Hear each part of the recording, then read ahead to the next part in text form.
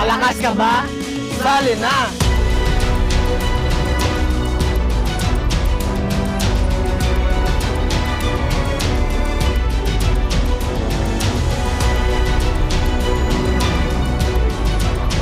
Kita Kids. Kita Kids. Kita Kids. Kita Kids Sa MCC Season 2.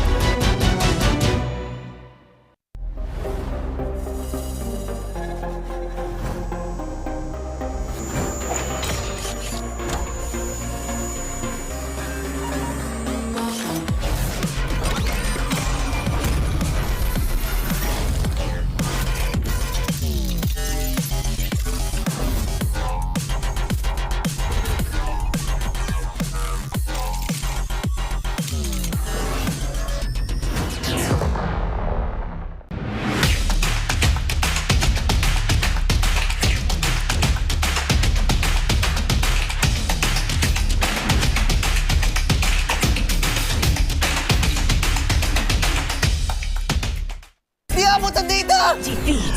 GG bro! Don't worry. The Only with Smart Power All 99. Hindi bitin with 10 gig data to power your games plus only Facebook or only TikTok. Load now.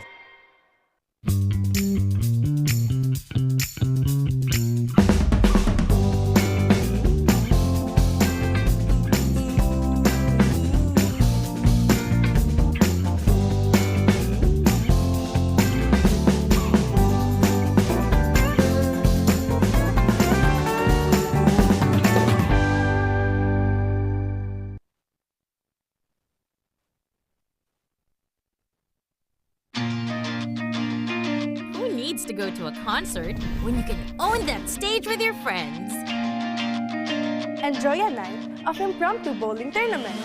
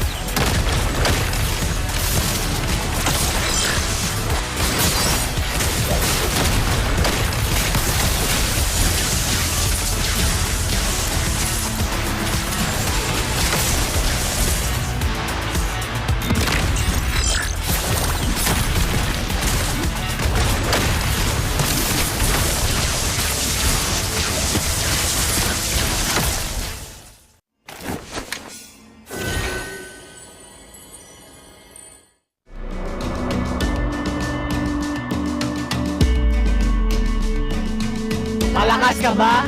Sali na!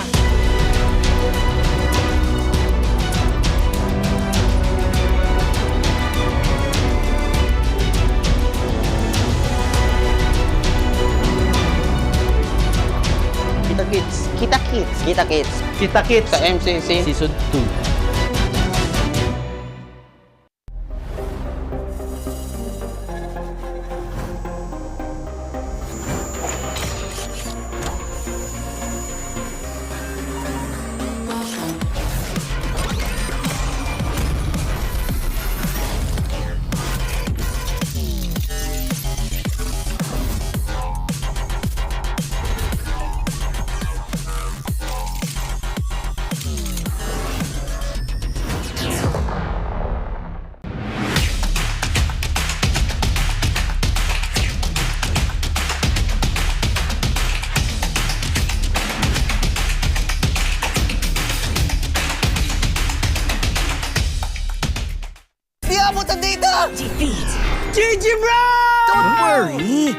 only with Smart Power All 99. Hindi bitin with 10 gig data to power your games plus only Facebook or only TikTok. Load now!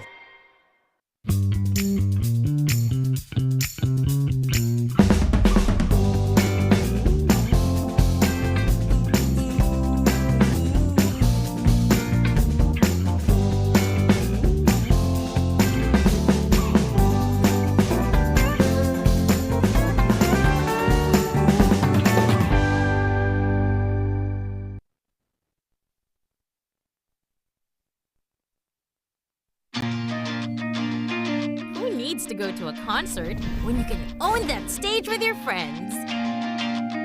Enjoy a night of impromptu bowling tournament.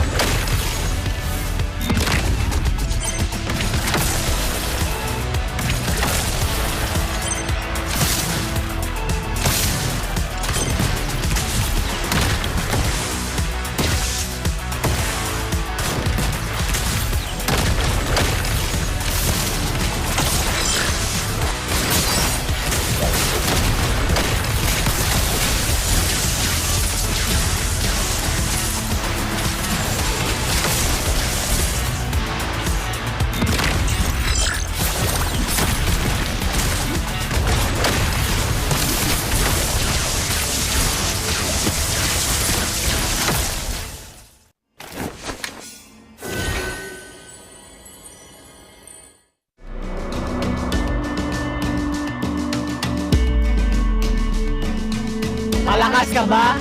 Sali na!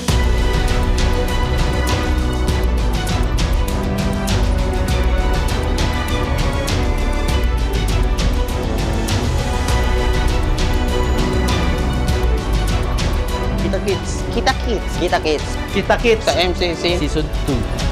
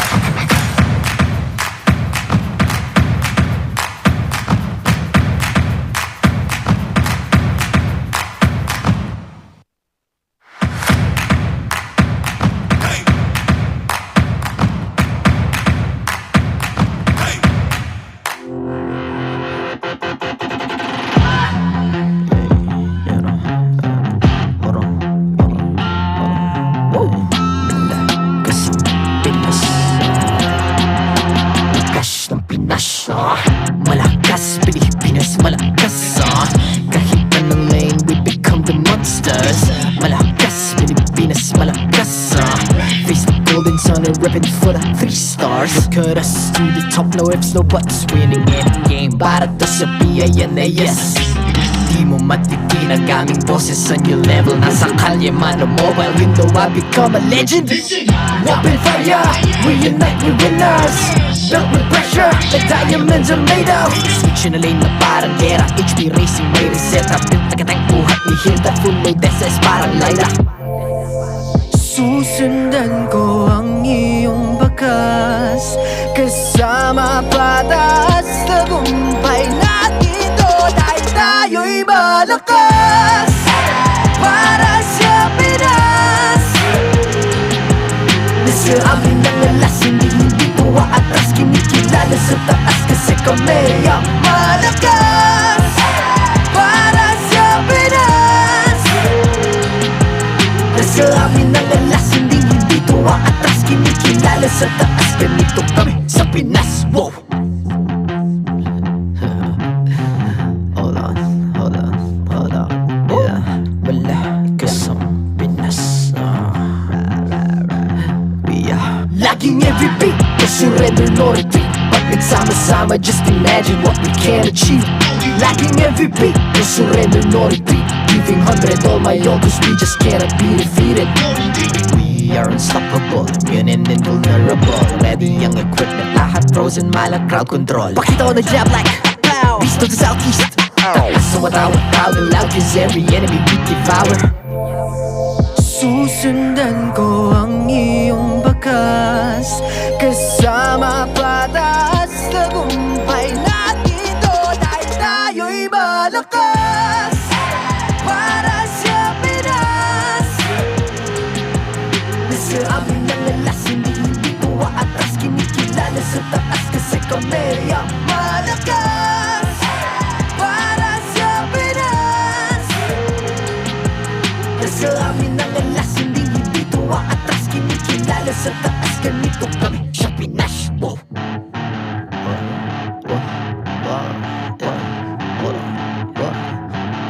Malakas, Pilipinas, malakas. Kahit anong lane, we become the monsters. Malakas, Pilipinas, malakas. Face the golden sun and weapon for the 3 stars.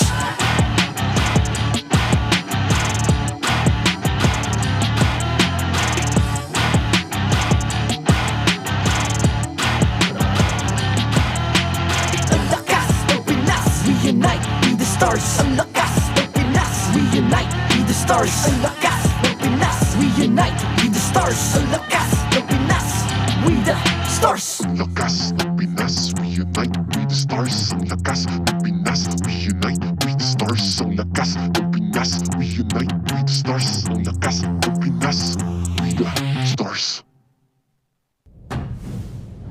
The 15th season of MPL Philippines is brought to you by the following sponsors. Infinix, the MPL official tournament phone. Lakas sa laro with Infinix. Smart, the official telco partner of MPL Philippines. BPI, the official bank partner of MPL Philippines. Mas magandang bukas, buksan sa BPI. Our partner in Esports, Time Zone. Join the fun at Time Zone. TT Racing, for those who dream, work, and play. TT Racing has your back. Don't miss any MPL action by following our official Facebook and subscribing to our YouTube channel. Follow MPL PH on TikTok for more content. Experience the Lakas ng Pinas of MPL PH Season 15 action live at Green Sun Hotel. Grab your tickets now via official MPL PH website. All the regular season tickets are now available at 200 pesos. MPL Philippines is monitored and supervised by the Games and Amusement Board.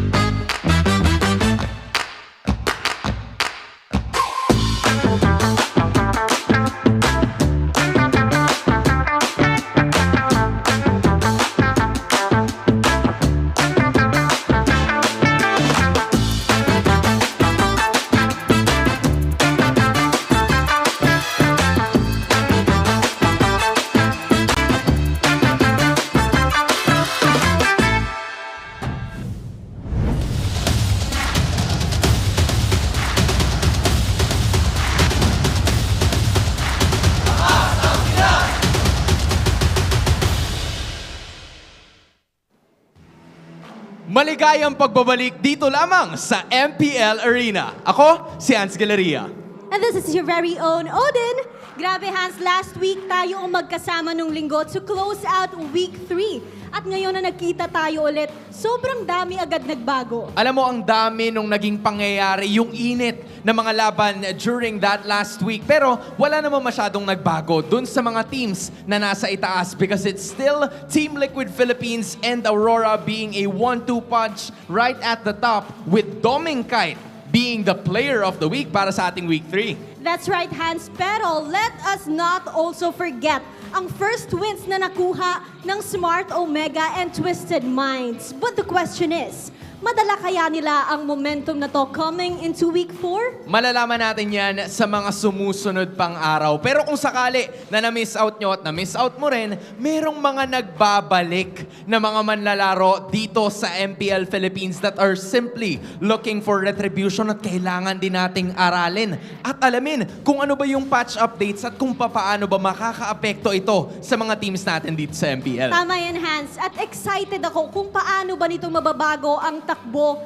ng ating season. At dahil nga sobrang daming nagbago, dito natin malalaman kung sino ba ang pinakamalakas for now. Alam mo, buti na lang talaga naka-sweater ako ngayon kasi parang Sana nagbago all. yung ihip ng hangin eh.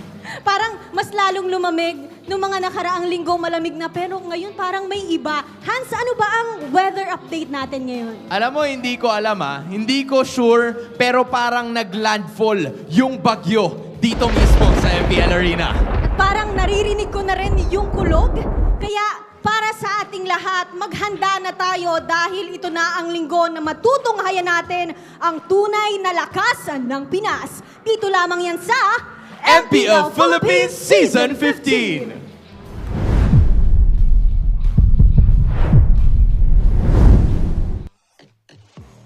Storm of Bruin. We got a big patch going in the Land of Dawn, and we are here to give you all the action for today. It's week 4, ladies and gents. I'm Rockhart. We got Ingan and Renmar with you today. And boy, we have so much to talk about. You know, I can't even get over the fact that we're already in Season 15, much more week number 4. But again, a new patch is in store right for us this weekend. Yep, my head's gonna start hurting, and you really gotta be careful. Every week I'm with you, our monitor almost falls off the table. That's the kind of action I'm expecting today. That's the real-life version of what will happen to my brain trying to explain what's going on with this current patch meta. I'm gonna try. I was trying to pretend not to see that, but yes, it does happen with Ingan a lot. And you guys, you are gonna be so in for a treat. So grab your drinks, grab everything you can, and get settled in. It's gonna be a great one today. But you know what? You also want to play like a pro with the Infinix GT20 Pro. The MPL Philippines is definitely, that's the official tournament phone, so please grab yours now. And we got a voucher code INFINYMPL. That's 1,000 pesos off with exclusive freebies. And we will be sure to get hashtag Lakas sa Laro with that one. Yeah, I mean, we can already see the players, even their hand cams, whenever they would play, they're geared up. The phone supports their very fast mechanics, so I'm excited to see what faster rotations, what faster plays and exciting plays we can witness with these players whenever they would have this phone. Once again, the voucher code that you're looking for is MPL INFI MPL to get up to 1,000 pesos off and exclusive freebies. That's right. Hashtag Lakas sa Laro. Oh my goodness. We have been in this, it's literally a mid-season patch, right? Yep. Literally middle of the season, week 4, and we get this big one. We have been asking for a big shakeup in the meta. And I think Moontun has graced us with this. Initial thoughts for this one, maybe we'll talk about that in a bit later on. But for now, if you need pro-level speed, make sure to get the Smart Switch and stay ahead of the game. Get your Smart eSIM today for only 99 pesos and experience ultra-fast 5G connectivity on any device. No SIM swapping needed at all. Available now at Smart stores nationwide or online by the Smart Online Store. I mean, you have the fastest device already now paired up with a fast network. I mean, what can we expect more from these players? So again, coming into week number 4, I mean, what else? What surprises still are in store for us? I mean, got a lot of surprises. Yeah. Just be ready for a lot of that because we're just getting warmed up. We haven't even gotten to the big meet of today yet. Let's have a look at the standings from the previous 4 weeks, so we're about done. We're almost done with our head-to-heads, and next week we'll start going with our rematches. Yeah. Right? So, standing so far, TLPH has been stomping everybody. It's been a stampede for TLPH and Aurora.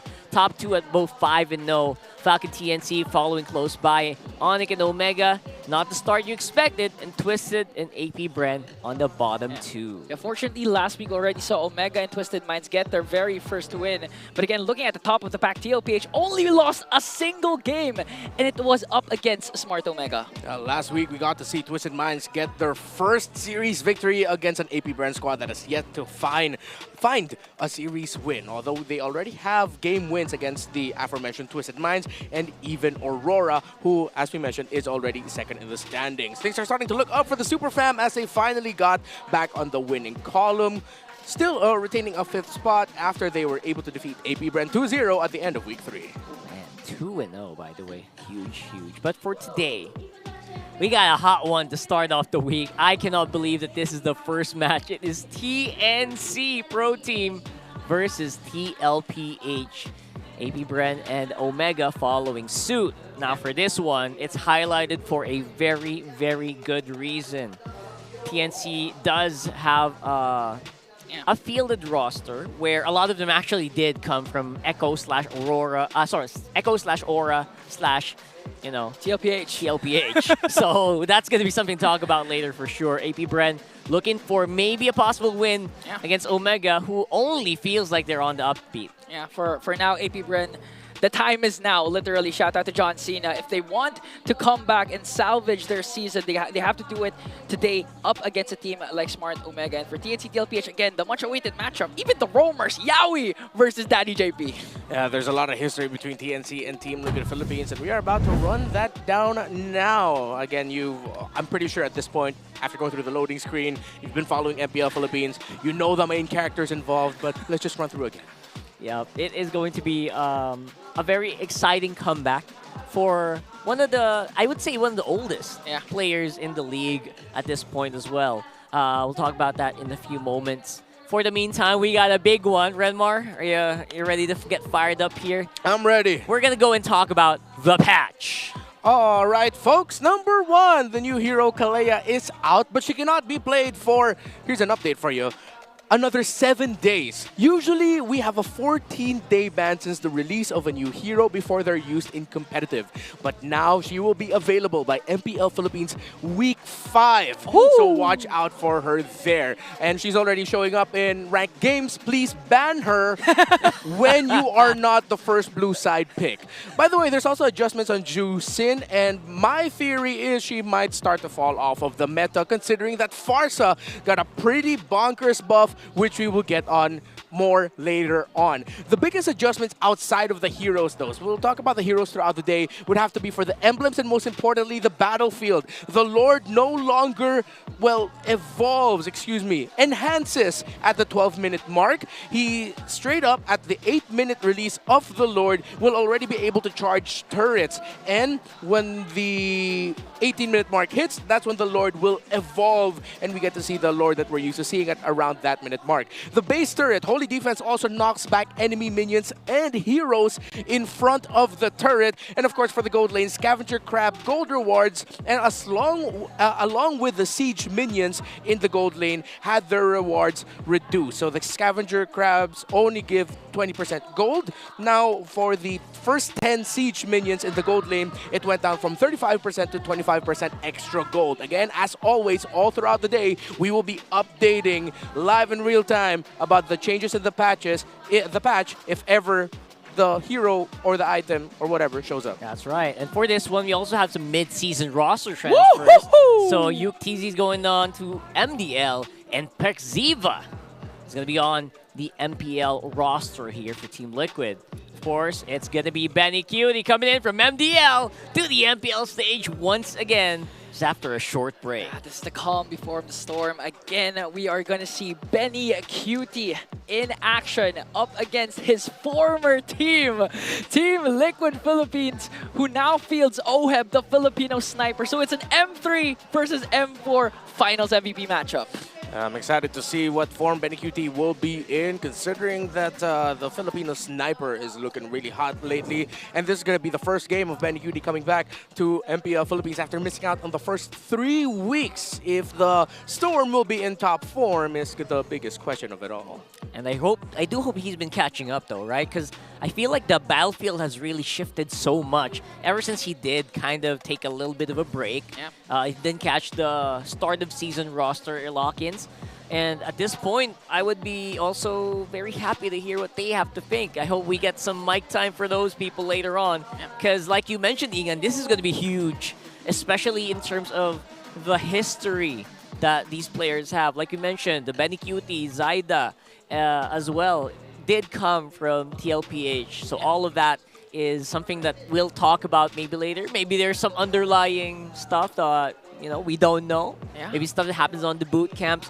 Yaoi as well, right? I mean, the interaction with Yaoi is going to be so interesting. Yeah, for sure. Something's going to be brewing up again.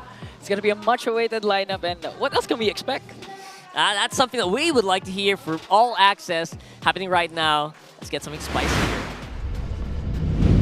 Maraming salamat sa ating mga casters. Gaya nyo ay nandito rin ako sa MPL Arena kung saan napabalita na dito banda sa aking kaliwa ay may namumuong low pressure area. Hindi lang ako sigurado kung dito ba siya mismo lalapag. At napabalita rin kasi dati yung low pressure na area na yun magiging tropical storm daw. Kasi nakita natin during that time low pressure area was found in TNC Voltes, yung MDL team ng TNC Pro Team. And then right after that, ayan, ito na pala siya, yung bagyo, ayan na mismo po. Siguro nakikita nyo na yung highlight ng pagkakataon na ito na posibleng manalasa muli dito mismo sa MPL Philippines. Kaya ang katanungan ay kung maglalaro ba siya ngayon at makikita ba natin yung pananalasa sa gold lane. Kasi nga from MPL ay babalik siya dito sa MPL going forth with all of the rest of the members in para maipakita kung gaano nga ba siya kalakas. Yan si Benny, kamusta naman? Siya ay papangalanan natin na Bagyong Benny QT. All-time stats are already showcased here. In fact, ito ang pangatlo sa pinakamalalakas na bagyo na rumagasa sa MPL Philippines, being third all-time in terms of kills with 1,300 all-time kills dito mismo sa MPL. Kaya inaabangan natin kung tuluyan bang raragasa ang bagyo dito sa MPL or will it be another matchup na kailangan nating abangan dahil posible na dapat asahan nyo ang malakas na pag-ulan ng bala sa gold lane at ang mainit na laban because TNC Pro Team, the Phoenix Army, is gonna be ready to bring it in kontra sa Team Liquid Philippines. Yan muna ang ulat ko para sa ngayon. Casters, balik sa inyo. Thank you so much, Hans. And in other news, we are going to... That felt like a weatherman vibes there. Was that what they meant to do anyway? Very happy to see Benny QT back in form here. Yeah. I was hoping that maybe he would get some mic time, and maybe later on. Maybe later today. Maybe the mic check. We never know. But yeah, right? I will keep my fingers crossed. But something for sure is I've been seeing also Benny QT during his streams. He's pretty much in very good shape still. Yeah. Yeah. How so? What? Like physically or? I mean, physically, mentally, and in-game. I think he's still the Benny QT, but I believe he's still going to take time to adjust once again because he missed 3 weeks, as you mentioned. Yeah, that's true. And as we've seen so far this season, if the gold laners really want to do a good job here, then the roamers have to make sure they're going to be looking good. Yaoi and JP are going to be going up against each other. And yeah, no comment section. I feel what you are feeling. It is an awaited matchup. We have seen them play against each other in terms of who's going to be playing today, but we're going to be seeing them play against each other right now, as in mano a mano. And of course, going with Yaoi and Benny QT, 3 Martizi and Zaida also went through the ecosystem, not the Liquid Academy, but the Liquid School of Cavalry Studies, I guess. In case you need a reminder, Yaoi, 3 Martizi, Benny QT, Carl TZ, Kurt TZ, they were all together during the peak super team era of Echo in Season 9. Of course, we know how that ended before they reconfigured themselves with the addition of Sanford and Sanji to eventually become the Echo and the Liquid that we're all familiar with today. It's going to be so cool to see Yaoi, Zaida, and Benny QT playing together yet again. This time, though, against their former squad. That's right. So that's what I was saying earlier, right? It feels like half of Echo right now, sorry, half of TNC right now have some blue blood on their side. Oh, yeah. And also kind of wonder how, Yawi and Benecutie, they did play together. They were M4 champions together. I wonder if there's just a lot of just built-in synergy there. It might be just plug and play. Yeah, I think chemistry is still going to be on point. Going to take a few time, but again, even Zaida and JP spent a lot of time in MDL being back-to-back champions. I believe JP was up with the Season only 1. until season 1. Yeah, he was a Season 1 Grand Finals MVP as well. Yeah. And Zaida was back-to-back MDL champions also for Echo's MDL team. There you go. So overall, so much accolades, so much strength, and so much unity you can expect from TNC that I don't really think they'll have a lot of jitters. Oh boy! The reaction. Oh boy, you know what it is. The most awaited matchup. That's the stats. Oh, okay. I thought JP was somehow going to transfer the flowers to Yawi over there. But yeah, on your screen right now, the head-to-head stats. 328 games played for JP, 260 for Yawi. Of course, their shared heroes would have to be the Cho. There's a current generation right now of youngins who are saying that they want to play Cho like JP, not like Yawi. So it's interesting, actually, to see that even JP gets his flowers in other countries as well. M4 World Champion, MPL PH Season 11 Champion, of course, MPL Indonesia Season 14 Champion is Yawi, while JP has such a long list of allocates that I do not have the time to recite all of it. That's right. That was too long for anyone to actually recite, because just a bit of a reminder, JP has been in the league for quite a while. Also back-to-back champions. Too much. There's so much championship experience with JP right now that definitely is being utilized by TLPH quite a lot this season, right? Yeah. So, obviously Yawi is he's becoming a legend on his own, right? With not just because of the championship list, because of how many people can relate Cho to him. Yeah, actually, this might be the second part of the showdown we've witnessed last week between Renegade and Yawi. This time it's going to be between Renegade and JP. I mean, Yawi and JP. That's right. So, what signal number should we expect from Bagyong Benny this time around, though? Don't forget, it's going to be the first time we'll see him play again this season. We got number 1, he still needs to adjust. Number 2, he knows his enemy. Obviously, they do. And number 3, he'll end TLPH win streak. That's spicy. Yeah. If you choose letter C, you're very interesting. Yeah. For me, it could be all 3. Game 1 could be A, Game 2 could be B, Game 3 could be C. That's what someone says when they can't decide. Don't be indecisive. Pick one right now. One. 3, 2, 1, go. A.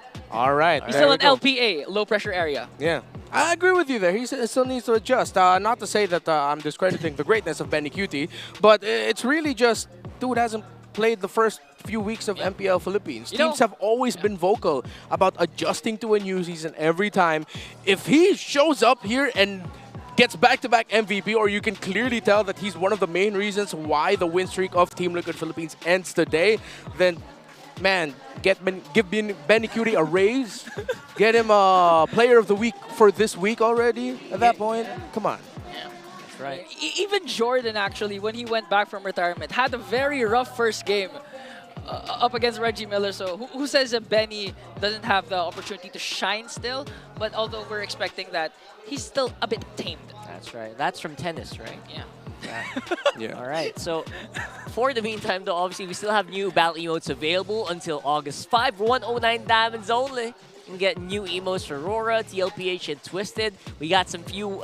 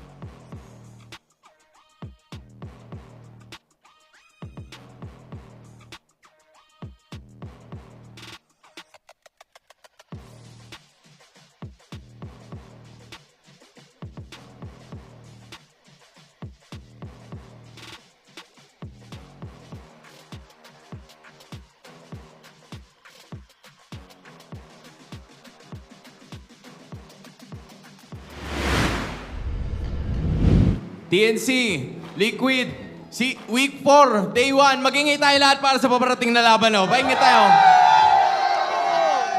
Sa kanan ko, mula sa Phoenix Army, magingay tayo lahat para kay Shanghai. At sa aking kaliwa, mula pa sa Team Liquid, magingay tayo para kay Jeric. Okay. Tigda 2 banat lang kada round. 1 segundo. Umpisa tayo para kay Shanghai. Shang, ano ba palag mo? Humanda-handa na kayo dahil nasa amin na ang bagyo.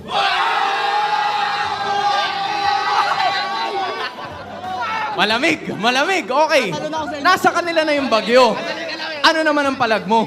Okay lang. Nasa amin naman ang mga pumapaldo. Bagyo, pumapaldo. Siyang kailangan mo pa ibigay eh. Kung meron ka ng palag kanina, ano naman ang rebat mo?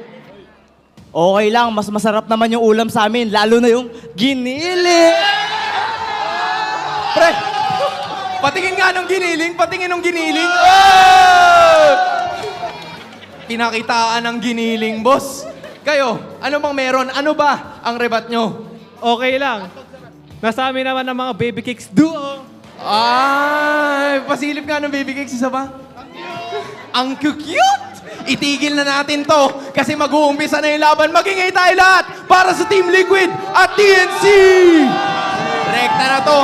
Game time na. Kaya naman, officials, kayo nang bahala.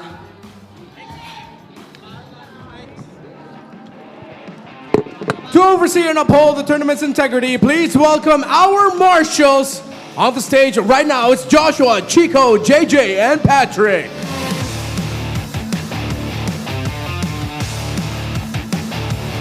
A storm is coming in the MPL arena. Can you hear the winds blowing and the thunder clapping? It's TNC Pro Team.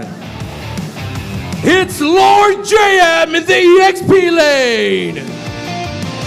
In the jungle, Zaida. In the mid lane, Lancy. In the roam, it's Yowie. And making his debut for TNC in the gold lane, the Storm, Benny Cutie.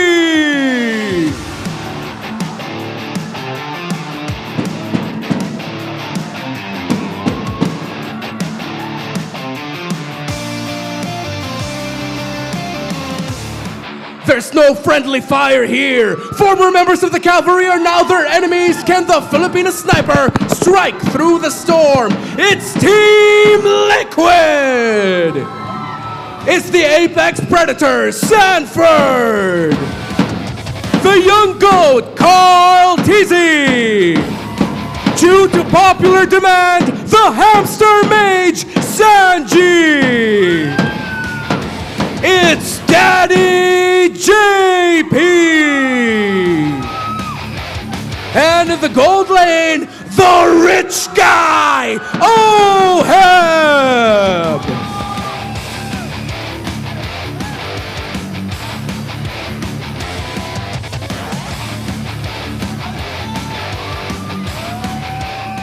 Please welcome their coaches to the stage. For Team Liquid, it's Coach RC. For TNC Pro Team, it's Coach Imba DJ. Phoenix Army and Cavalry, I wanna hear you scream!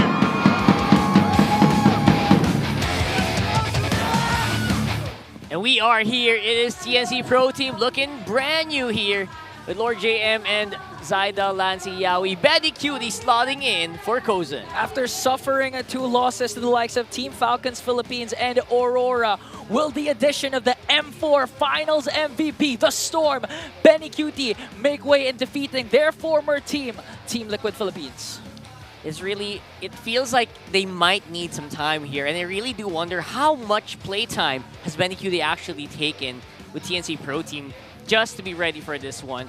And again, I mentioned earlier, they are up against top 1 right now.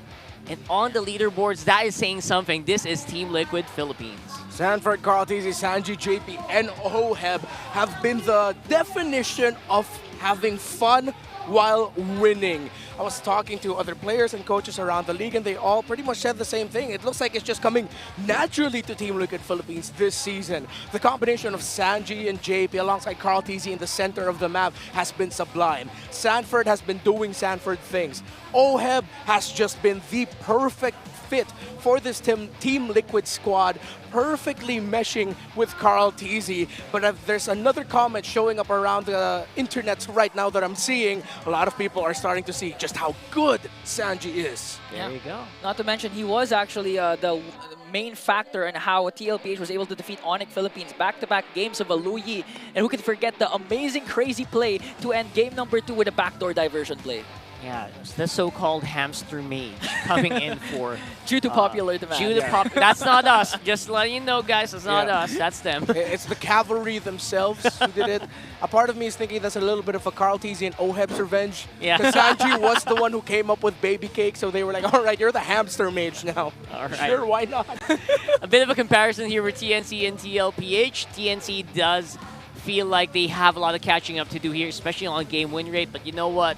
This could be the start of something very beautiful here as well. The same rate, the same way that OHEB came in to TLPH. Yeah. Maybe that's what TNC needs. Yeah, and the good thing is Benny QT is coming into the season with a new patch. So who knows, maybe he's adapted well already, or the battlefield may have been even because of this existing patch. Yeah, the way I'm seeing these two right now is TNC Pro Team or Team Liquid Philippines are what TNC Pro Team are looking to be. A lot of the beats in the center of the map, the beats around the EXP lane and the gold lane, they're very similar, except TLPH is just, of course, way more refined and way more confident and way more aggressive. But if you look closely, and if TNC Pro Team makes this a competitive series, you'll just see how close these two are. That's right. And let's see how quiet or noisy they are during our ping tests. Sila mo. Oh, Dodge. Oh, okay na, pre. Nag-warm up na, baliw. Nagsasalita ba si Lancy? Ang pinaka-has na sila no, pag set up mo ng pulbo sa daliri, diba? Pag nag-CR na, wala, ulit. Diba, in-stand mo, edi patay ka na sa akin ngayon. Yun yung punish, pre. Yun yung tawag natin punish, diba? Binigay ko sa'yo, pero kinuha kita. Buhay ka pa? Okay na, pre. Di na ako. Okay, thank you. Good luck. Kel, tingin ka sa kanan mo, aurahan kayo. Dad, salta ka, Dad. Friends versus foes. All teammates battle each other right now in the Green Sun Makati. As JP and Yawi battle each other in the big stage. Parang kinakabahan si Kel, pre. Parang di yata makatingin si Kel sa kanan niya. Miss ko na ang dati nating mga ka-teammates. So bibigyan natin sila ng magandang laban ngayon. So G, if ever man mahuli ka ni Yawi, okay lang yun ah. Huwag kang malalaw maral kasi alam mo naman natin teammate yan, so magaling din talaga gumalaw yan, pre. So huwag tayo magpapasavage pag nasa base na. Pag di na talaga kaya i-dep, back na kung may nyak na si Benny, ha? Okay.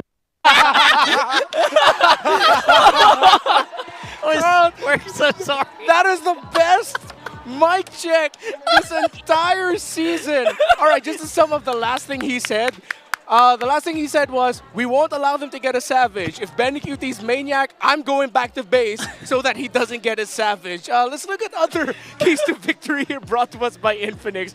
Show them what they've lost, TNC Pro Team. Yawi, Zaida, Benny QT. Show Team Liquid Philippines why you got to shine with them. Win championships and multiple accolades with them. Show them what they lost out on. Show them what they're missing out on, OHEB. Show them that even though a good chunk of Team Liquid, as we know it, is already in the opposing team, that you, the Filipino sniper, the rich guy, was the perfect addition to the squad, and maybe Team Liquid Philippines just got even better than they were before. Familiarity results in readability. So don't be so damn predictable. Let's keep it as simple as that. I think they already kind of shown that a little bit in the mic check, right? Yeah. Like Carl TZ, he already said, we know how good this guy is. We played with him for a long time. We know what he's capable of. We gotta respect that. I mean, he said that half jokingly, but you know what? It kind of does set the mood, set the tone for TLPH with their blue side win rate for TNC though at 66%. This is gonna be interesting. Yeah, and for Benny QT even, it's like he was already part of the team. He was like present during week number 1 because of his mic check. He was actually very vocal.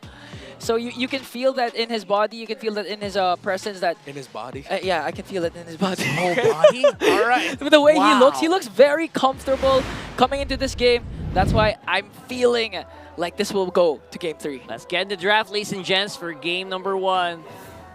Yawi versus JP. The only summarization for that is Yee. Let's see how they're gonna see, and let's see if that's gonna be a priority here. Maybe someone's gonna get the Cho today. Yeah. You see, TNC Pro Team respecting the low Yi. Team Liquid are still going under the school of thought that you gotta ban out the 2 sim. Now, since the adjustment of chip came into effect, of course, with the not the shortcut, but the Y walk now usable anywhere, if I'm not mistaken. Or is it the portal? Oh wait, no, yeah, it's the shortcut. You don't have to walk on the portal. You can just go ahead and take it in. Chip gets banned out by Team Liquid Philippines right away. That's TLPH signaling that Chip, there's a good chance if he's not the very first pick blue side now, he could already be first phase pickable blue side. So it's like last season all over again. Yeah. Chip's gonna be stuck in the red side ban. And now, again, with the recent adjustments, Jushin still banned out, so that leaves Farsa up for grabs later on. What's your command? Fanny taken away by TNC Pro Team, so Cartesi won't end up with that. Farsa is going to be definitely respected by either of these two, as it will go very well for either Lancy or Sanji, who, by the way, was acknowledged also that it seems like Team Liquid Philippines are going to this with the thought of Sanji being the #1 target of TNC, specifically Yawi. During that ping test, he was saying, don't worry, Sanji, if Yawi catches you off, he actually said a joke along the lines of, oh, it's because he's our old teammate and he's actually really good, so don't worry about it. Yes, a lot of half-meant jokes in that last mic check. Really one of the most legendary mic checks so far this season. I actually completely agree. And also gives us a bit of a preview, maybe, of how they plan to actually approach the game today. Among the planes exists the There goes that equilibrium. mid-focus that we're talking about. Suyo, Granger. Joy wasn't banned out, actually. One chose me to vanquish the shadows. So Suyo gets picked up. Will it be Magic is my Harith? on the way. Harith Matilda. Okay. They're not rushing anything. Yep, they want to match the speed. Does Yawi instantly lock in either the Jawhead or the Cho here? Let's see. Granger locked in by TNC Pro Team, and it is a Jawhead for Yawi. Wow, all right. Beautiful blitz draft here. Kind of just reading into what people know. And you know what? The Alpha making an appearance today. That's 3rd pick for the season so far. He did kind of experience a big fall off, especially on the jungle, right? Yeah. So we'll see where this Alpha slots in today. Yeah, but if you pair it up with Mathilda, you know it's going to be effective because you can always use the Spear of Alpha just to go in and not necessarily to go out because you have the Guiding Wind that can come from JP. Classic combo. Yeah, what you're seeing right now are two lineups and identities that are actually very similar. They're both playing around that quick scaling, around the 4th to 7th minute mark. These two can go fast, and these two can blast the opposing squad really quickly. We know how well Jawhead, Granger, and Suyo mesh well together, maximizing physical damage, while TLPH goes for the more true damage, magic damage focused route around the Alpha, Harith, and Matilda. So we're going to be looking for 2 EXP laners for both sides that are good with stabilizing speed. You need a good, solid presence to hold. Lucas is still available here and could be the 4th pick for Team Liquid Philippines if available. And no mid laners picked today, so So that will be very interesting. Fight for the ultimate a lot of them banned out as well. Cecilion getting banned out, Valentina getting banned out. Might be a bit of a scuffle here. Lucas feels like a no-brainer. There it is. There you go. So the Lucas picked up with no Hilda, Fovius, CC. The Lord JM pick here might struggle. Let's see if he's going to still settle for Badang, who did get nerfed. Did have a little bit of his cooldowns reduced. Quite so, heavily, I heard. Yeah, even the range of the first skill. So it's kind of a big nerf. per se. If ever you witnessed Badang in the earlier weeks, it was just really spamming the walls and even the first kill. Let's see if Farsa gets locked in here by TNC Pro Team, but with all of the dive Team Liquid Philippines has, this might actually be risky. They might settle for something really safe, like a high loss, but then you're going to lose against the Lucas. I think TNC Pro Team might have been out drafted here in terms of the EXP lane pickups. Not a lot right now can match the Lucas in terms of aggression. So TNC Pro Team will try to control the map in the center with the Novari and the pokes. And as expected, they go safe and pick up the high loss. Very, very safe draft so far for TNC. I say not taking any big risks. I would say not even too worried about the patch or like the major big changes to most heroes here. Farsa? Yeah, I like the Farsa here. You need that reach. You don't have easy to pull off backline access. I mean, the Jawhide can still commit the flicker anyways, but it's going to be quite relatively easy for Farsa to be able to position themselves well, get info. Let's see if Sanji will decide to lock that in. And they go for a Fairness, so they go full commit on the hard dive and with a lot of sustainability, playing around the Nether Realm and of course the shields provided by the Matilda.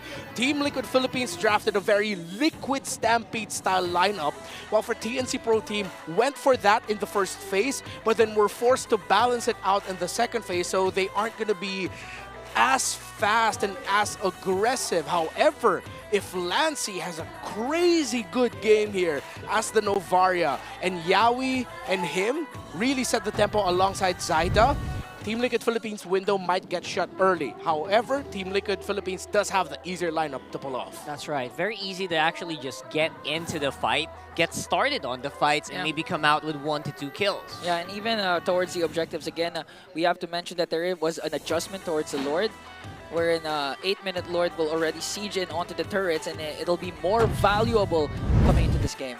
Let's load up into Land of Dawn here for game number 1. TNC Pro Team versus TLPH, undefeated so far in the season. TLPH, will TNC stop that? We'll have to find out. All right, it's an orange start for TNC Pro Team, while it's an orange start for Carl TZ and Liquid.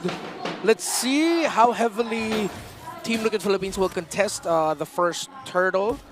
Because if ever they have an opening to go for a purple buff invade, if they decide to give up the very first one, while TNC Pro Team might actually be the one to go for giving up the first turtle, actually, because their lineup, they might want to play it safe, especially if Sanji is already level 4 then. You already see the aggression showed up by Team Liquid Philippines. That's them showing they know just how good their lineup is for the early game, so they want to set the tempo and they want to be aggressive. Yeah, and it's easier to set the tempo if you're on the side of TLPH. Again, in terms of gold lane matchup, Oheb has more potential to snowball early. At the same time, they also have the mostly banned out Matilda on their side, so they can actually decide to go for the aggressive or go for the defensive. Ooh. Oh my god. All right, okay. First time I saw that. Yep. Sanji getting the new focusing mark. So by the way, the change to the focusing mark is that after dealing damage to an enemy hero, you increase the damage taken off that enemy hero from allies by 6%,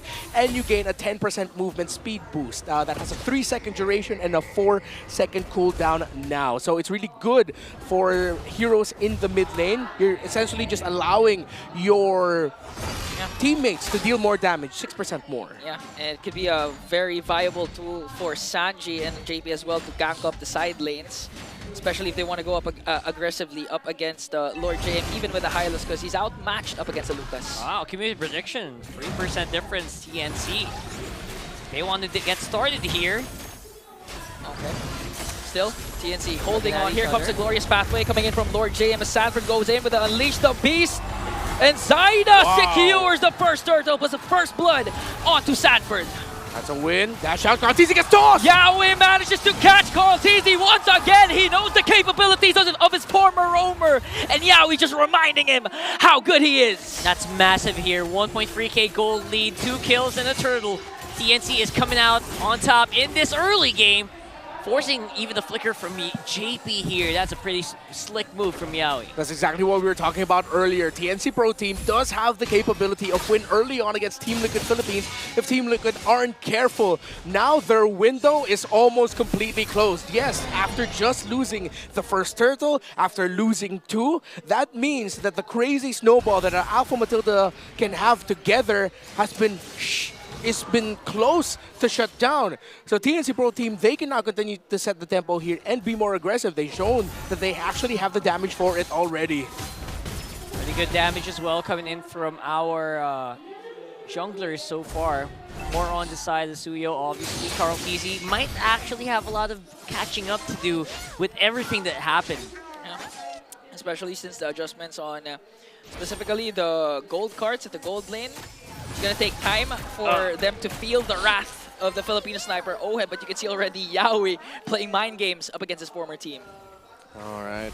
So Team Liquid Philippines are trying to get pickoffs here and there, but Yawi is not giving it to maximizing the extra movement speed that he could get with the second skill activation. Meanwhile, in the EXP lane, seems like Sanford is being relatively handled well by Lord JM. So he's not beating Sanford in lane. He's just shutting down what Sanford can do by controlling Sanford in the EXP lane. Meanwhile, in the gold, Oheb and Benny Cutie seems to be a chill matchup up top. Nothing too crazy, but I might have spoke too soon. That's why Oheb goes in with his Salmon Enforcers. Call TZ was there, but Benny Cutie managing to sustain 4 members. Here's the full dive. Plus the ultimate coming in from Sanji, but Benny lives! But JP catches him still. And here comes the clapback. Yawi once again with the throw. Daddy JP no more. And a shutdown kill onto TLPH. Oh, here comes the pull coming in from Sanji. One more hit to the lover boy. But OM says, wait a minute, I'm still here. Gets a kill for the Filipino sniper. That was a lot of effort being thrown by TLPH on the top side of the map. Making sure, even with TNC's, counterplay, so with Yawi's good movement, I feel like it was just so overwhelming. Look at that.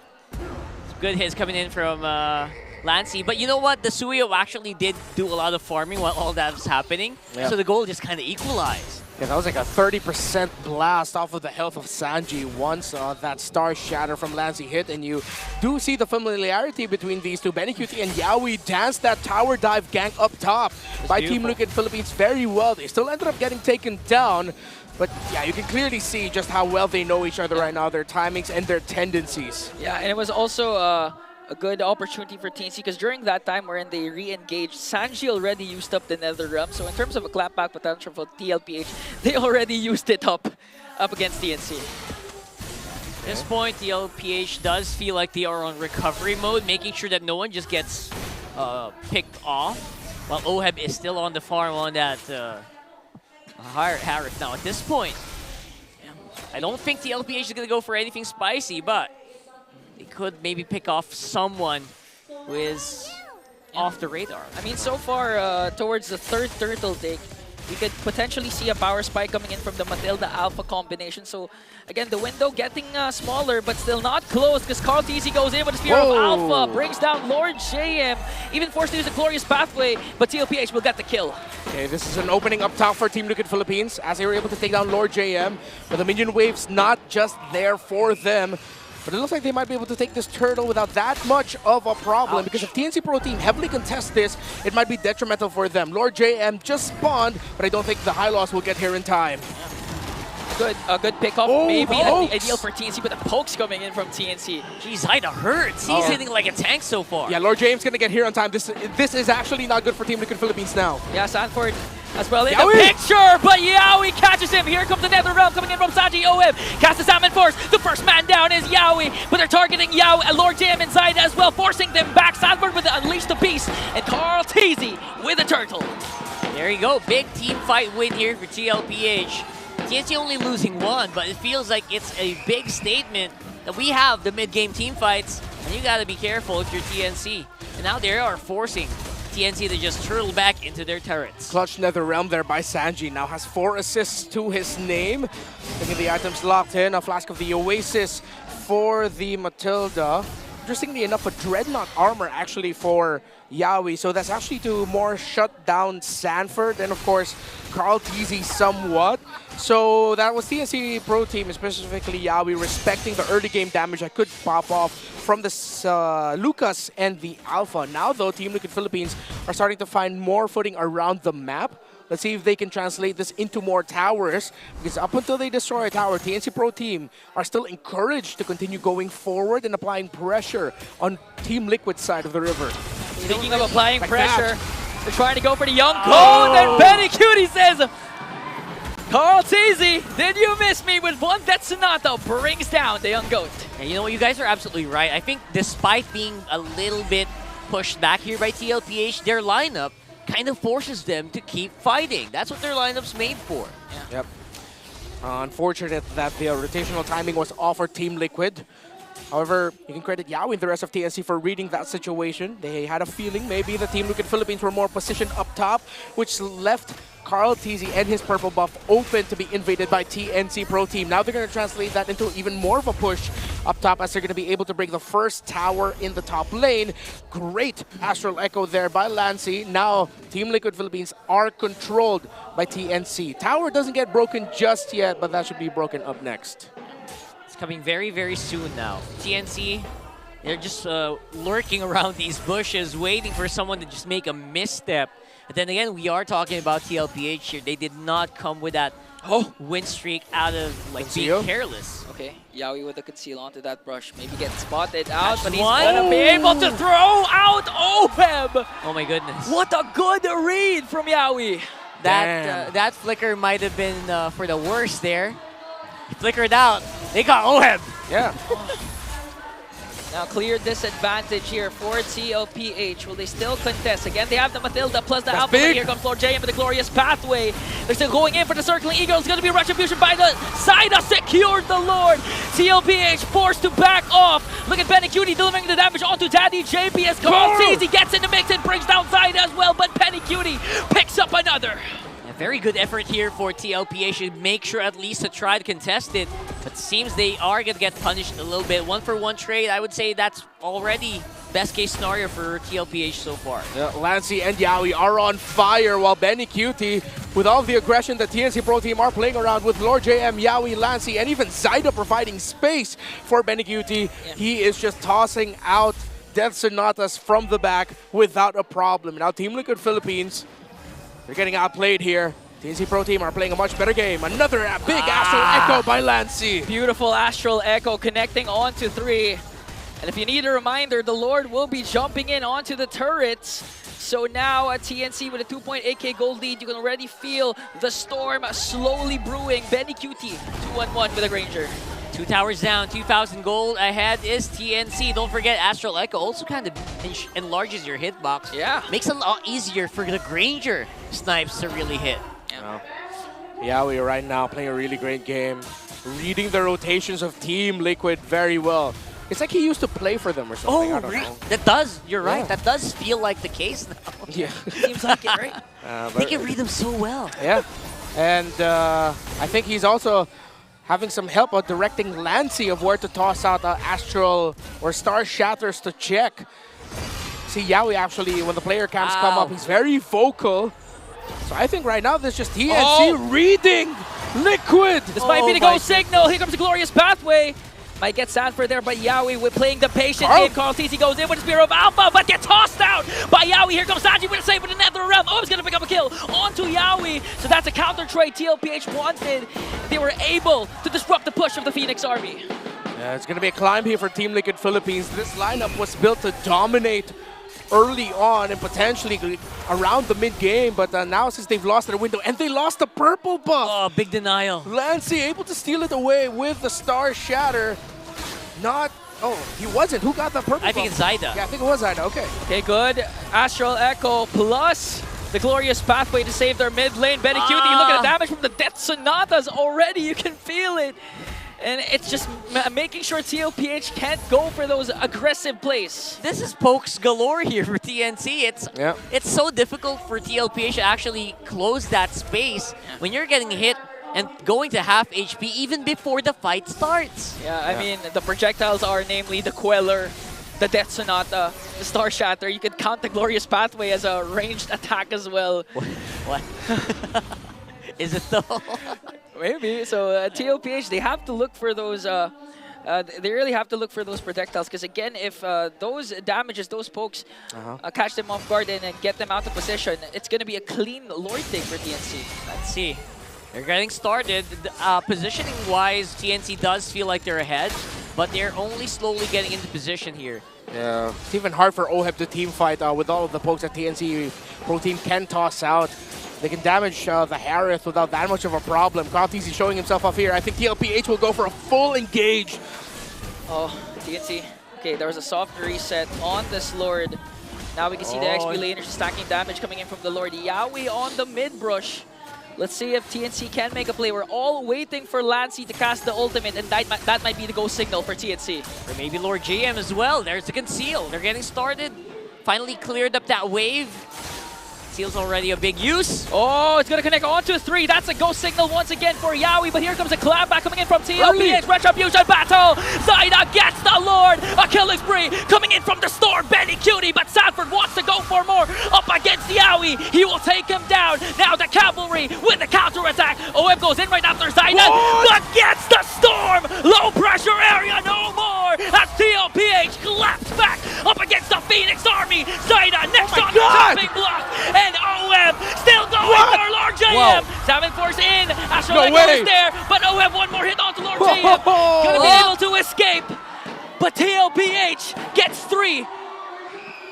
What did we just witness? The sudden aggression by Team Liquid Philippines, a little bit too early for the entry of KarlTzy and JP, yet they forced a team fight. That meant that this Lord will not be utilized by TNC Pro Team. OHEB and Sanford getting aggressive. I thought the Harith actually used the flicker, but OHEB did not. It was just Sanford using it late into that fight to make sure that they can catch Ben Cutie in the back. Great aggression by Liquid to go for the post-objective engage instead. Look at Sanford, no flicker just yet. He will use it, just used it actually.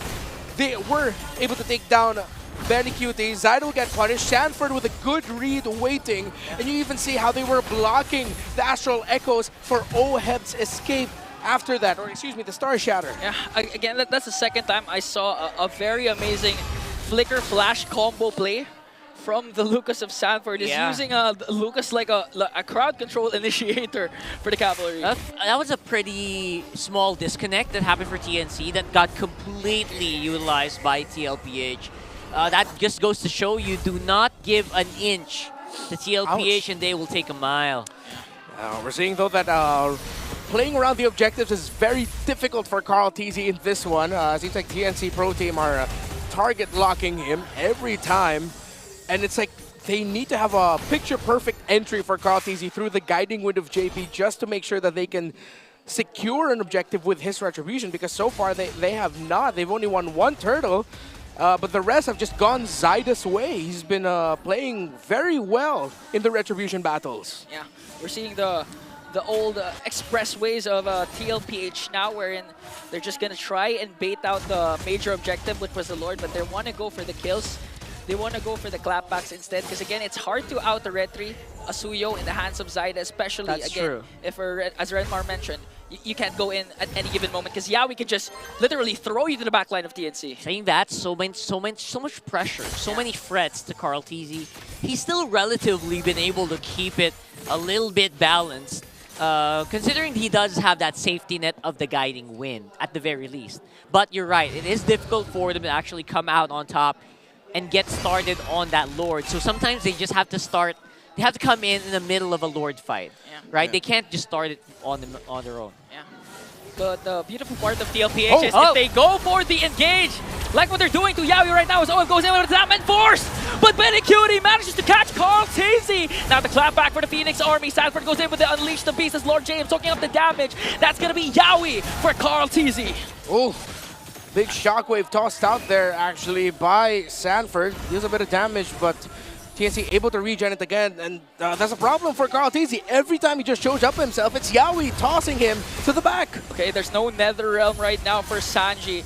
It looks like they have to give this away. Will they go for a counter engage? The Astral Echo is there, but they managed to stun out Sanford. JP goes right after Zaida with a circle in. Zaida blasts JP, but OM's wanting more. Goes for Lord JM. There's the trade. The Filipino sniper wanted. All right, good trading right now by these two teams. All the familiarity, they're playing around the kills instead. Honestly, it feels like TNC and TLPH are just screaming, right? Yeah. They stole each other so much. Yeah, this is what I was saying earlier, that if you look closely, they're actually way more similar than a lot of us would recognize. Although I was wrong with saying Team Liquid Philippines are just more refined, TNC Pro Team are refined themselves. They are taking it to the team currently at the top of the standings. Astral Echo was already used up there by Lancy. Only Sanji got hit. Now TLPH has a small control over this Lord pit. We'll see how TNC will respond. 20,000 HP for this Lord. Yaoi with the conceal. Carl TZ with the stop. Sanji with the Nether Realm. And the Lover Boy is gone. It hands up TLPH. Lord JM with the glorious pathway to disrupt the pathing of TLPH. Astral Echo again was able to be casted, but still 5 members of the cavalry are here. They're trying to work on Sanford, but JP with a guiding wind is there to save him at any given moment. How will TNC respond? No ultimate. No Nether Realm here for Sanji. I think he's waiting for it to come back. No ultimate as well for the Matilda. All their ults are dead, actually. Yeah, Unleash the Beast still on the way back. Sanford zoning out as much as he can. Slow take. They still have to respect the Suyo here. Okay, Sanford zoning out the TNC. They're rushing. TNC just working on the Lord. They will secure it. And now it's an out signal for TLPH to disengage. Lord JM going for the chase. Astral Echo going to connect Sanji, forced to use out the flicker. And TLPH executed that to perfection.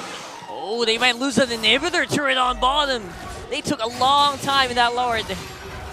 Yeah, they lose a turret, but they will be able to finally get the Lord. This is the evolved Lord at this point. And let's see how deep Liquid could go into TNC's side of the map. 19 minutes and 30 seconds in. It was a slow pushback of TNC Pro Team's line in that last Lord fight, but they were able to make it work. They were able to execute it very well. It was a slow push up until it got to the point where Carl TZ was just left to his own devices to take that Lord without a problem. You can expect Carl TZ to go for a huge dive with the Spear of Alpha because they both have Winter Crowns alongside Sanji. And with the help of JP, TLPH might just go for the end angle here. Okay. They are getting started there. That turret is long gone. Now, going for the flickers. Sanford misses the flash combo flicker combination, but the Lord is still up. Oheb with his Amen Force. We're still waiting for the clapback coming in from TNC, but TLPH will disengage, but they get an inhibitor turret up top. Oh, good thing that flicker flash combo missed by Sanford. Or TNC Pro Team might have already lost more than just a turret at this point. Look at the items. Item locked already for both. Athena's shield for Carl TZ, so that should help with the survivability problem that he's been having of late. Meanwhile, for the mid laners, already up to a Divine Glaive. No wonder that Novaria hurts like a truck. For the two gold laners, though, very neck and neck in terms of the gold. Actually, it's a 2,000 gold lead for Harith, but both are item locked as well. Oheb has actually already sold his boots and has picked up an Oracle as the very last item on his build to maximize the shield he would be getting, along with a cooldown reduction. So far, the late game 5-man of TLPH does feel like they're more geared up. In contrast to the poke-heavy TNC lineup, which feels like if you get dove in by 5 people, there's very little that TNC players can actually do here. Yeah. Let's see how Team Liquid Philippines will be able to translate this into an endgame angle, though. Because with all the pokes that TNC Pro Team has, if Lancy and Benny Cutie can stay in a safe distance, I reckon Lord JM and Zaida alongside Yaoi will be able to buy enough time for them to break down the front line of TLPH to force Team Liquid back out from a siege. Now we're in a 50-50 for a Lord. Whoever gets the first pick off here might win this Lord. TLPH They're waiting for it. They have good re-engage again with Sanji's ultimate. plus the shields coming Yeah. in from JP. Look at the middle minion wave. It's handled so well right now for TNC Pro Team. It's a deeper push, forcing Sanji to react. Okay, they're gonna commit the unstoppable force onto Sanford while he's on there with the Unleash the Beast, but here comes the clapback coming in from TLPH. Astral Echo gonna connect on to 3, and now both teams will disengage. A lot of resources have been expended, and we're gonna see another Lord Dance. Yeah, Nether Realm still available for Sanji though. Yawi with the conceal to the back. Okay. We're gonna wait for the Circling Eagle coming in from JP as Yawi once again spots out Sanford, and this time delivers the final blow. That's a man down for the Cavalry, but they're still holding on to this Lord. They want to go for the major objective instead. Lord JM with the glorious pathway. Gonna zone out the members of TLPH. And the Young Goat secures it, but here comes the clapback coming in from TNC. We can already see a lot of red bodies falling down. A godlike coming in from OM as he brings down Yawi, but TNC wants to go for the engage once again. Yeah, Yawi really committed so much to take down Sanford that he didn't have enough bullets in the barrel to defend for the Lord take. It's going to be Carl Teasy coming out on top with that Lord. Young Goat thinks he needed to win that retribution for the Cavalry, and Carl Teasy did just that. I don't think it is endable just yet for Team Liquid, but they should be able to get some towers in here. Again, the Winter Crowns are lost for TLPH. Lord JM goes in with a glorious pathway. They're Benny passing Cutie has to flicker away. Here comes the Death Sonatas. Look at the damage coming in from TNC. But the re-engage from TLPH is just too much. OM goes in with his outlet. They still have the Lord! And he brings down Benny Cutie. Sanford goes in with the Unleash the Beast. There comes the Nether Realm. And TLPH wipes out TNC for Game 1. That was one of the most hard-fought games for TLPH this season so far. I cannot believe how many hoops they had to run through to get that win. The game was like a chess match back and forth, as Renmar mentioned. It's like they know and used to play with each other. I thought TNC Pro Team could handle eating a siege, but they had a mouthful of baby cakes and they couldn't handle it. Oheb and Carl Teasy, that was near God mode there in the end that we saw. The damage from the Harith, him locking into Benny Cutie, Carl Teasy getting a massive spear off Alpha onto 2. I really thought TNC could defend, but damn, Oheb and Carl, too good. Too good, man. They really kind of just saw an opportunity. They saw an opening. You know what? Lancey's not clearing as well on that Novaria. Why not just try to go for it? And the Faramis Netherrealm was also up. Yeah, I think that was the cherry on top of the Baby Cakes duo, the Netherrealm, because they didn't need it at the last moment, because Lancey was just the only one left. I told myself I wouldn't allow multiple voice cracks throughout MPL Philippines Season 15. My voice cracked like 6 times in that one. Oheb, the rich guy, is the MVP. Only 1 death. And you saw how clutch actually the pickup of the Oracle was in the late game. All the shields he was getting from the Matilda with his own abilities as well with the dashes. It came in big time for him there in that final siege. It was actually insane, and to think that he was really maximizing the composition, not really playing too much on his own, just shows you how much, how confident he has on his own mechanical skills and his teammates. Yeah, and not to mention, he clearly maximized as well the Zaman Force, because rarely do you see Oheb playing outside of the Zaman Force when he casts it, because it's just always properly casted, wherein he heavily utilized it up against TNC, so it was already hard for TNC to regroup up against TLPH. I think we're seeing the second peak of Oheb's career. We've gone through the Filipino sniper era. This is his rich guy era now. Just when he says, I got no money, he cashed in money in the bank perfectly in this game. If this is Oheb's second peak, how many has Carl Teasy's peak been? He's a whole mountain range at this point, like Carl Teasy's career. Yeah. But really, Oheb knew and TLPH knew that this lineup was built up for this Harith to shine. If Oheb was scared to deal damage, if Oheb hesitated, we wouldn't find the turnaround moments for Team Liquid Philippines. This was just Oheb saying, it's definitely my time to shine now. And he showed up just when Team Liquid needed him. Carl Teasy showed up just when Team Liquid finally needed him to win a retribution. And of course this, and then the final siege, Oheb deserves the MVP. My goodness. 100%. Oheb became the rock that TLPH needed to actually stay in the game when TNC was just roaring and trying to get that win over TL. Yeah, Dwayne Johnson Soriano. Dwayne Johnson Soriano, the Rock. DJ Soriano. DJ Soriano. He really did become a huge anchor for the whole TLPH when they were like getting beaten left and right, especially in that early game. Yeah. You gotta admit, TNC did feel like they were on the uptrend. Yeah, especially with the first few ejector plays from Yawi. Yeah, there was a moment where we thought that the window of the TLPH lineup was slowly closing down. But TLPH just really begged to disagree. Well, the window for early game domination closed down very quick. Yes. They had to play a 23-minute game. No wonder. Chantel, where you at? She's right there. She's talking right now. In the Filipino broadcast right now.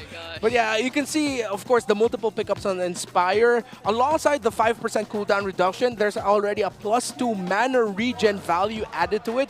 So it's like having the necklace early on that also gives +2 mana regen, except it's not an item. It's like you get a free item having an Inspire for you. So yeah, I think we're also seeing here some of the changes brought on about by the emblems. I reckon the change to the focusing mark also really helped out Team Liquid Philippines here a lot. Especially Faramis, right? It feels like you can just really get into the fights a lot easier. You can kind of maneuver afterwards, especially with the speed boost that you get from Shadow Stampede.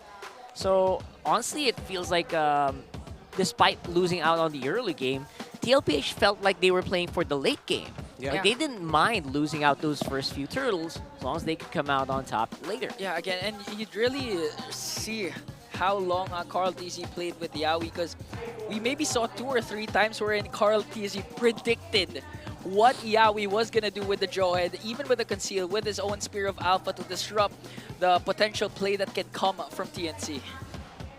There you go, BPI rich guy going in for OHEB. You can't deny it anymore, brother. We have evidence. Yeah, hopefully at this point the international audience is familiar with the meme. If not, where have you been living? Under a rock, maybe? No, I'm kidding. Maybe search so. it up online why there's a whole deal about OHEB having no money and actually having lots of money and him being the rich guy now. Well deserved, for OHEB. Crazy, crazy Harith game here. This is straight up second peak of OHEB's career that we're seeing now. 100% agree. I feel like the comeback that TLPH mounted would not have been possible if OHEB died in these exchanges. He did not. He only died once. Yeah. In a 23-minute game. That's saying something when you are technically the biggest target. Yeah, and that's why OHEB, in terms of least deaths, he's just behind the bulletproof Super Marco, but still leading everyone when it comes to kills per game. That's right. And of course, bringing you a better tomorrow, BPI empowers Pinoy gamers with next-level banking solutions to help you level up in life. Digital deposit accounts, insurance investments, loans, and more. So you can start saving for an epic future. Open up a #SaveUp account today via the BPI app. All you need is one ID, 5 minutes, and you already have an account. Open an epic future with BPI. Yeah. So if you open an account during that game, you'd have 4 accounts already. Yeah. But don't. I think that's fraud. Maybe just one. No, wait, you can probably have more than one. Yeah, you open one account, but they do have different products. Have you ever had the Smurf bank account? I think a lot of people don't know. You mean a shell company? An offshore bank account where I hide funds? No. Not my word. Never. I highly doubt that. Some people have multiple accounts to separate their expenses. Maybe you can experiment with that. Yeah, that's the right answer, Rock. Red Warrior. Just tried to save it. I don't commit fraud. You don't sound like you commit fraud. 100% agree. Let's throw it over to All Access right now. See what they have to say. All my money's in the back of my... The Cavalry Mockingan! We are here right now sa side ng Team Liquid PH na nagse-celebrate ngayon dahil nga nakaisa na sila sa game na yon. At meron tayong isang kabalyero na kasama all the way from Rojas City, Miss Che!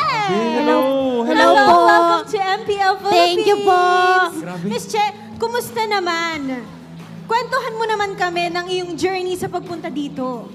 Kanina po, nagising ako na around 4 a.m. 4 a.m.? Yes po. Tapos umalis po ako ng bahay 5:30 kasi yung flight ko po is 7:30. Then dumating po ako sa Manila is mga 8:45 po a.m. Umaga ang Kompleto aga. yung itinerary. Oo, Yes day po. in a life to, day in a life. Yes. Diba? Yes po. Kamusta naman? So since nandito ka na, is it everything that you expected? Kamusta yung pakiramdam na mapanood mo yung mga teams natin dito sa MPL? Okay po, parang ngayon lumulutang po ako sa langit kasi sobrang saya ko. si ate. Hindi po kinakabahan po ako kasi first time ko po na mapanood, lalo na po yung favorite team ko na TLPH po. Yung favorite niya na Team Liquid. Nasaan ang fans sa Team Liquid ulit? Nasaan? Right over there, very happy with their very first game win. At for context lang ha, sa mga hindi nakakaalam, ang Rojas City ay part ng Visayas. Layo. Yes, Kailangan mo pa sobrang talagang layo bumiyahe. ng Yes, po. travel mo. So, sino nga ba ang favorite mong player dito sa Team Liquid? Si Carl Tizzy po. Ayan, Ayan, nasa harap ayan, mo. ating nasa sky. Halos abot kamay mo na. O dali, bago sila mag-headset, anong message mo kay Carl? Kasi hindi pa naka-headset si Carl eh. Okay. Carl Tizzy, sana galingan mo po. Tsaka ngayon, sana tuloy-tuloy po yung win streak. Tsaka to, sana po maka-MLC ka kasi yan yung lang yata ang kulang mo. So go TLPH! Grabe. Lagi kasi nating sinasabi, hindi naririnig nila yan. Pero ito, rinig na talaga. At nasa harapan niya, si Oo, Carl Tizzy. Oh Nasa harap na talaga. Tsaka, di ba, mag-isa ka ngayon. So, Yes nagpunta ka po. dito mag-isa. Asa yung mga kasama mo? Sayang naman, di ba dapat kasama mo sila? Nasa bahay po eh. Ayan, nandiyan pala sila. Batiin mo naman sila. Shoutout po sa mama Beth ko, tsaka sa sister ko si Donna, yung sa mahal ko Kim Patrick, tsaka si Bayo ko si JM, si cousin ko po si Maynard, si Jota, at tsaka si Trisha May po. Hello po! Dito na ako sa MPL! Ayan! Napakarami talagang fans ng Team Liquid PH. Kaya naman, magiging muna the cavalry. Dahil ibalik na natin sa ating casters. There you go. One of the super fans, the caballeros, like they mentioned. Oh my God, I seriously can't believe. Yo, hats off to Odin. I can't believe none of us have ever thought of that. No Of localizing it. Instead of going for the cavalry, of Cavalry. course, respect to Liquid. Yeah. But come on, we have the Spanish roots. They're Los Caballeros at this point. Los Caballeros. See. I like it. See, I like it. So that's gonna be a big treat. She traveled all the way from Rojas, which is like a solid a plane ride away. Plane ride away, yes. And again, just coming here to watch. Just like you guys, hopefully we can get some of you guys to fly over because it is worth it. She's meeting a lot of these TLPH fans for the first time, and Carl Tizzy literally looked at him. Oh, that's her. Oh, so there That's it is. She has a really big, what do you call it? Spiel. Signs. For smart power pose, though, it's Carl Tizzy. Oh, that's good. You gotta That's go good. nonchalant. That's on Very point. nonchalant. That's on point? On point, on All right, point. that's one. I think we're looking for a face-off for the power pose for today. Let's wait for the TNC side. This guy Oh, looks man. like... He's too happy. He's too happy. This is a little bit too chalant. Too chalant. Too chalant. Little less chalant would work. Oh, okay, okay. Just like this guy. Pretty Could good. be it. They're Yeah. both really good. They kind of look alike as well. No. That's the wrong expression. That's the wrong Stop emote. smiling. Stop smiling. Yeah, See they're this like guy? that, just like that. He kinda this looks guy like wins. Carl Tizzy. Nah, he does look like Carl Tizzy. 100%. He's a bit older Carl Tizzy, but you know what? There you go. You get a smart, Damn. redeemable in-game code. That dude had a crazy set of pearly whites. That's a great observation. That's just some of the things that we do here on broadcast, on ground. So again, tickets are gonna be available very soon on the MPL Philippines website. Go check it out. I suddenly became conscious of my own teeth. My own teeth. Why? Because you said... Got No, good pearly no. Why? whites. I know what I said. Well, why would you be conscious? I don't know. Just have a Because little my bit- teeth matches my suit. The more you're No, it digging yourself a doesn't. hole here, Stop dude. it. Oh, look at this, by the way, guys. Because of that game, Carl Tizzy now ranks second in all-time assists, 2,593. He's now second to Few in all-time assists, surpassing Oh My Venus. Wow. Wow. Young goat things. Apparently only needed 8 in that last one. Oh yes, yeah. Yeah. Heading into game number 1, he just needed 8 assists. And he got a lot more than that. to surpass Oh My Venus. Congratulations to Carl Tizzy. Again, a hell of an achievement, of course, with everything that Omar Venus got to achieve here in the league. Yeah. Big milestone. Considering the Queen hasn't played for like a few solid seasons already. Yeah. There are a few breaks even in between. Yeah. So here we go. We're getting into draft for game number 2. Anything you There are expect for this also one? shadows. Maybe similar to the game 1 draft. Maybe that Farum is gonna start making more appearances. For me, I need the... Although Lord JM actually played well with the high loss, despite him going up against the Lucas, I think they need more of a aggressive type, more of an XP laner, so they don't have to rely heavily on the setups that can come from Yawi. All right. Chip, Jawhead ban. I think TLPH will think about contesting the Cho right away, or they might be willing to give it and just give something along the lines of high loss or Tigreal for JP later on in the draft. Unless TNC Pro Team surprise and go ahead and rush it. Because with the Jawhead taken away, Matilda, Chip as well, in terms of the highest impact that you could go for, Cho and the Yawi would be fantastic. With Suyo taken, they can go the Harith and Joy Cho. route, or the Granger Joy route. There's They the rushed Cho. the Cho, as we mentioned. Yeah, they gotta. Here comes Yawi. Here The comes Granger as Granger. well. But Cutie not straying too far from that. Good call, Renmar. He actually played very well on that Granger compared to, surprisingly. It's like he didn't really take a month-long rest. Yeah. Benny Cutie still looking very good. He had a pretty 50-50 laning phase with Oheb. And Oheb will get the hero that he got an MVP with in game number 1. But now, we're going to be seeing TNC Pro Team play with a Fanny in their hands. They are not going to go down the Joy route with Fanny opened up. Oh, Spicy. Team Liquid Philippines. Let's see if they'll have the resources to lock this Fanny down, because with the Cho on the side of TNC Pro Team, their best option for that is gone, unless Team Liquid will surprise and pick up something like a Kai, Roam, or EXP, which is very highly unlikely. I still think we're already seeing the Roamer for TLPH, and that's going to be the Gatot Kacha. So far with in terms of lockdown, it's only the Gato. It's very hard to hit the AOG on the Fanny, so they need another one, or else the Fanny might just go crazy in this game. Maybe ban out the CC and the Edith, so they can go Gatot with the XP lane. I think we'll see a high loss picked up by TLPH, though, that they might go for the double revitalize. The high loss is the closest that they have now for the hard single target lockdown. It's literally just a poke on the Fanny while she's cabling. So a high loss Gatot Kacha would be good for Team Liquid Philippines, and plus it sets up a little bit better for the Harith. For their mid lane pick, it might be difficult to go static with the Varsa. The Faramis is usually one of the responses to the Fanny, even though you can argue that the Fanny will take out the Faramis ulti very quickly, or you can force it out. TNC Pro Team take away the Tigreal as one of the other safe options that Liquid could go for. It's very interesting for me to see the Badang still getting banned today, despite all these nerfs. Just making sure, maybe they're thinking maybe it might be a Fanny counter, throwing that wall out. So I really like what we're seeing here, and the Bars are getting banned instead. Yeah, or you could go with a Hilda for TLPH instead of going for those hard CC. Just give Zaid a really have a hard time in the jungle. So I think it might be a choice for TNC Pro Team. Are you going to go for the Hilda here, which Early the Hilda game. Cho could be very good, paired up with the Fanny, and you take away the best heroes that could potentially give that Fanny trouble, or are they going to pick up the mid laner along the lines of an Aurora or a Vixana for Lancy? I think TNC Pro Team would want to consider picking up the Hilda. Ah, they stayed away.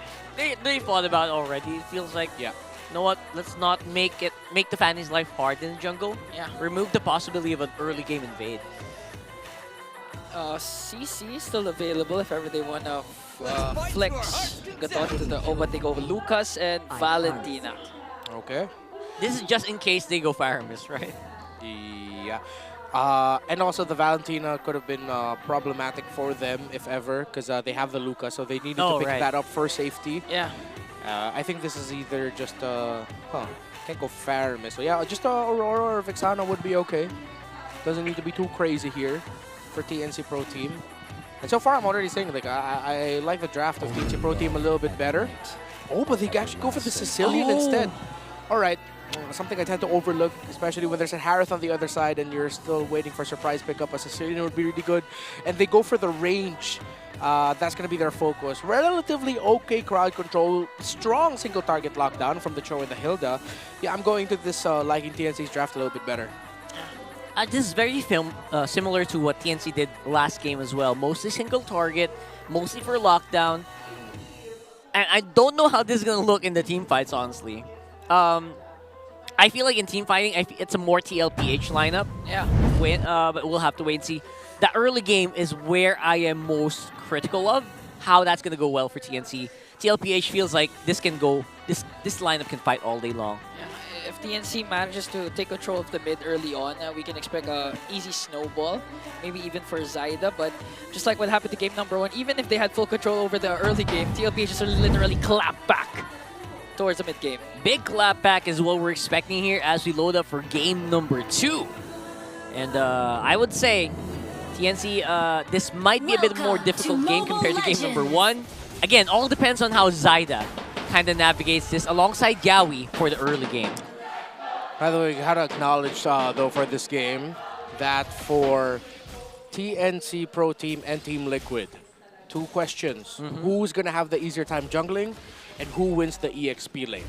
Oh. Those are gonna be whoever answers those better are gonna be the ones who win the game. With the face-off that you have, with the Cho Hilda, with the Gatot Lucas, and of course with the Fanny Suyo. Yeah. This feels like an EXP lane's just gonna get cleared and then left. Yeah. Over and over again. Literally, a dead lane. We'll see 4 heroes for each side. Just literally sitting in the mid lane. Alright. So walking it up, Carl TZ quite deep in the enemy territory, gets 1 camp. It's already a small XP advantage you have on the Suyo. But Zaida's on the other side. He's actually gonna prioritize the XP crowd. Alright, nothing too crazy with the emblems that we have now. Zaida! Damn! Jesus! You asked the question, Zaida answered. Zaida looks like he's having a better time in the jungle so far. Oh yeah, you get the first blood. You can definitely say you're having the better time so far. Great start here for TNC Pro Team. Great aggression that they're showing. Let's see if they can continue it. They're quite happy to take that. And even forcing a flicker out of Sanji, so that might make TLPH's early game a lot more hesitant. Make him more hesitant to maybe check these bushes. And yeah, a very easy turtle here. Should be for TNC, but look at that, TLPH, they seem to want to contest this. Okay, here comes the Revitalize coming in from JP. But the damage from Lancy is there as well, and Carl TZ secures the first turtle, might go for Lord JM, forcing out this flicker. Here comes the Shockwave Blast from Sanford, brings down Lord JM. Beast has been unleashed here. I would say that TLPH, despite losing out earlier, are still very healthily in control of this game. Zaida, not really making himself known quite yet. Yeah. They know that it's not yet their power spike, and it all boiled down to what you were mentioning during the drafting phase. When it comes to team fight objective takes, it looks like TLPH really has it for their side because it's easier to pull off. Yeah. Oh, they see a retribution used by Zaida there, yes. Yeah, that was a steal. Carl TZ lost his orange buff, stolen away by Zaida.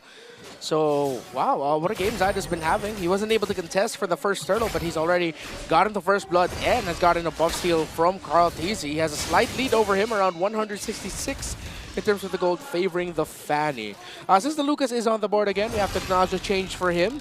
They removed the effect of the aftershock damage of his Shockwave Blast, and now it deals damage to all enemies in range. It used to just be the first target hit, and then everyone else gets hit by the aftershock effect. Now everyone just gets blasted equally with no aftershock effect, and they even increase the damage of the Shockwave Blast. Make it a lot easier to hit those beast hits, beast aftershocks.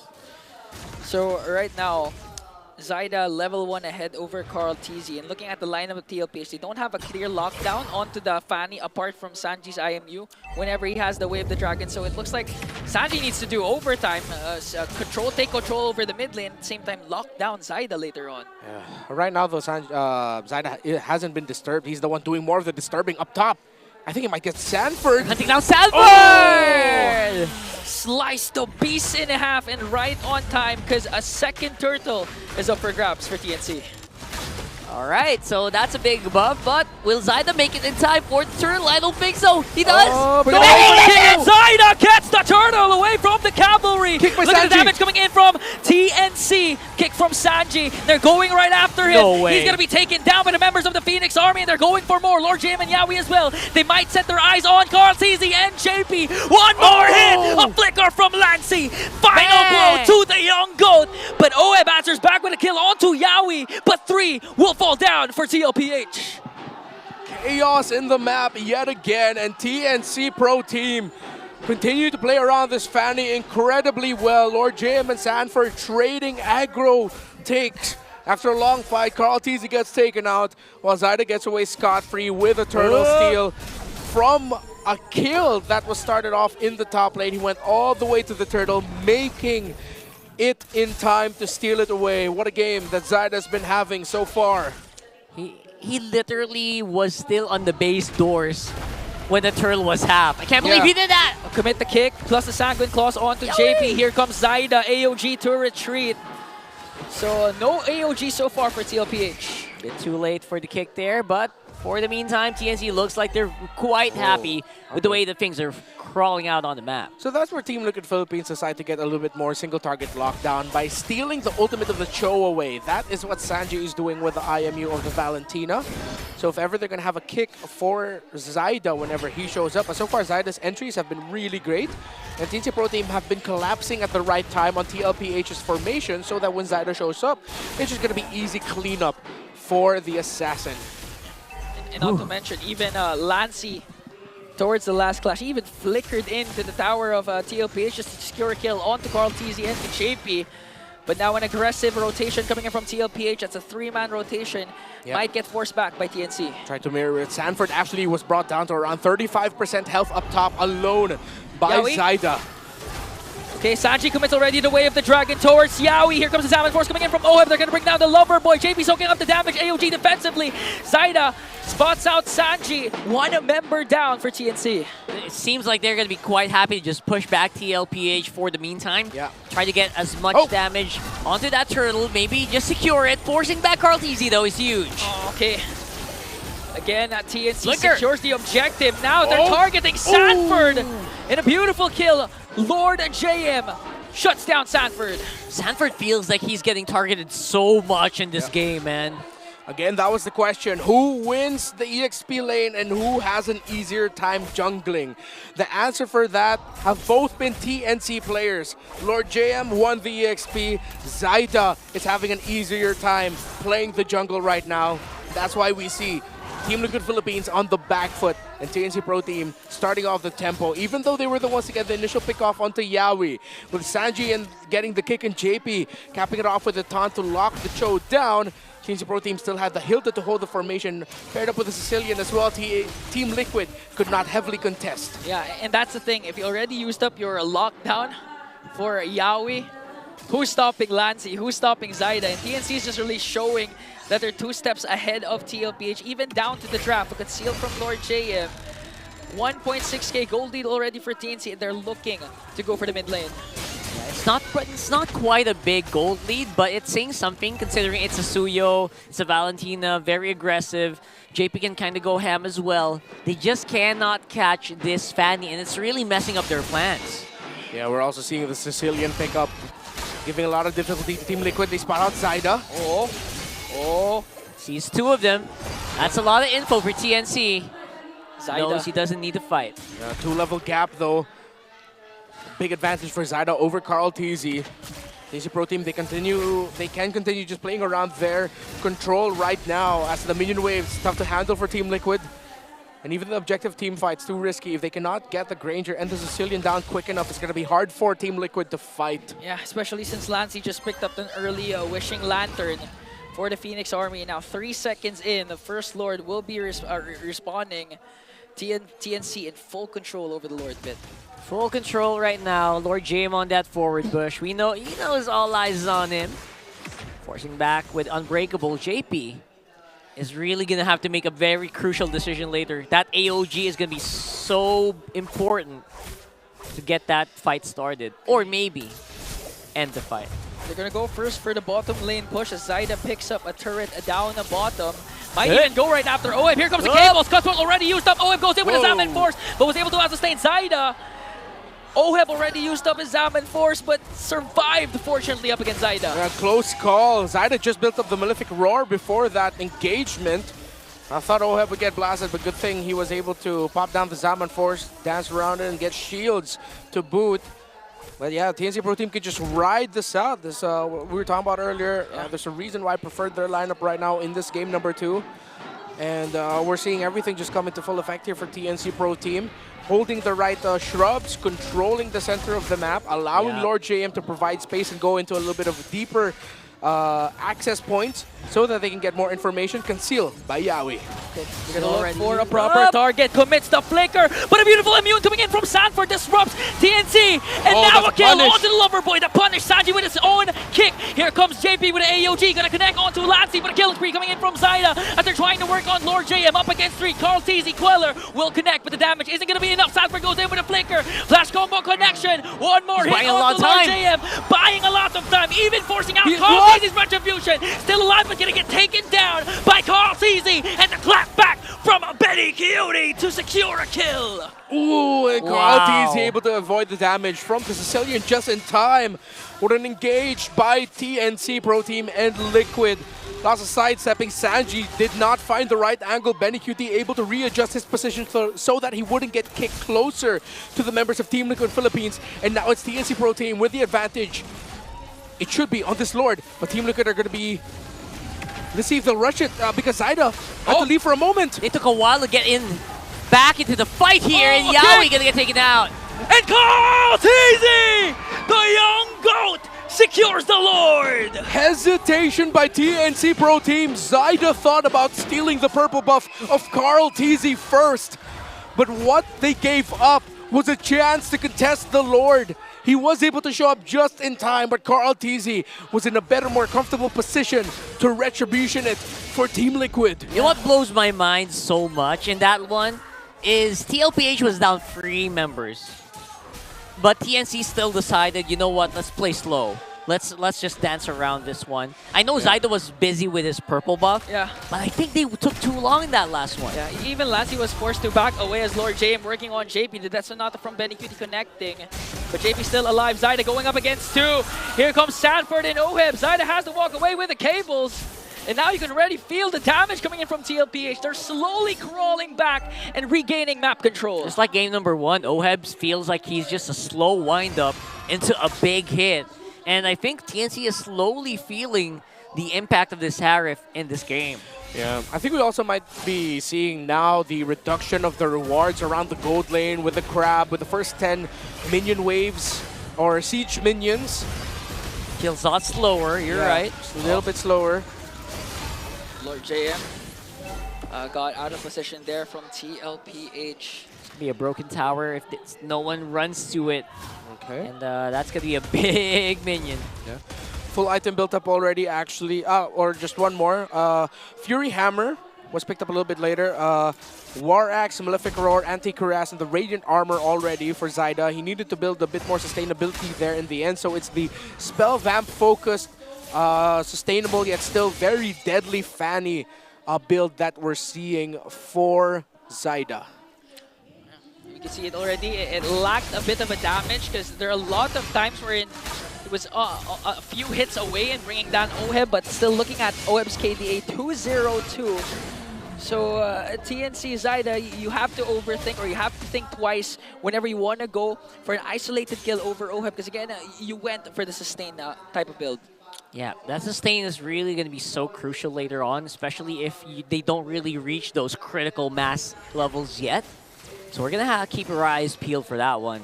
But so far, again, we talked about it earlier, Sanford feels like he's the target. So I think that's the reason why he's hanging back a little bit more than usual here with JP up on front. Yeah, you even saw it when Yawi committed the flicker and casted the Wave of the Dragon, but Sanford was quick enough to cast the unleash the beast where he was immune. That's why it disrupted the potential aggression of TNC. I also want to talk about how their Yaoi's really going all in on these plays.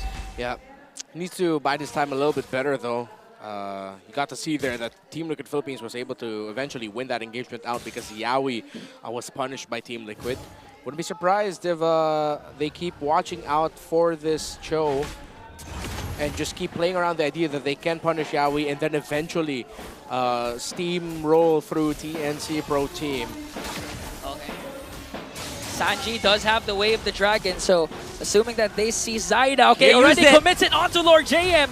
Paired up with the Zaman Force, they're going to have to walk away, but the kick coming in from Yaoi, calls CZ is gone. Here comes Clapback coming in from TLPH, they're working on Yaoi. One member down for TLPH, Unleash the Beast is there, but they're going one-on-one. As Sanford brings down the Loverboy. Lancey, one more hit onto Sanford, and both teams will disengage. Okay, that's jungle for Rome though, not a good trade for Team Liquid Philippines. Zydo will be here. TNC Pro Team still healthy to go ahead and try and rush this. Let's see if they can. Sanji has an IMU, but what can they do without their jungler? 15 seconds on the clock. This is going to be crucial here. They have to stay alive.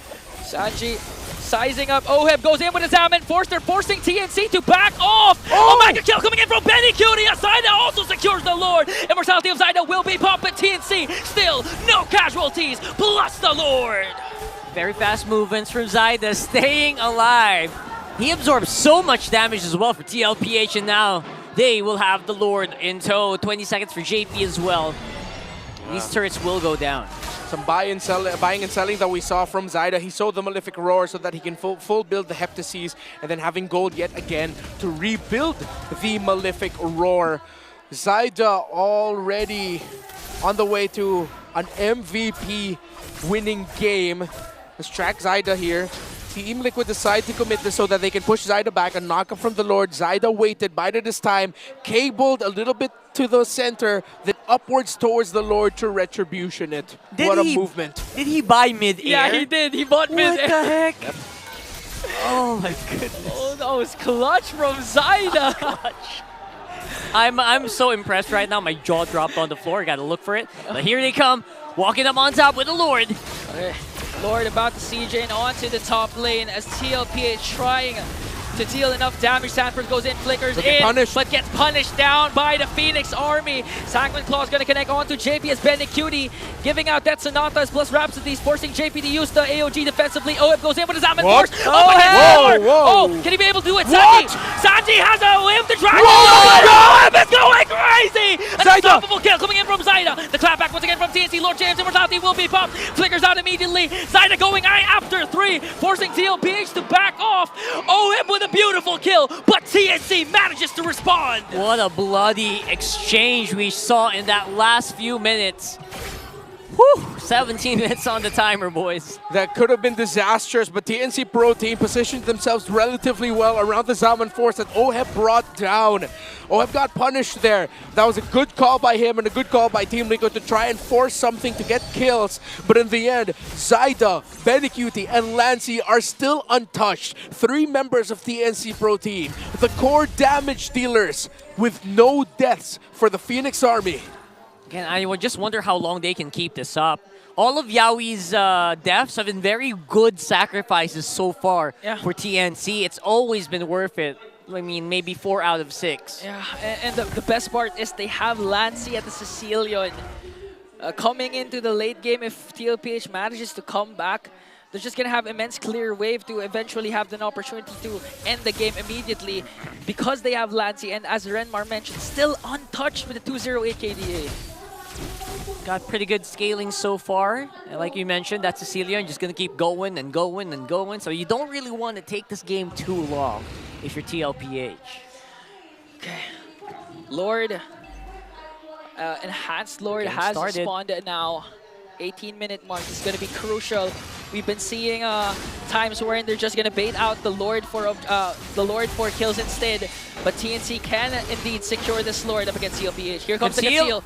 Coming in from Yaoi, they're looking for a proper target. Sanji still doesn't have the way of the dragon. Yaoi forcing TLPH. Here comes a kick coming in from Sanji. Oh, Lancey secures the Lord. TLPH desperately wanting a clapback. Sanford has to flicker out. Here comes an Revitalize as Zyda just mounting on to the back as TNC disengage with the Lord. They were so busy taking that team fight, they said, you know what, Zyda's here, maybe he won't retreat. But it was Lancey who come out on top with the Lord. Maybe his damage right now with Bat Impact is just maybe at retreat damage, I don't know. Zyda's retribution timer is half a second ahead of Carl Tizzy's. Oh. Yet Lancey still somehow, someway got the last hit on that Lord. Unbelievable. That's straight up bad luck by Team Liquid. Still a great engage by TNC Pro Team. They could end it here, honestly. They can. Their bad luck might extend because TNC sieging in Zyda onto the bottom lane, working on the turret. JP forced to use the AOG's immortality. Cancel. Looking at the damage coming in from TNC. Zyda just going in with the cables. Plus the sack with lost back loss. Carl Easy, JP gone. TNC looks like the storm rages on. And they are going to come out on top. We're going to get a game 3 of this, folks. And no one is complaining at all. This is going to be something for the books. TNC 1-1 on TL. And in his return, slotting in week number 4, Benny Cutie picks up a game win up against his former team, TLPH. Guys, it's just day 1. Day 1 of week 4. It's his first day, man. And the games he's delivering are already pretty solid. Gotta say, a lot better start than most people I know. What I tell you, community poll, game 1 was A, game 2 was B, will game 3 be C, wherein TNC might stop the win streak of TLPH. Let's see. Wow. TNC Pro Team. They had the lineup that I preferred. They eventually got the W. Great execution. Zyda, what a fanny. I feel like that's a bit of a warning shot to the rest of the league that now they have to watch out for the fanny of Zyda. They played around him very well. Even though Lord JM and Yawi got punished a lot, playing around the fanny, the Granger, and the Sicilian was fantastic. Benny Cute, and I love that even he acknowledged Zyda there. Don't tell me Zyda actually got, okay, no. So it was Benny Cutie getting the MVP of the game, 7-0 and 6, untouched. That's gonna be our power post later on. Power post? Let's go. 100%. Now we're already done. We get 1 power post per day, right? I think we're done with that. Maybe next week. Yeah, Benny Cutie right now, obviously, he played that phenomenally. And maybe he was able to do it that way just because of how well Zyda did play. Yeah. So maybe that's why he pulled him to the side here.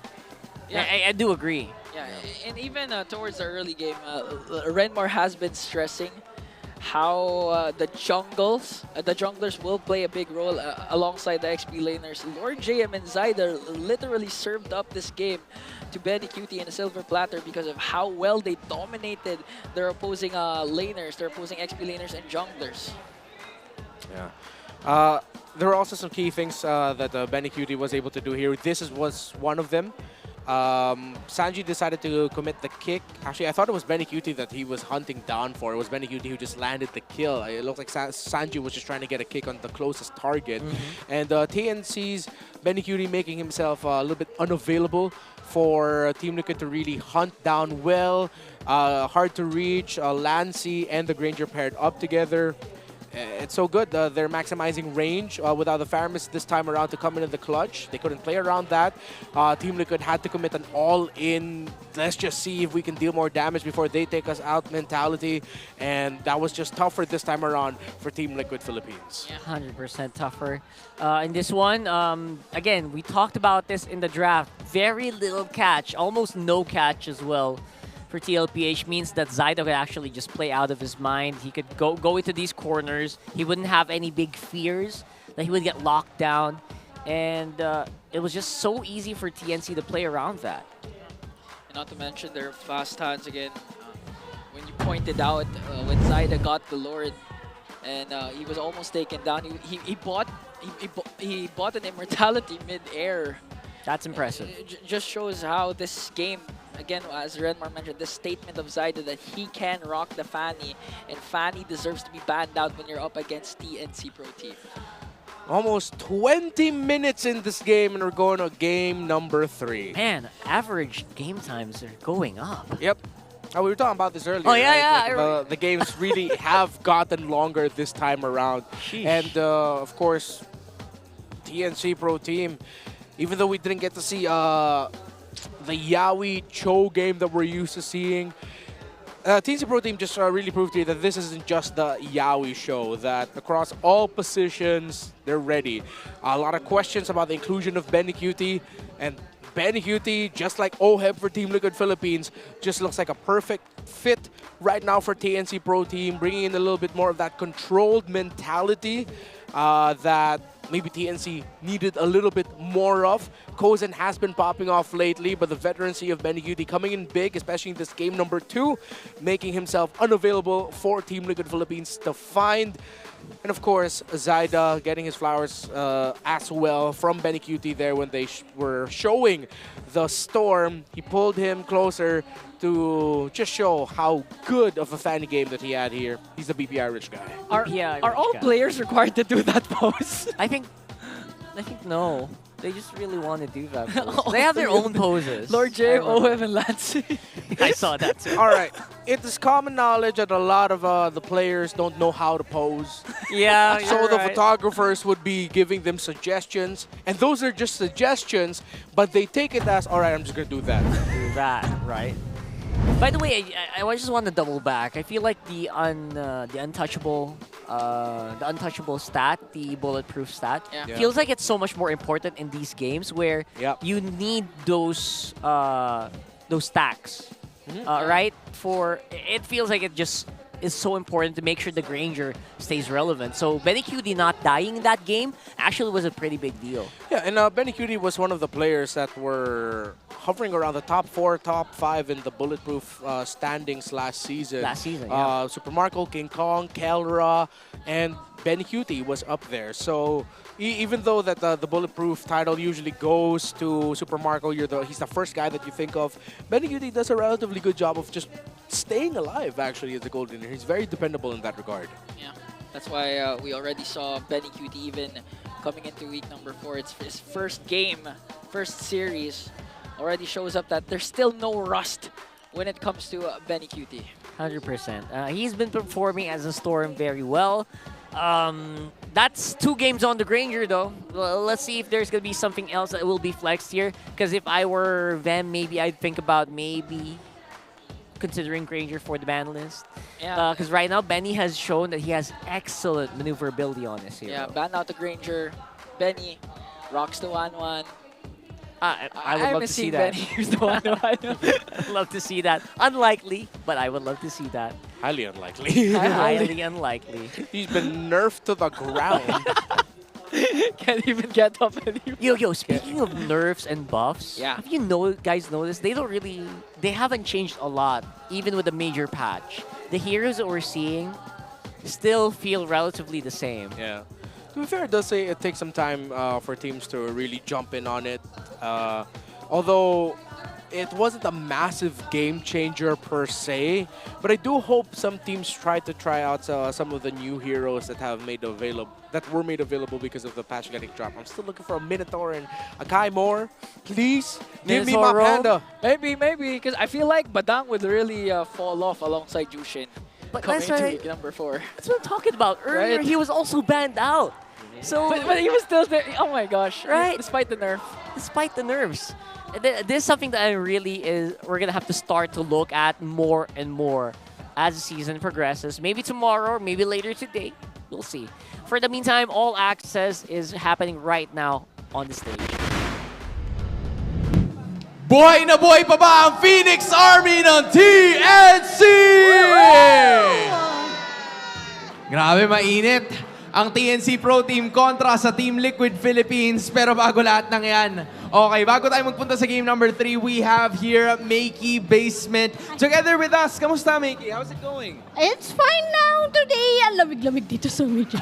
Malamig talaga. Grabe experience mo dito, no? So, nanonood ka talaga ng MPL Philippines. Yes, always. Always. At nakikita natin, on your hands, may hawak ka mga stickers na talagang inaabangan at nagva-viral sa social media. Pakita mo naman sa amin, ano bang meron ka dyan? Abot natin. Ayan, pakita natin sa camera. Ipakita muna natin yan. Ito, first of all, ito talaga yung pinakauna kong ginawa, which is yung kay Oheb, which is yung wala akong ilapit pera. natin. Ito. Wala nga akong pera. Ayan o. Yan ang itsura. Very accurate, ha? Very accurate. Ano pang meron Nakaturo dyan? pa. Ano pa Tapos meron? yung sumunod naman after yung baby cakes. Ito, of course. Wow. Baby cakes. Okay, kita nyo naman. Next up, ano meron tayo? And yung pinaka-recent lang is yung kay Yawi. Pa-order nga po ng giniling. Matik. Swak na swak sa match natin ngayon. Tapos syempre meron ka pa dito, di ba? You have all of the other teams as well. Ang dami ginawa. I added the, kasi meron kasi akong series before season 13 na food team series which is featuring yung mga teams. But food. Pakita okay. natin. Okay. Ano ba itsura niyo mga yan? Sa Team Liquid, tapos sa Twisted Minds, Okay. sa Falcons, and sa Aurora. Nagutom ako bigla. So, ano nga ba inspiration mo? Saan ka kumukuha ng ideas? Paano ka nagka-come up sa ganitong creativity? At first kasi as a meme. Mahilig kasi ako mag-drawing ng mga memes. Kaya, lalo na especially dito sa may kina-OHEB, nag-viral na nagkaroon ng memes sila. Tapos, nagkaroon ako ng inspiration bigla na, what if i-drawing ko? Tsaka kamukhang-kamukha din. Kilala mo talaga kung sino yun.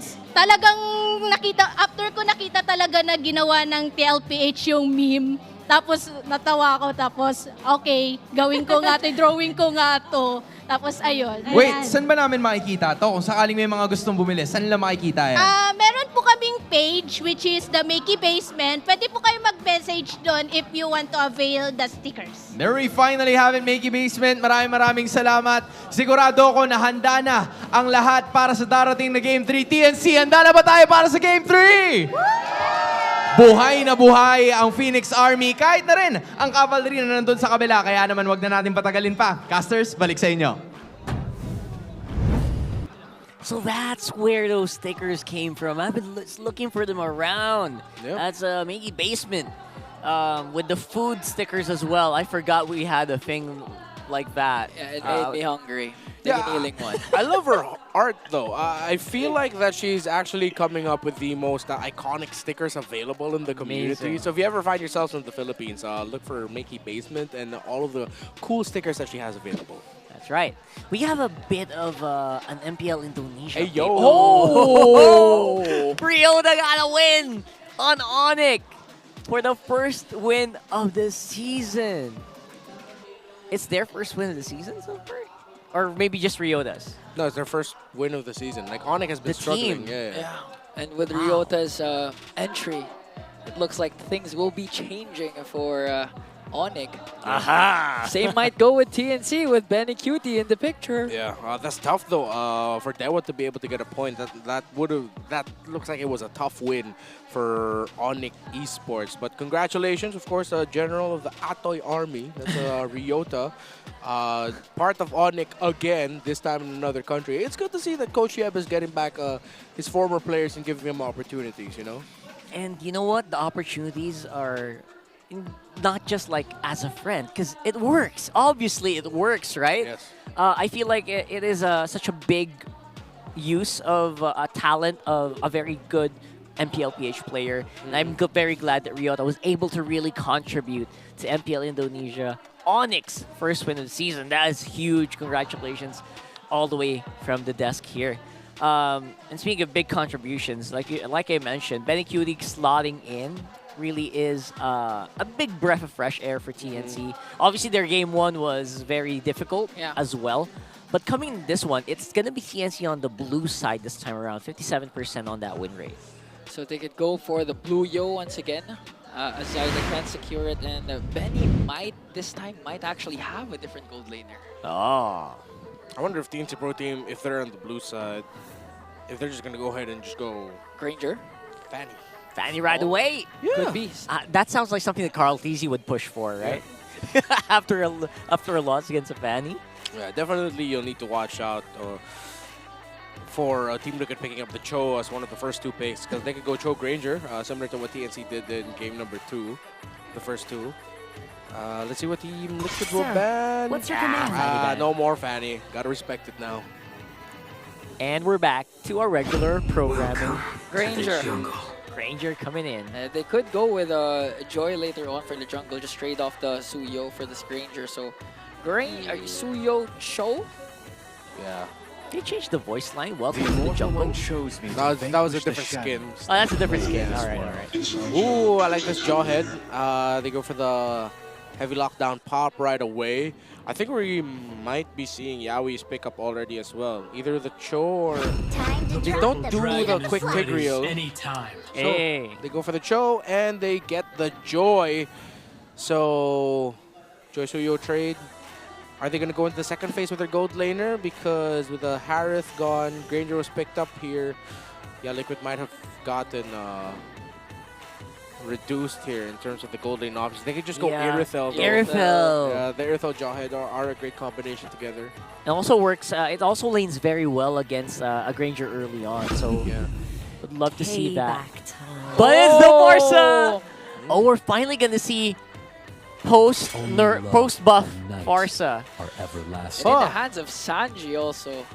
If TNC ban out the Irithel on this, I think Oheb can bring the sniper back. He can actually go Beatrix. The Baby. Ooh. Yeah. We can see those flicker Wesker plays. Maybe it's gonna be the Wesker. A little bit more better damage distribution as well. So from the ultimates, so could be. Yeah, and they lowered the ultimate so much. The cooldown from like 30 seconds to like 12 to 20. That's huge. Badang's still banned out despite the nerf. So apparently, the nerf doesn't affect the players. Only us regular people. I know, right? Remember the story you were telling us earlier? Yeah, man, I was playing the Badang last night. I felt so useless. I couldn't do anything. This nerf was crazy. Okay, I just came from a brawl where I used Badang. I used up Sprint. I didn't even bring up the fact that you used Sprint with your Badang last night, bro. I was playing Brawl the other day. See, you suddenly got defensive. I was just trying to like back up with the whole thing about the pro players don't really care that much. They're fine. They're going to be okay. And now you reveal to the rest of the world that you accidentally used Sprint on your Badang. Yes. They were on stream, so... Guys, people know Ingan uses Sprint on his Badang. It was just one time. I hate you guys. But now, back to the real world where we don't use Sprint on Badang. We're gonna see a bit more of a respect towards the mid lane. That's a good recognition of the skills of Lancy. Bruno's out as well. Will, come on, Beatrix. Nah, the Irithel can still get picked up. I think you go for the EXP laner first. You need something solid. Hilda. Ooh, okay, a lot of damage here, but no strong frontline hold. TNC. Honestly, they can just go CC. CC Lucas. CC. Lucas is still available. Yes, you're right. Who is that? Oh, Gluno. We are. Who is that? Who is that?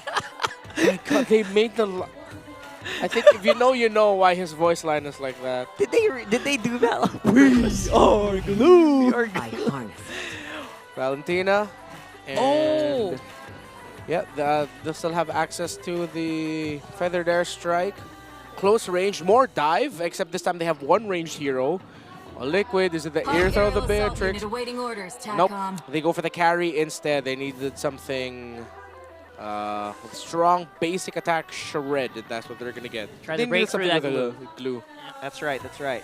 And again, you kind of just have to deal with the fact that the Yaoi's gonna keep hunting you down. Helps to have that little bit of a dash as well.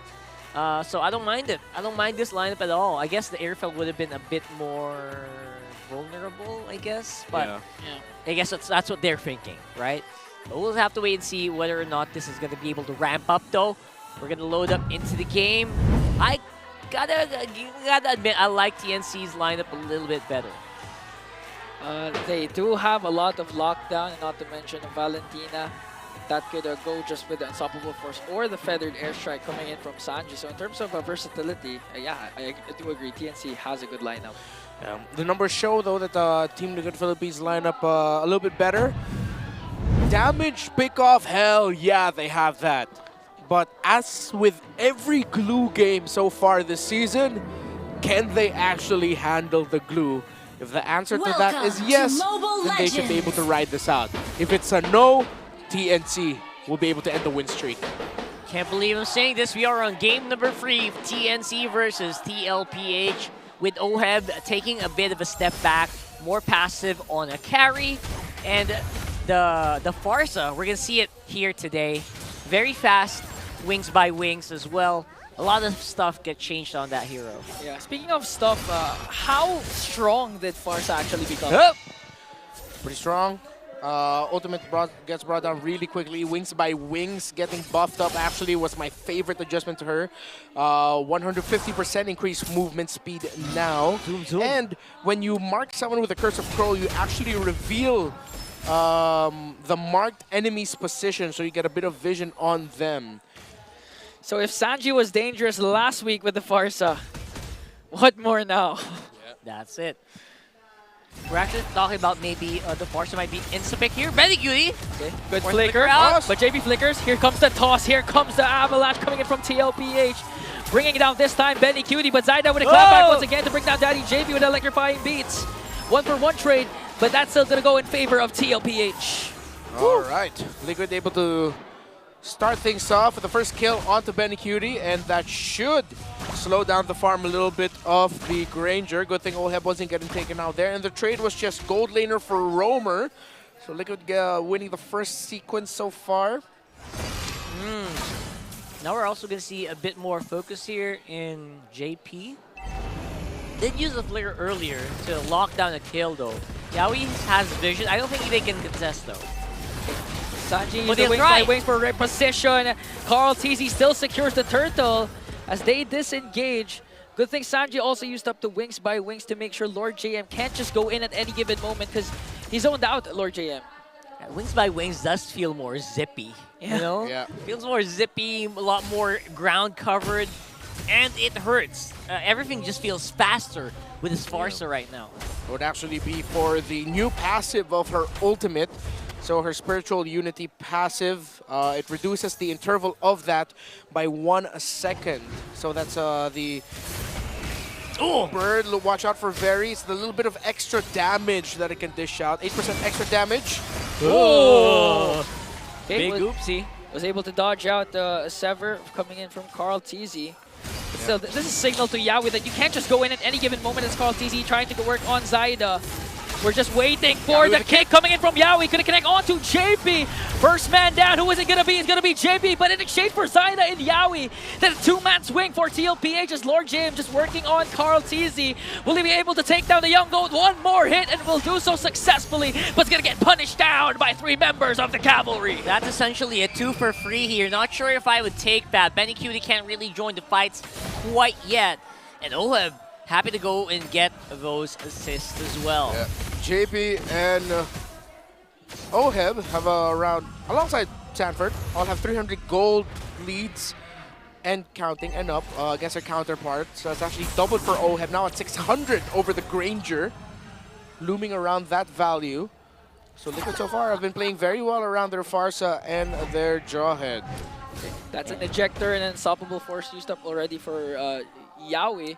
But Yaoi was able to dodge it alongside the Cyclone Eye. So TLPH, still, their mid control is just too much for TNT so far. Second turtle will be responding. And I kind of get why that's the case, right? Because despite Yaoi being on the Cho, he can't really utilize it as much. He can't kick people back quite yet because the damage profile is just, it's not there.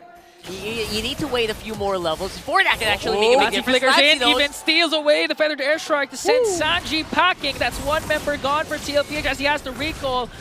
All the while, Cavalry still working on the turtle. The committed already. Yaoi onto JP as he bursts down. Daddy JP Sanford onto the back, trying to re-engage over Yaoi as Zaida picks up the turtle. Oh, it might fall down in the hands of Zaida once again. Lord JM working on Sanford, and a 4-man kill for TNC. You know what, you're talking about this, right, Renmar? The glue, how do they handle this? Yep. No answer yet. Oh! How do they handle the duo of Lancy and Zaida as they kill Sanji even in between 2 turrets in the middle lane? And speaking of the middle lane, it's now been demolished by the Phoenix Army. Very costly loss there for Team Liquid. JP initially wanted to commit the toss-up onto Yaoi, but didn't have the right angle and the right time to do it. Yaoi outplayed Daddy JP, and TNC Pro Team made them pay. JP will not be able to get the toss onto the glue. Split already committed.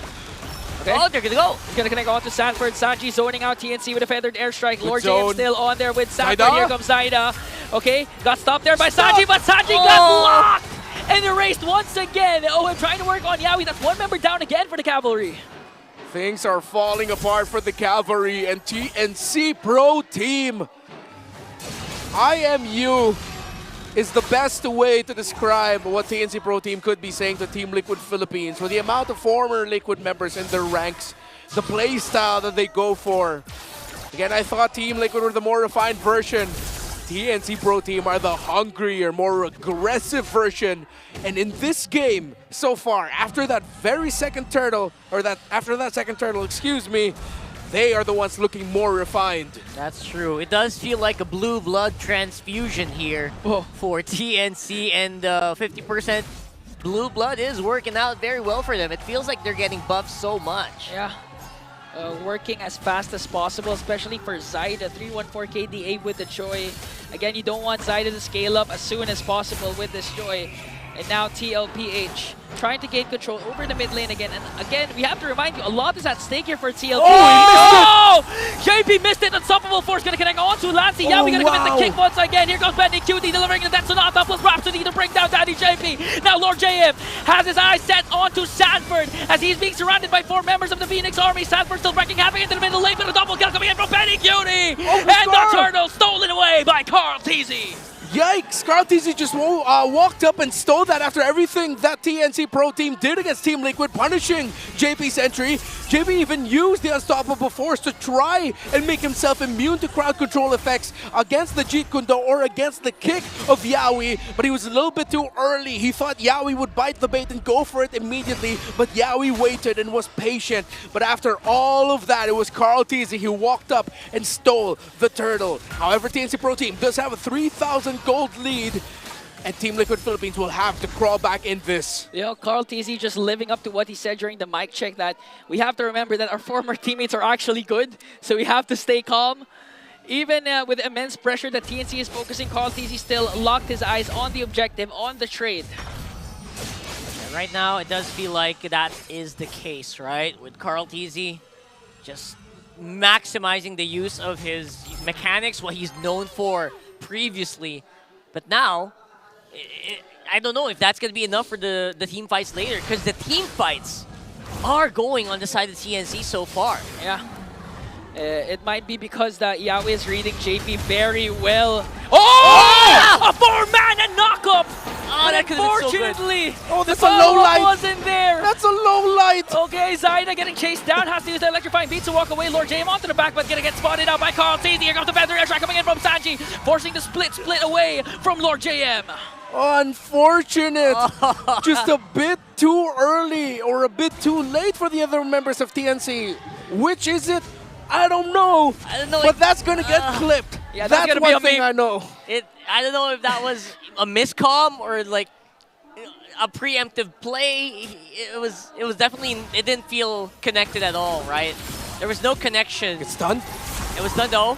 Going for the chase. Here comes Unstoppable Force. JP manages to throw Yaoi. Here It's comes Yaoi the again. Feathered Airstrike and ready feel. The patch onto Sanji. Sanji just raging. That's just delivering the ultimate, just too much for TNC. Zyda gonna get spotted out by JP. He was able to dash out, but again, TNC has 1 member down, and that's Yaoi. They have the glue though. Sanford going after Lancey, already forcing him back, already forced to use the ultimate. 6 seconds on the Cho though. I don't think he's gonna make it in time if TLPH chooses to bum rush this. Okay, Zyda working still for his orange buff. TLPH might be able to bomb rush the Lord. We're waiting for the Zyda entry here. Call TZ secures the Lord. JP with the throw. Here comes Unstoppable coming in from Benny QT as he picks up one more. Unstoppable for the storm. Whoa! They have to run. Flickers in coming in from TNC. They were able to stop away the Feathered Airstrike. That's 2 members down for Liquid. The flicker in from Benny QT as well on that last one. Boy, oh boy, he is hungry for blood. Good thing Sanji was able to go use the Wings by Wings, paired up with Purify as well to make himself safe from crowd control so that he could get away safely. Liquid though will not be able to use this Lord. It's going to be stopped in his tracks by Zyda. We might be on the way to another long game here, as it's a full build for the Joy, already up to the Blood Wings. And going back at that replay, see what happens. Zyda showing up just in time, but Carl TZ did get it. A toss-up to save Sanford, but there were enough stacks brought down by the glue to latch on. A kick in the middle! A kick in the middle, gonna connect on to Yaoi this time. Okay, they're trying to work on JP. And now forcing TNC to back off because Yawi and Lord James got blasted in the middle lane. That was Yawi who initiated that, but it's Team Liquid Philippines who won that pick-off take. TNC Pro Team. Okay. He might catch Well, up to him. He's so low! Shadow Strike to bring down the Filipino snipers. Benecutie working with the Destinado onto Sanford. Carl Stacey in the picture this time. It's going to be a 3-on-3. Both teams will disengage, but Oheb will fall down. What a read by Lancy and Benecutie, holding the right shrub to make sure that they can pick off Oheb. What a huge trade there. I think Benecutie, despite TNC losing out on some of these trades, he seems to be able to pick up the slack, especially after that last one. And making sure that he still has enough firepower is so important in this matchup. I mean, fortunately for Benecutie, the only time he got taken down was towards the early game before he picked up the Sky Piercer. So right now he's rocking 712 KDA. He has 70 stacks on this Piercer. Yikes. Yikes. Big yikes there. Team Liquid need to find that Granger again. Already 7-1-2.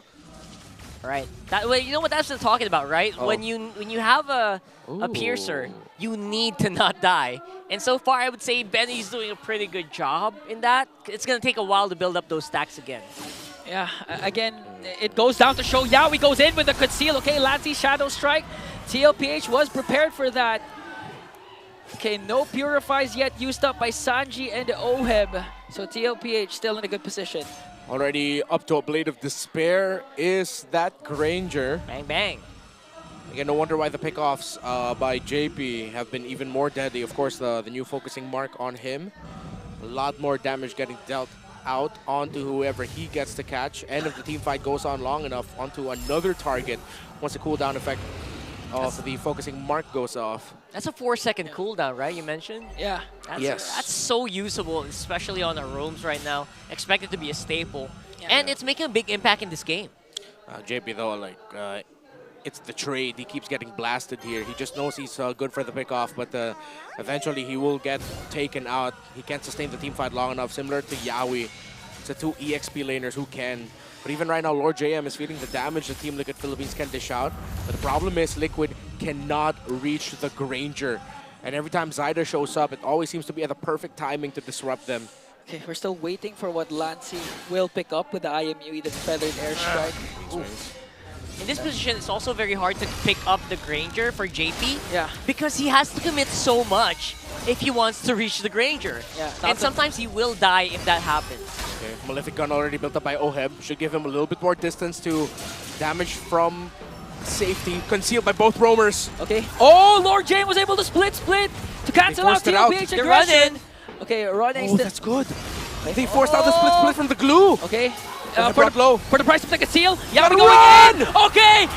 We're able to purify, but also get blasted down. Sanji with a feathered airstrike. Looks like TLPH are slowly falling down. The immortality of JP will be popped, but Benecutie ensures the kill to his former daddy roamer. JP goes down. Just when everyone's eyes were on a different prize, Yawi was able to find another one, and he was able to help pick off Oheb of all people. Oh, the streak is shaking for TLPH. Zyda again secures an uncontested Lord. They got the Purify off in time, but Oheb was just a little bit too deep. Zyda had the perfect angle to just dash through everyone and save the kill. 4-1-10. Another great performance by the jungler of TNC Pro Team. And Benecutie still too difficult for Team Liquid Philippines to reach. I mean, normally, way back then, that's what we would pick a Farsa for, right? To reach those very hard-to-reach gold laners. But right now, the Feather Airstrike is not quite enough to slow down the Storm. Oh. And they're going to have to be more creative here to look for a way to catch him. Yeah, okay, clearly going in conceal and just literally going front to back can't work for TLPH. They have to look for a very creative angle. It looks like... you know, I'm pretty sure Sanji has been missing the Lu Yi specifically for this game because they can't reach Benecutie. These are the times when they would have a Lu Yi. It's so easy to just kick people from the back, right? Yeah. Well, that's not available here. Okay, TNC working on the mid lane turret. Slowly eliminating all the outer turrets for the side of TLPH. Very Lord methodical. sieging into the bottom lane. Here's a conceal plus Lancy with a feathered airstrike. 2 feathered airstrikes are falling down. Still no initiations. TNC taking the discipline route as they take down the inhibitor down bottom. Oh, look at the damage that Benny Cutie's dishing out. He was able to poke down Oheb, take down 35% of his health. And you see that Yawi popped the conceal, showed up. You're probably thinking, why didn't he commit the engagement onto Sanji? Probably knows that there's still a Purify available for Sanji, so he just stood there to see if Sanji will react and if they can take out the feathered airstrike much quicker. But Sanji did not budge, he didn't blink, he held on to it, was able to maximize it, and Team Liquid Philippines just lose 1 turret. I think they're very happy with that, right? I mean, that's the best you can do. You can't really clear off and go out of the map too much. And you can just hope for a big equalization. They can kind of just work on these minion waves, at least for the meantime. 45 seconds on the next Lord. Still waiting for one more item for this Farsa. Need a little bit more raw damage coming out from those bursts. Only 3 so far. The Blood Wings, the Glowing Wand, and the Lightning Truncheon. Yep. Sanford just built up an anti-Karas, and it is up to a endless battle for Carl TZ. He's been pretty stacked item-wise for quite some time now, but Zyda has just proved to be more devastating in this game. Especially after like catching up in itemization, right? So overall, I would say a pretty good job here for Zyda, making the plays happen, despite, you know, when TLPH least expects it. Usually the joys do fall off at this moment. We'll see, because again, there was a slight buff towards the temporal rain that Zyda is rocking right now. So far, so good for 110. Sanji already cast. Here comes Yawi with a conceal, looking for a double man knockup.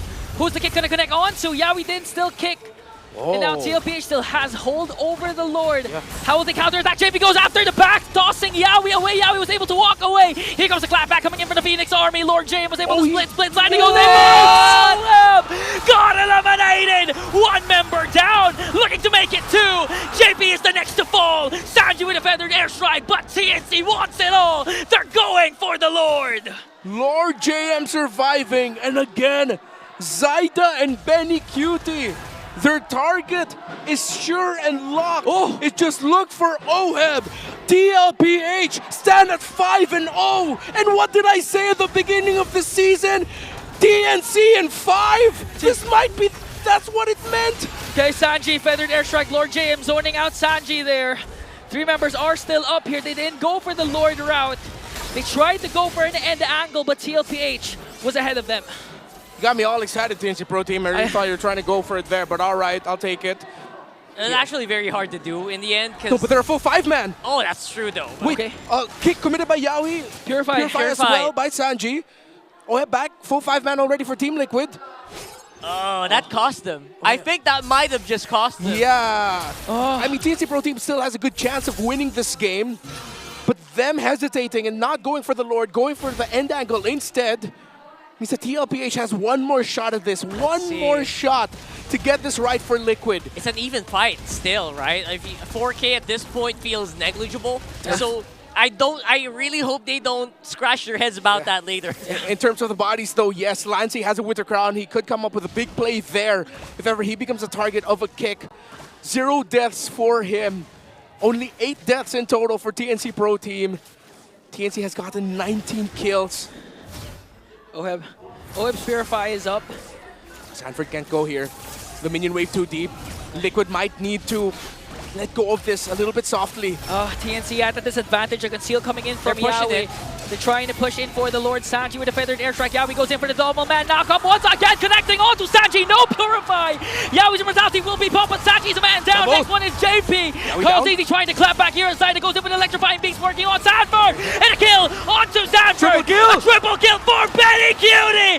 Welcome back to TLPH, but Carl TZ said immortality pop. Benny Cutie is there. Minions onto the bottom lane. OM working on. Lancy, a big wave onto the bottom lane. OM stays alive. Lancy as well. Carl TZ was able to clear it out. Oh my goodness. This game just keeps on giving and giving and giving. I cannot. Carl TZ was serious. He really didn't want to give Benny Cutie the savage.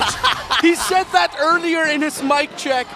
And Carl TZ, he said, Oheb, just survive. Handle it on your own. I'm going after Benny. Oh my goodness. This guy's a prophet. Didn't even know it. 12-2-4 for the Storm, and now Lord JM with the split. They want to connect Jumping on in. to Carl TZ. He was able to jump in. Oh, I'm just dissing out the damage. Lord James Immortality will be popped. Here comes Sanji in the picture. Sanji gets the kill. No One number down for way. TNC Army, and it looks like their hesitation to take the Lord earlier on is costing the Phoenix Army. If Liquid somehow gets this goes into Carl TZ's goated moments hall. Yaoi is here, Lancey's here, he goes down! JP with a toss, Sanji with a final blow, sending Yaoi and Zaida away. Zaida with a pickup though. He was able to clear out Daddy JP. Zaida up against 3, Benny Buying Cutie in some the picture time. as well. Retribution battle call, TZ secures the Lord.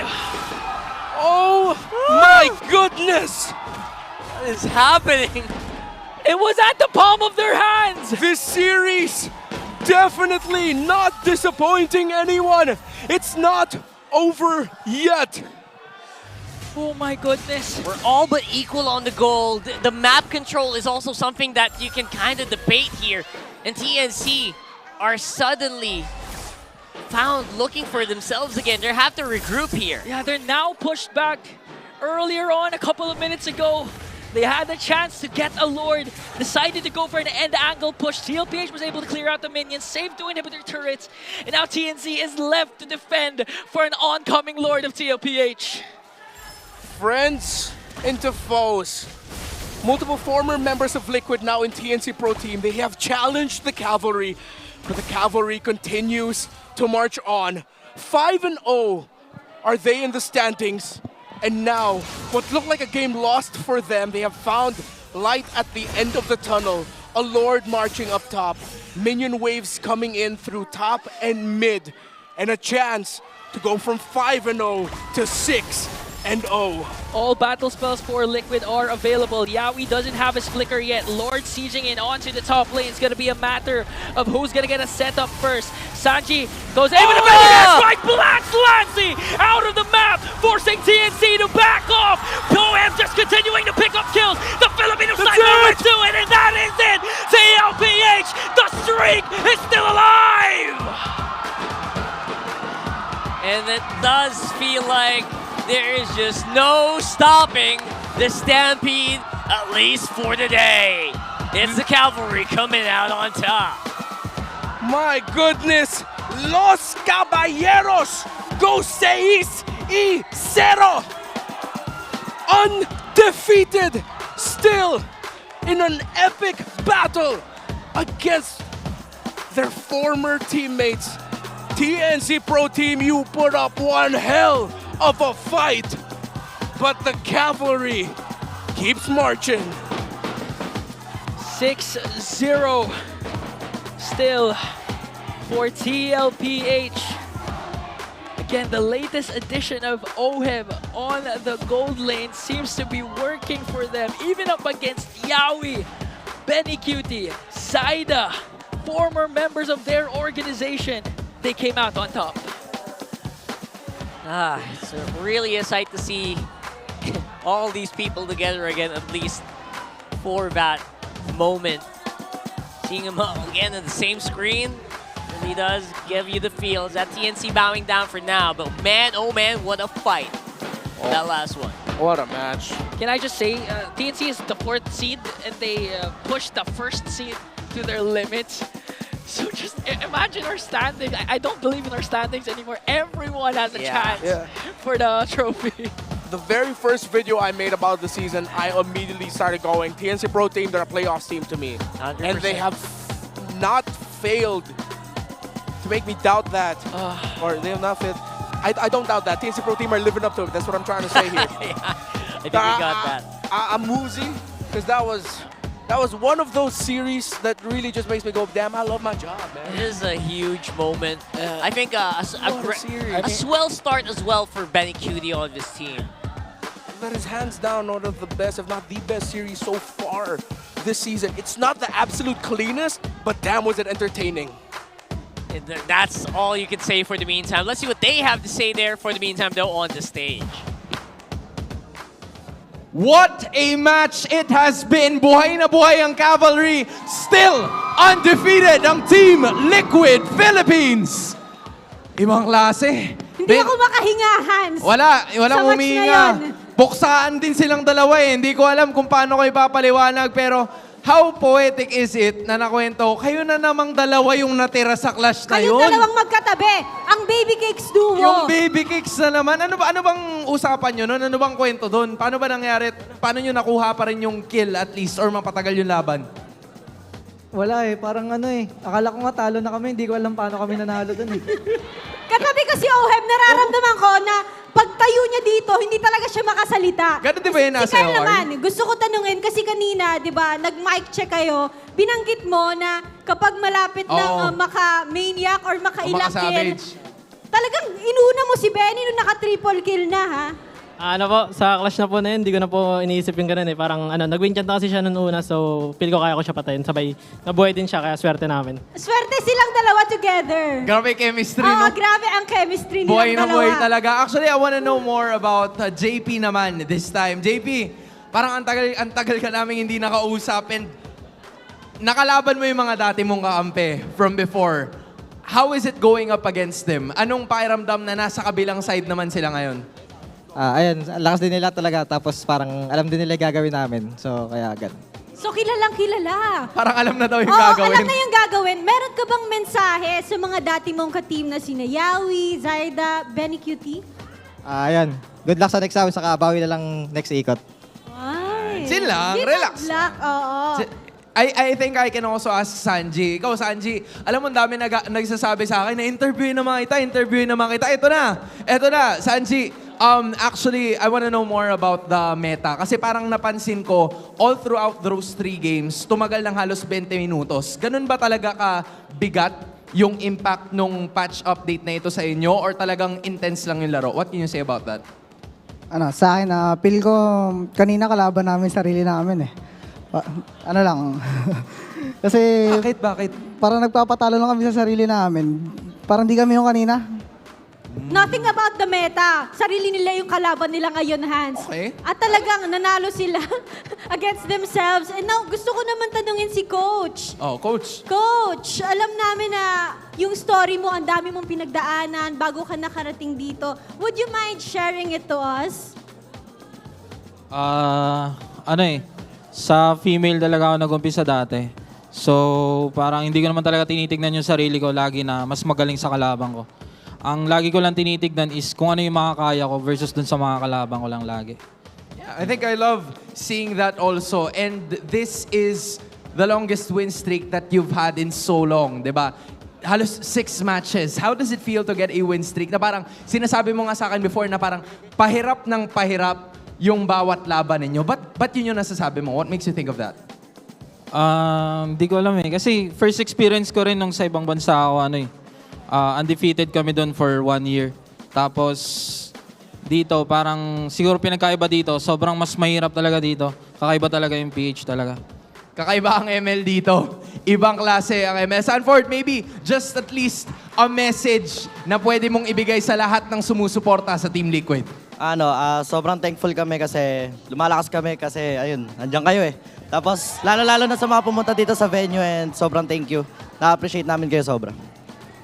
Actually, meron nga tayong papaakyatin na super fun. Kung maalala nyo, game number 1, si Che. Palakpakan naman natin siya who flew all the way from Capiz to see our Team Liquid Philippines. Iba sabi, sana all, sana nandito ka na. Diba? Okay, hello. Ayan, kamayan. Very lucky super fan na nakamayan ngayon. Ang Team Liquid PH. Kamusta naman, Che? Ay, sige, yan. Kamusta naman na dapat doon pa yung meet and greet eh, pero inuna ka na namin dito sa stage. How does it feel that you're with them right now? Kanina po, para sa Game 3, akala ko malas po ako kasi matalo sila. Naiiyak ako kanina. Kasi akala ko ako yung malas. Ayun, napatunayan naman natin na hindi. Di ba? Yan, si Yan, Oy. naka-afford Yan. na. Ngayon, Carl, eto, katabi mo yung idol mo. Carl, how does it feel right now na akala niya Carl. malas siya pero swinerte kayo, nanonood siya? Ikaw naman, Carl, anong message mo kay Che doon sa sinabi niya kanina? Ano po, di mo po kasalanan yan. Mga error namin yan. So, ano. Tsaka panalo naman eh. That's so At least sweet. nandun pa rin, pero buhay na buhay pa rin ang suporta. Che, you actually get to go and take the walk of victory with your winners, Team Liquid Philippines! Gentlemen and Miss Che, you may now take your walk of victory. What a moment. And with that undefeated streak, everybody, you may now take your bow. Parang kailangan ko huminga muna ng konti after what has happened. A valiant effort from the Phoenix Army pero hindi nagpapuksa ang Team Liquid Philippines in that one. And you know what, Hans? Talagang minake sure ng TLPH na worth it ang pagpunta ng kanilang mga fans dahil they took us to Game 3, nanalo pa sila doon and still undefeated. And even after the patch, even after ng bagyong dumating, they still managed na ipakita na they're stronger than the storm. You know, mahaba-haba ang naging laban. Siguradong mahaba-haba din ang magiging usapan ng ating mga casters. Kaya naman, casters, balik sa inyo. I don't think we're gonna have long conversation. That's it. Bye. I'm kidding. For the meantime, though, I feel like very well-deserved victory. I know Oheb was days like, how did we win that? But you know what? He played relatively well. I mean, you know, considering he was hunted down for 20 minutes. A lot of times, Yahweh was really eyeing the Filipino sniper, but still, they were able to weather down the storm. And a lot actually can go to this potential MVP. I'm with Renmar, actually. I'm honestly rooting for Carl TZ to get this game MVP. Yeah, that was some straight-up goated that he was doing. There you 4-2-9. The contention for the Lord, the commitment to stay there, how he handled. This was like some of the most impressive last 5 to 3 minutes that Carl TZ showed up here. Hunting down Benny, instead of trying to go help Oheb, he decided, you know what, I might trade my gold laner here, so I'll focus on that idea. I'll make sure I get Benny UT instead and he doesn't get more kills. Taking Benny down meant it opened up their chances for that Lord and him being able to get the retribution in as well. There's a reason why we call this young man the not-so-young GOAT at this point. It's just impressive is what he was able to do in terms of the adjustments here. But again, they had to crawl through this. TNC Pro Team are very formidable. I think you can put TNC Pro Team in that bracket of teams you do not want to go up against in the playoffs. Something about them that just screams potential top 4, maybe even top 2 run. But maybe I'm getting ahead of myself as Team Liquid, as we look at the MVP highlights here of Carl TZ. This time around was able to challenge Zyda a little bit more around the retribution battles and win some crucial ones. Yeah.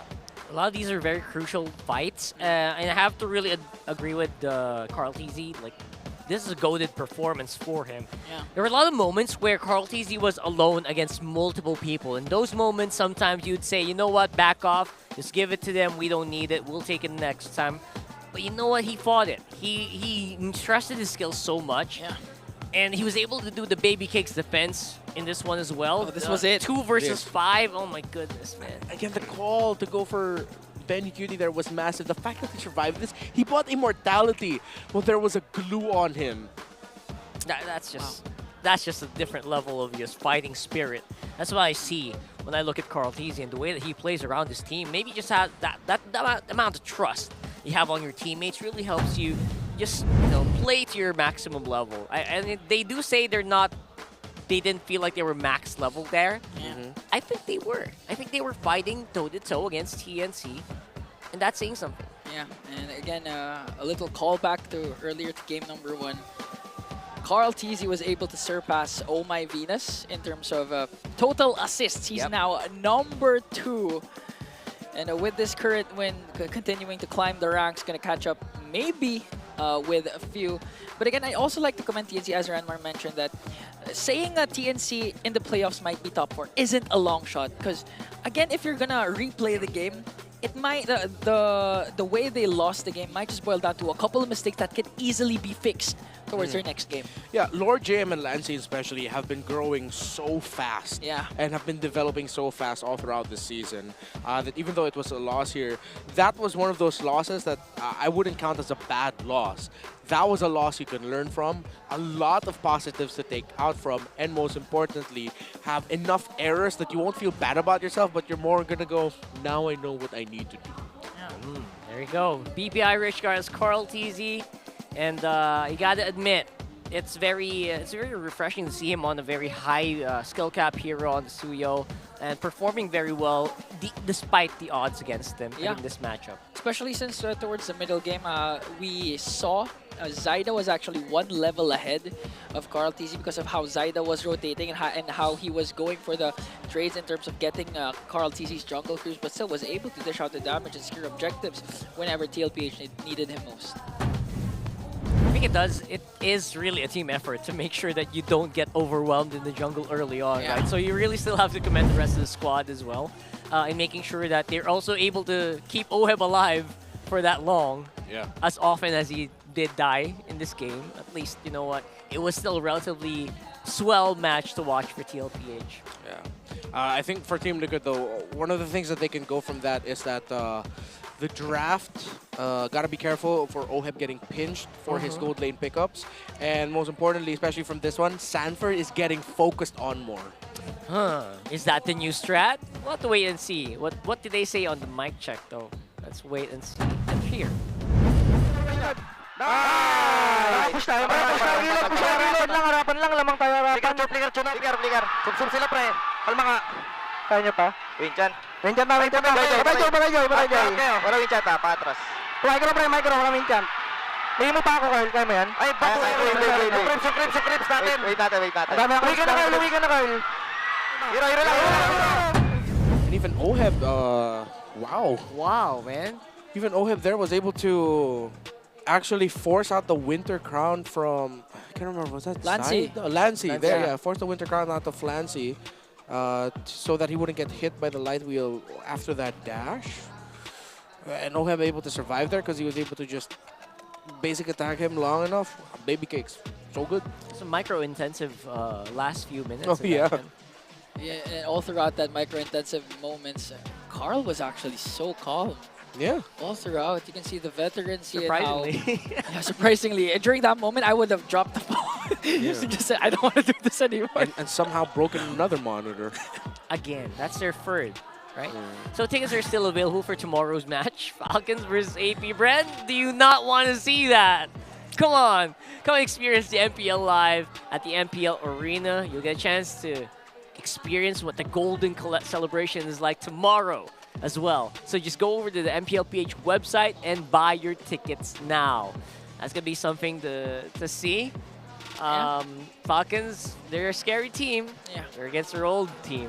Yeah, a lot are in store for us, especially later on. Even tomorrow, the battle of the undefeated teams, TLPH and Aurora, will be meeting in the Land of Dawn. Wow. Spicy. AP Bren and Omega coming at you very, very shortly. So apparently they have consecutive days here. So AP Bren, I hope you guys are strapped in. I hope you got a lot of your scrims in. And I hope you got your research in because the patch really is affecting our games today, I would say, to some degree. Right? So that's going to be it for us for the meantime. Rockhart, Ingan, and Renmar will get back to you very shortly with our second match of Week 4.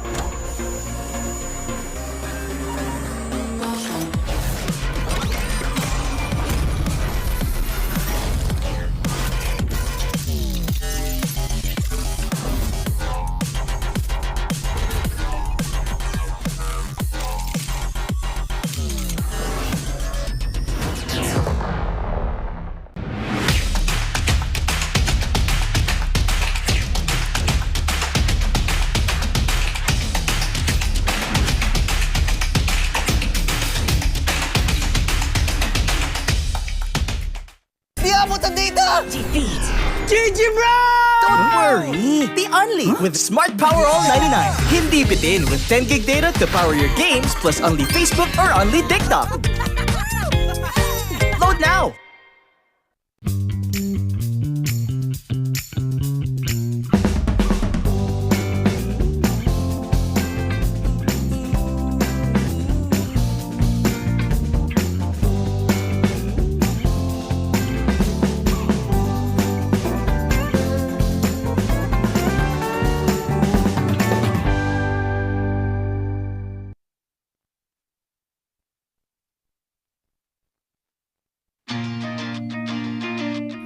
to go to a concert when you can own that stage with your friends.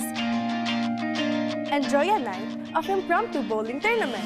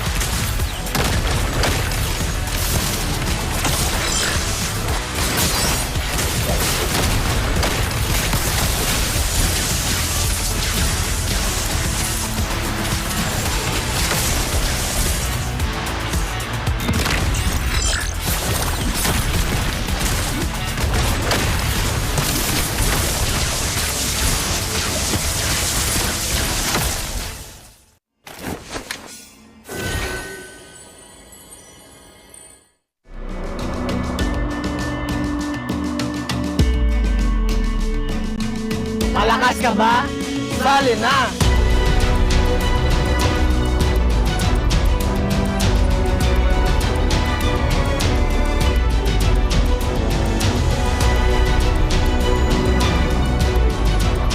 Kita Kids. Kita Kids. Kita Kids. Kita Kids. Sa MCC. Season 2. First kill ako. Oh, dodge. Oh, okay na, pre. Naka-warm up na, baliw. Nagsasalita ba si Lancy? Ang pinaka-has na sela ako pag nag-set up ko ng pulbo sa daliri, diba? Pag nag-CR na, wala, ulit. Diba, in-stand mo, edi patay ka na sa kanya yun. Yun yung punish, pre. Yun yung tawag natin punish, diba? Binigay ko sa'yo, pero kinuha kita. Buhay ka pa? Okay na, pre. Di na ako. Okay, thank you. Good luck. Kel, tingin ka sa kanan mo, aurahan kayo. Dad, salta ka, Dad. Friends versus foes. All teammates battle each other right now in the Green Sun Makati. As JP and Yawi battle each other in the big stage. Parang kinakabahan si Kel, pre. Parang di yata makatingin si Kel sa kanan niya. Miss ko na ang dati nating mga ka-teammates. So bibigyan natin sila ng magandang laban ngayon. So G, if ever man mahuli ka ni Yawi, okay lang yun ah. Huwag ka malalaw moral kasi alam mo naman dating teammate yan, so magaling din talaga gumalaw yan, pre. So huwag tayo magpapasavage pag nasa base na. Pag di na talaga kaya i-dep, back na kung may nyak na si Benny, ha? Okay.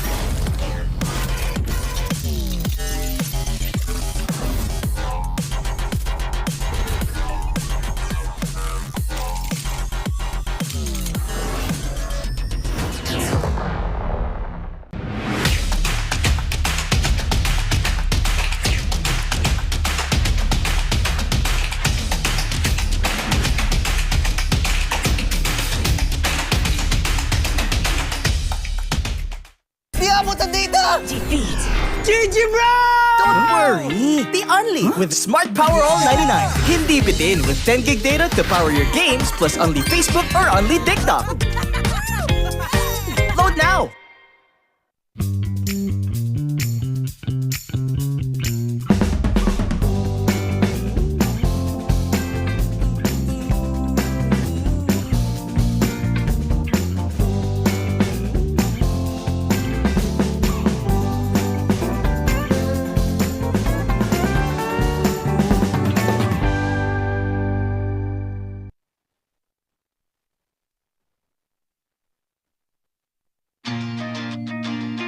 Who needs to go to a concert when you can own that stage with your friends?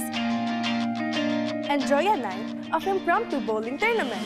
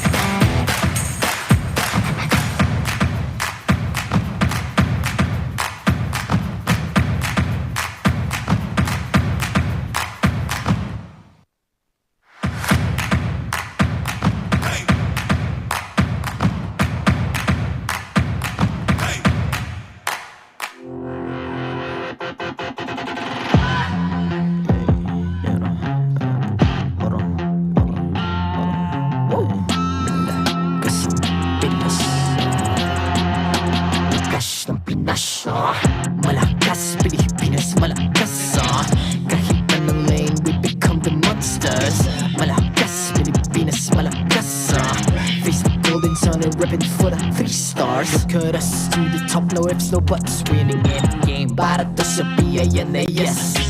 Di mo matitinag aming boses on your level. Nasa kalye man o mobile, you know I become a legend. Open fire, we unite, we winners. Built with pressure, like diamonds are made of. Switching a lane na parang gera, HP racing, may reset up. Built agad ang buhat ni Hilda, full load SS parang Lyra. Susundan ko ang iyong bakas, kasama patas. Tagumpay natin ito dahil tayo'y malakas. Para sa Pinas, nasa amin ang lalas, hindi tuwa atras. Kinikilala sa taas kasi kami ang malakas. Para sa Pinas, nasa amin ang lalas, hindi tuwa atras. Kinikilala sa taas, ganito kami sa Pinas. Wow!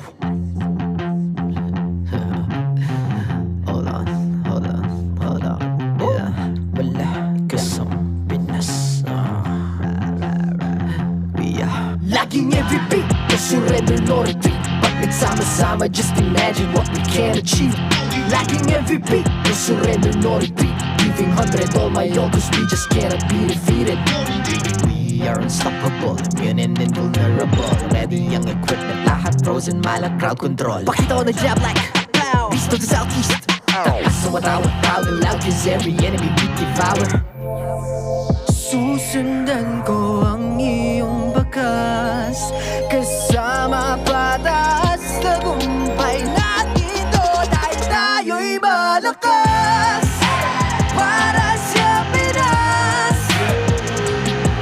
nasa amin ang lalas, hindi tuwa atras. Kinikilala sa taas kasi kami ang malakas. Para sa Pinas, nasa amin ang lalas, hindi tuwa atras. Kinikilala sa taas, ganito kami sa Pinas. Wow!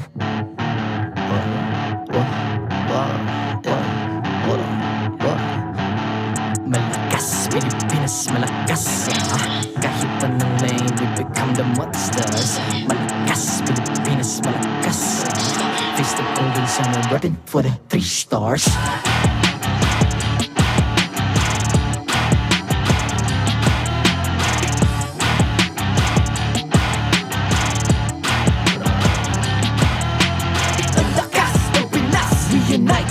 Stars, ang lakas ng Pinas, we unite, be the stars. Ang lakas ng Pinas, we unite, be the stars. Ang lakas ng Pinas, we the stars. Ang lakas ng Pinas, we unite, we the stars. Ang lakas ng Pinas, we unite, we the stars. Ang lakas ng Pinas, we unite, we the stars. Ang lakas ng Pinas, we the stars.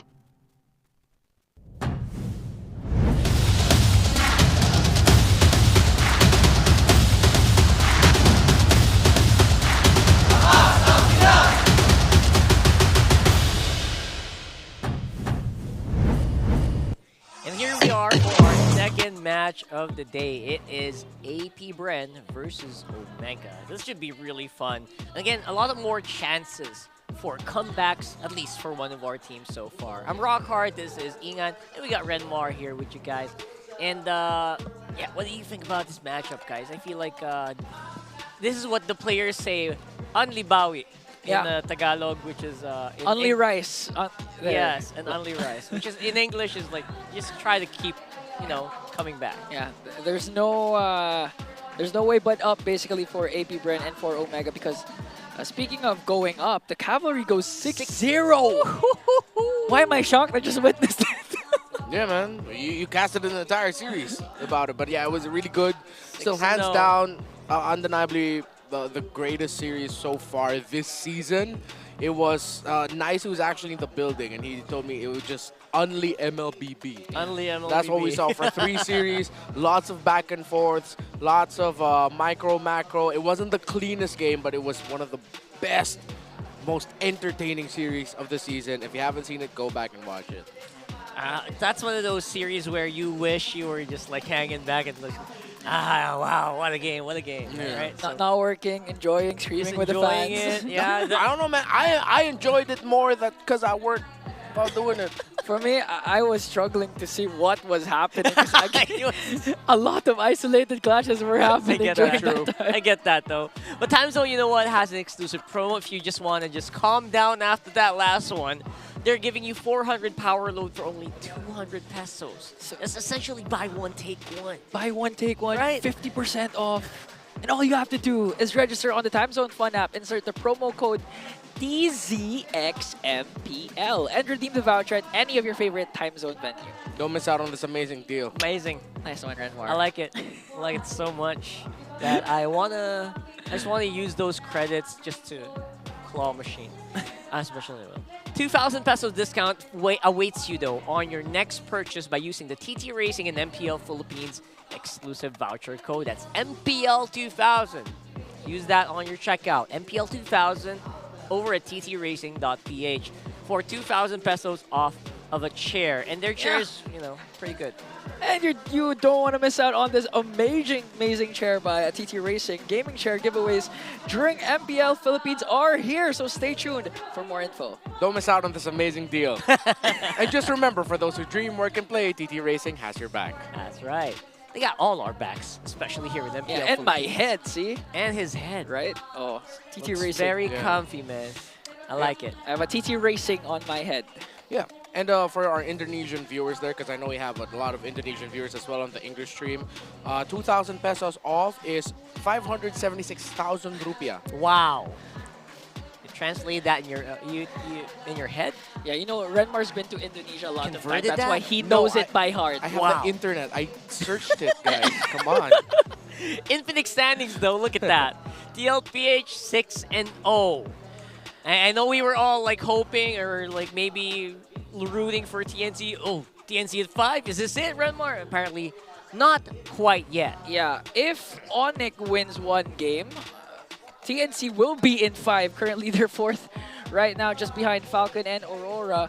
So tomorrow we'll be expecting 2 undefeated teams battle it out, TLPH and Aurora. Yeah, and that's going to open up day number 2 tomorrow. But again, before we get to that, we still have to get through this. 2 teams who are struggling. AP Bren still has to get a series win, but they get better and better each week, while Omega have found a second wind with a new roamer in SuperYoshi. You know, I'd like to call back on what you mentioned a while ago during TNC. You said that even though TNC lost, they were able to, you know, eventually learn from the mistakes or learn from the calls. That's what AP Bren's story has been all about. They pushed TLPH to the limit. Even going up against the likes of Aurora, they were able to get, I believe, they got one game from Twisted Minds and Aurora. Yeah, and Aurora. So some sort of like TNC, AP Bren can learn from these types of games. That's true. And in this one, it is the bounce back battle, as they say, only bounce back. Always just on the rise, on the opportunity, jump on it. And I think this is one of those opportunities. If you feel like the other team is like on a downhill trend, you want to capitalize on that, especially if you're Omega. And if you're AP Bren, there's nowhere else to go but up. Yeah. And they got to start going up anytime soon now, though. Anytime, guys. Yeah, because Omega, they have been getting better and better. They got a game off of Team Liquid, got a game off of Aurora, and they got their first series win last weekend against Twisted Minds. So I feel like to say that Omega has a momentum here is an understatement. Yeah. Because any momentum that you have as a team that hasn't got their first series win yet is quite minute. You're holding on more onto hope than the idea of something solid that, no, yeah, we can get something this. It's more of just like belief at this point that they're saying, AP Bren, we can get our first win here today. It could be a tough climb for them if ever it's going to be in this match that they're going to get their first series win. You know, speaking of going up, both of these teams need their heroes, unique heroes used to go up because literally they're at the bottom of the pack. AP Bren came from MDL, used to global ban system, only few heroes used up, and even Omega, the pioneers of cheese picks, the Selena, etc. types of plays, even the Beller last season, and they need to step it up. Yeah, and stepping up is what these guys need to do. The comeback is real for them. Kekadot, there's there. SuperYoshi and Luis coming back into MPL Philippines, literally bouncing back after a few seasons in multiple teams. So yeah. I love what they're doing here as well. Luis, though, has only played like for Omega. SuperYoshi there, Kekadot, all played TNC and Onyx. before going up against each other now. So that's something. Yeah, so I think SuperYoshi will have some familiarity with the roster that he's gonna go up against. Again, the Onyx Philippines that he was playing with in MPL Philippines Season 12 looks very different to the MPL Philippines now. But one thing that is quite similar is that his former exchange in the similar position, which is Kekadot. Oh wait, no, I think I'm thinking of Season 11. No, he was changing with someone else during Season 12, I think that was like the super team shuffles, right? The 10-man lineups. Yeah, that's why I'm getting confused here, because there was a time Onyx Philippines would just like swap out Onyx Philippines to Onyx Philippines version 2 remix. Yeah, literally team 8-1 and team 2, team A, B. But they're both Onyx, and like, there were different versions, yeah. And we have a bit of a poll here for you guys of all the teams in this match.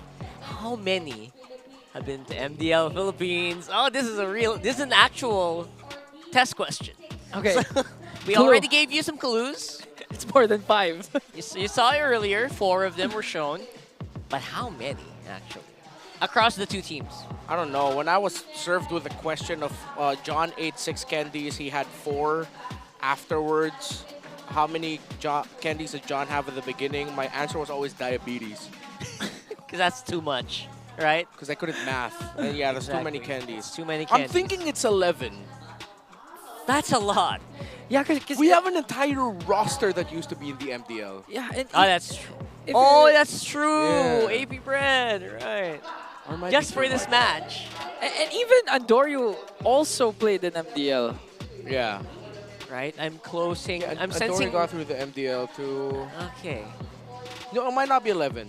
Maybe 9. A and I feel like C. it's 9. It's between A and C for me. Luis, right? Yeah. Andorio, Ukir, Chaknu. Wait, was it? Yeah, he went through the MDL. He went to MDL. Yes, he did. Yoshi. The entirety of AP Bren. Oh no, it might actually be 11. 11. Yeah. Yeah, it might be right. It might actually be 11.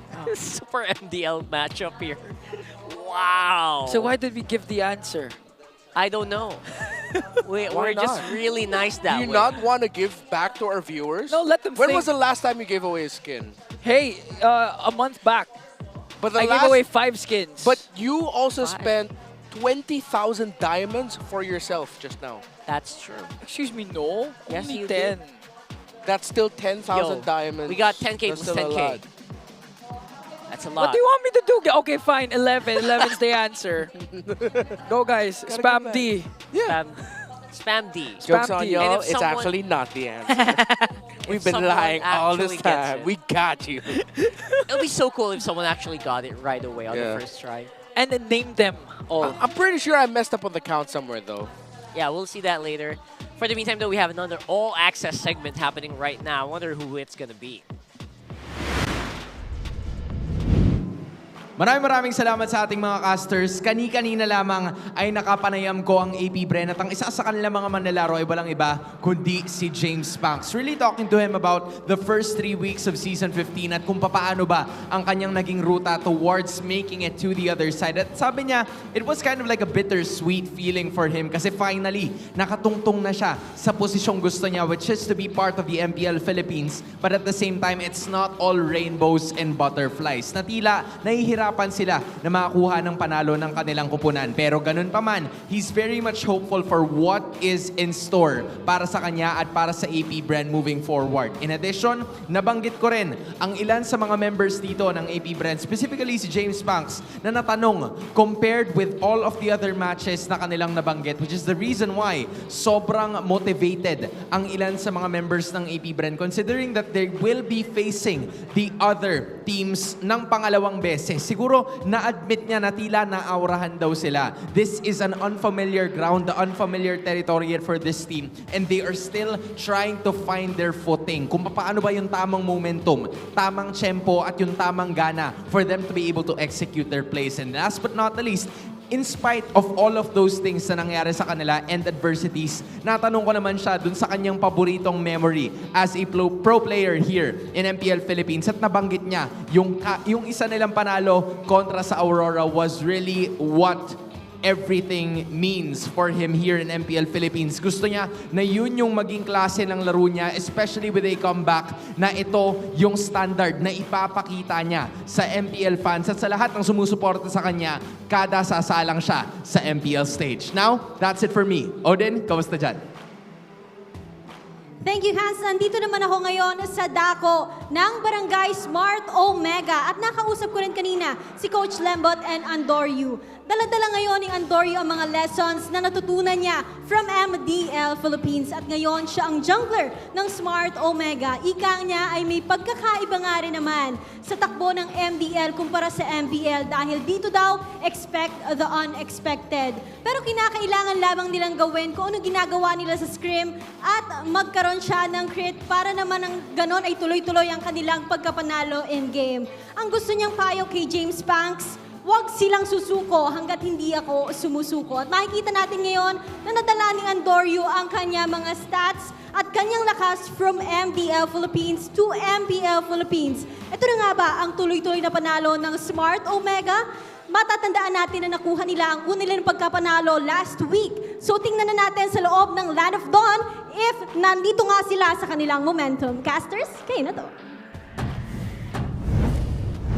Somehow I really don't doubt that. And I can see the confidence as well of Omega with a few of their players back on stage. Looking like they really want to take the mic, but obviously they're being forced. Who was the one flexing? That was Andoryu. Andoryu, okay, yeah. So, yeah, fun times there as well. And focus is really the key here. For both of these teams, we were talking about it earlier. Who do you think is going to come out on top in a match where I think both teams right now don't really feel like they have a lot to lose? Yeah. I mean, for Smart Omega, it's to retain your 6th spot and still don't give AP Bren their very first win. So I would say that, you know, the pressure is more on the Omega side as we see them walking back here. Is it there. though? Jome is such a tall guy. He really is. He almost matched my chair. Shocked with that one. I think for me, since we're highlighting James Panks and Andoryu, I think they have a very simple solution here. What? Tough to pull off. Just don't die. They have the lowest KDA so far this season. 2.51 for Andoryu, 2.58 for James Panks. Andoryu is the jungler with the most deaths this season at 39. James Panks is tied with MP the King at 2nd with 33. So it's not too crazy for me to say, maybe guys, don't die. Pull off a SuperYoshi. Don't die. And we're barely starting half of the season. Yeah, you know how much deaths, the least deaths jungler has? 16, Kyle TZ. Lock it in, boys. Lock it in. But you know what? Let's have a look at them walking onto the stage.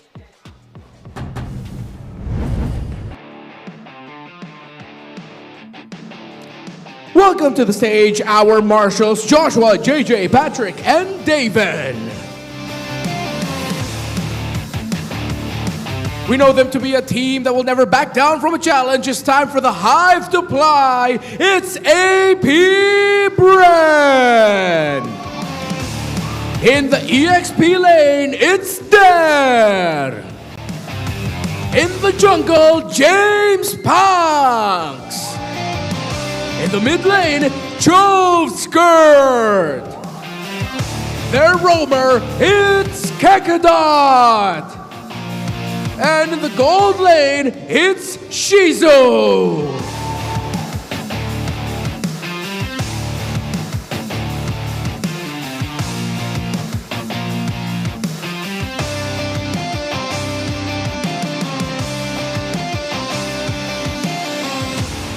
Momentum is on their side and they're hungry for that second win. Welcome to the arena, Smart Omega! Their EXP laner, Luis. In the jungle, Andoryu. In the mid lane, Ugir, the mid laner of the week from week 3. In the roam, SuperYoshi. And in the gold lane, Big J, Joe.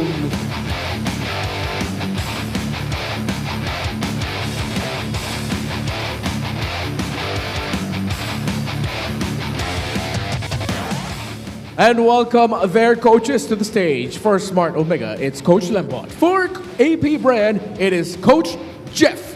AP Bren versus Smart Omega. Who will win? Who will get out of the lower portion of the standings?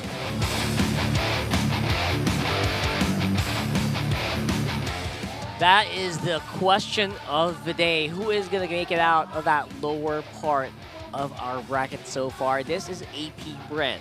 I know they've been through a pretty rough start so far in the season.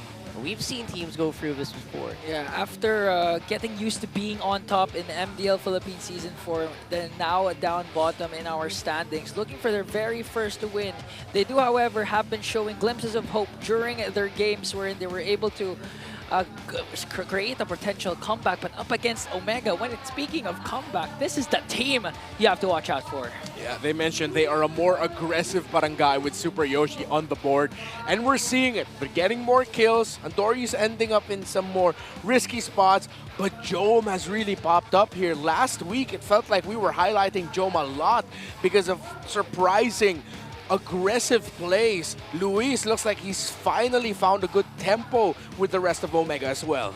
It does feel like the change in SuperYoshi did bring out some of the best in Omega so far. Again, the stats really don't lie in that one. And in this one, talking about stats, Omega looking like they are basically almost double in some of these numbers. What I want to see is more heroes actually shown up by these two. But then again, as much as I want to ask for new hero picks, I feel like it's also going to be important for them to still continue finding their sense of stability. Look at Twisted Minds. They found their stability in trying something new. Yes, but that's Twisted Minds. That's Coach Bonjan, that's Coach Eson. Feels like the norm. They've made a career after that. Exactly. It's like normal for them. Well, for these two, I get why they'd want to focus on, let's just focus a very short hero pool, a very small one, very focused hero pool, so that we can get stability and just really iron out a lot of the in-game kinks that they need to iron out with their rotations, their decision of when to engage, and all of that.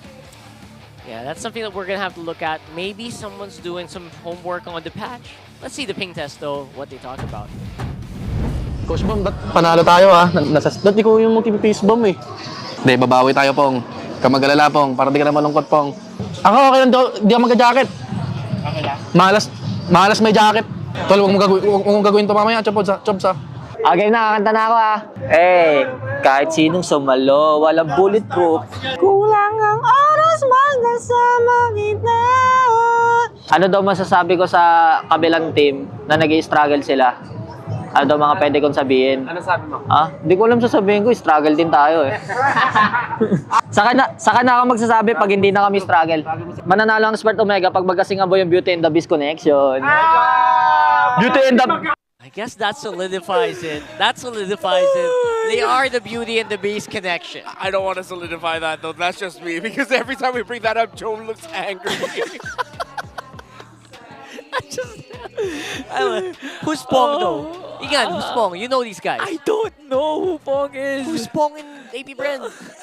Infinix keys to victory though, Renmar. I'm thinking it's James Banks, so learn from your mistakes and take action. That's exactly what we were talking about. Omega are aggressive, are decisive with SuperYoshi. If you hesitate, they will punish you. So take action and just make sure you refine a little bit of your approaches there. Make sure your bases are covered with the late entries. Slowly build your tempo, Omega. Don't overheat. Aggression works for you, yes, but don't overheat. Don't be overly aggressive. That'll be easily punishable for AP Bren. Flex your trump cards. Yes, I'm on the fence about you showing off so many new heroes, but maybe, just maybe, you have a few hidden in there. Some few strats, not necessarily unique to you, but what the other will think as, hey, I didn't know you had that. Yeah. That's what we're looking for here. Those kinds of heroes, those kinds of strategies. Maybe James Banks Sling. Make a comeback here. Maybe take Omega by surprise. Maybe. I know we talked about the patch. I know a lot of heroes are going to get opened up. Maybe or maybe they practice with it. Yeah. In the last 48 hours that the patch has been live. Yeah, I'm pretty sure they practice because I had a chance to interact with them a while ago. AP Bren's really locked in. They locked in. Literally locked into their boot camps. They're right now grinding, trying to figure out what's wrong, how to bounce back, how to come on top against Omega this time. Blue side selection for AP Bren looks like it's at 14.29%. Not really the percentage you want to see, but you know what? Again, it feels like it's every game is still a clean slate for AP Bren. It can always be their stepping stone to even more victories. Let's see how they're gonna begin from that. Of course, the most obvious is just make sure that the center of the map is taken care of. We say this a lot, but really for quite some time now, it's been very evident that it's so important to win the hero trading at the center of the map, because you really set the tempo from there. Because most teams don't have those crazy EXP or gold laners who can just say, okay, the center of the map isn't going well, let me take over and we'll win this through me. You can start with the fundamentals of just making sure you get, if you want strong burst, pick off right away so you can build advantage, okay, lean on that. But then be ready to escape. Your EXP laner, make sure it's someone who can come in for a late entry. Dare has been great on the Badang. He's been nerfed. How has that affected? Edith is the second best hero, and how well are they gonna play around that Edith? That's a big one. I feel like the Edith is still a hero that should be respected. However, his Badang has really suffered in the patch.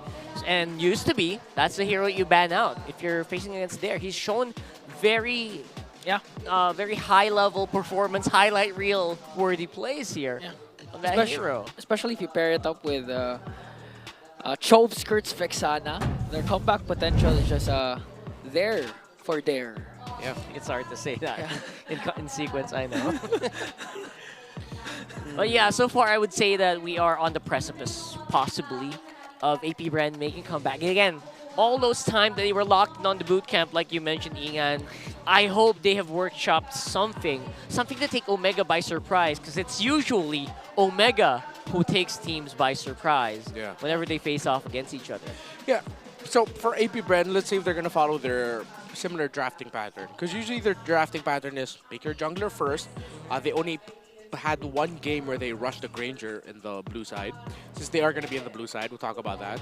And then they'll go for their gold laner in the blue 2-3, and then either an EXP or roam, because they like playing around the idea of at least we'll have one flex, or we're locking in a very strong roamer right away for Kekadon. Then the last two picks, it'll just be the mid laner already for Chove Skirt, so that means they're already putting a lot of priority in the center of the map. There you go. So you see the pattern for AP Bren. Clearly, their priorities are straight. Rush jungle, get gold, prioritize mid lane matchup, and play around flex in the EXP roam heading into the second phase of the blue side. Can they pull it off cleaner, though? That's a problem, because even though they would get heroes that can really take control of the tempo, something just happens that they get punished for going for those aggressive plays. And that is inexperience getting shown, because that means that they're failing to take into account the clapback of the opposing team. Multiple things happen. And when you said that line, the guy that really hit me hard was James Banks. Usually, you're given opportunity to pick up Suyo very early on, especially if you win the trades on the draft, and then you can capitalize over it, or you just fail to take into account the other heroes of the enemy team.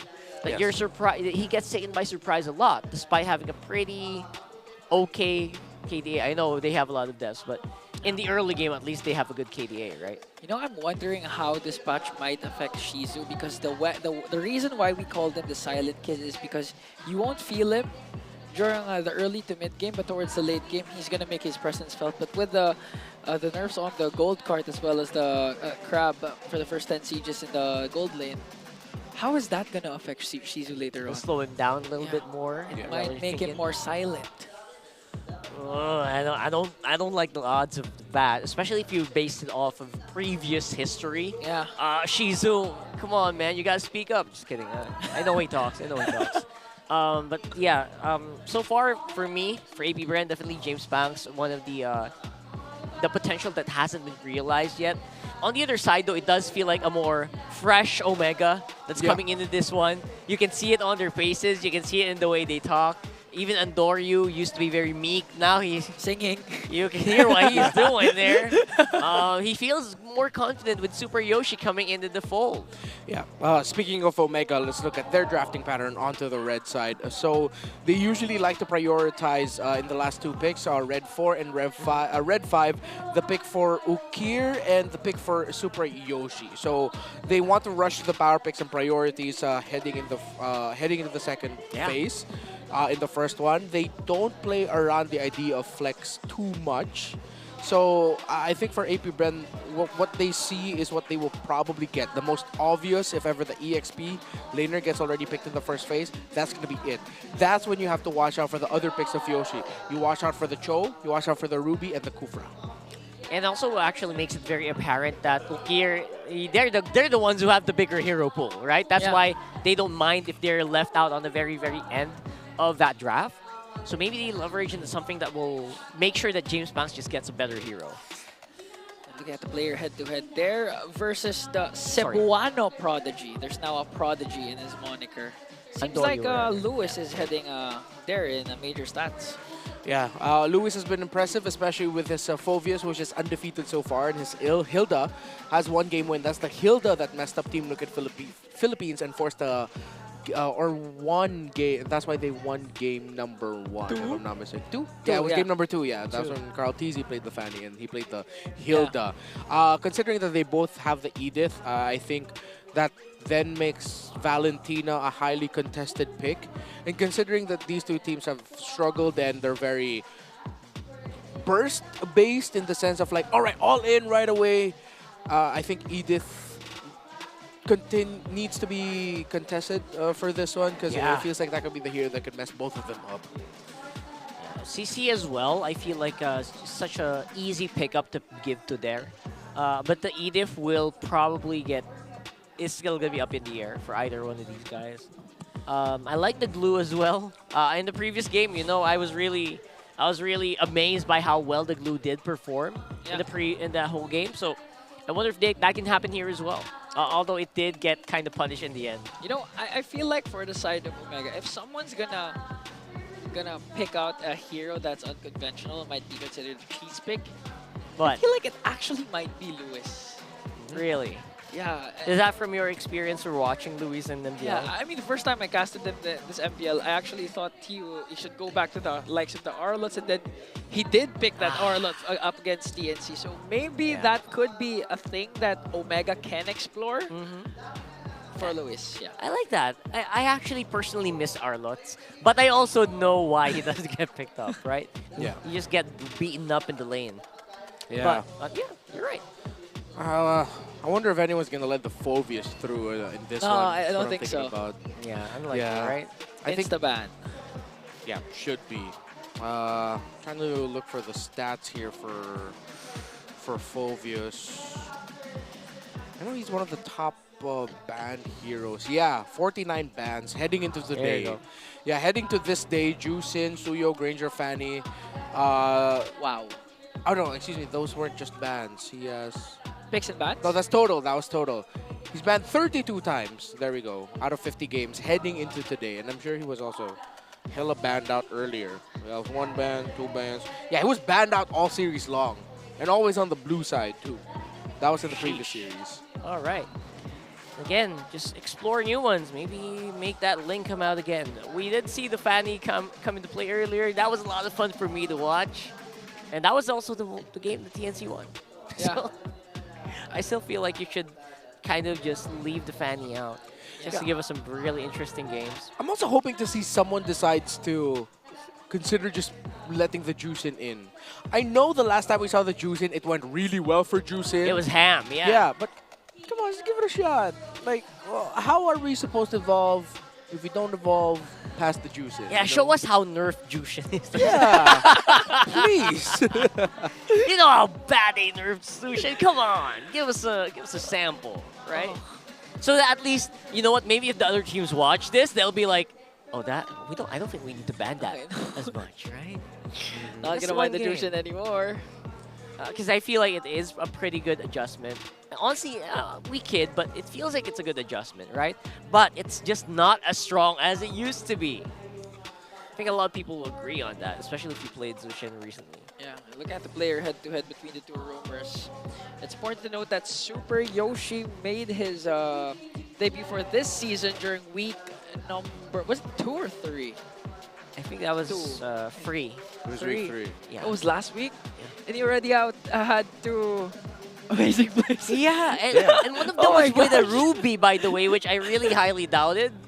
But man, oh man, did I eat my words. Sorry, week 2, day 3. Yeah, Oh, there it is. Okay. Yeah, that was against Team Liquid. So he's one of the few roamers who actually still play that Ruby. Yeah, and his Ruby is scary, It's sick. dude. Yeah, Like, it really is. he really understands the distancing of it so well. Charging up the ultimate with the flicker. It's something that AP Bren definitely need to respect, because I feel like, again, with the struggles that they've been having with executing cleaner team fights, going up against a Ruby is something they need to avoid if they can. You know what I'm excited about for next week? What? An Omega game next week with Kalea.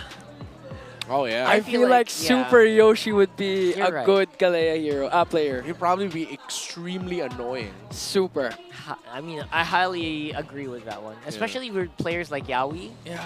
Oh my goodness, man. As for this specific matchup, though, does Kekedot kind of fit in that profile, right? Because I feel like he's a bit of he has a different style. Yeah, more of the utility types of roles. Yeah. I feel like he's also still going through that return in MPL Philippines vibe of like he's trying to rediscover like his playstyle. Yeah. Because there are times where he shows he does really well with aggression, but times where his aggression is punished. And so far his utility has faltered, so it's tough.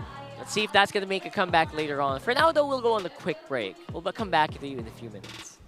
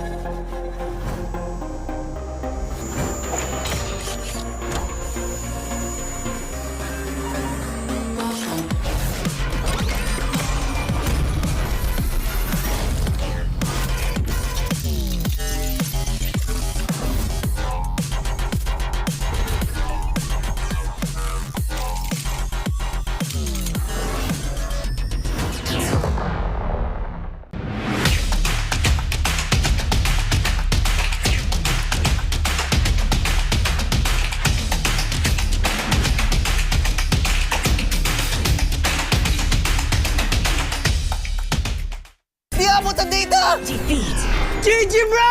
Don't worry, be only with Smart Power All 99. Hindi bitin with 10 gig data to power your games plus only Facebook or only TikTok. Load now!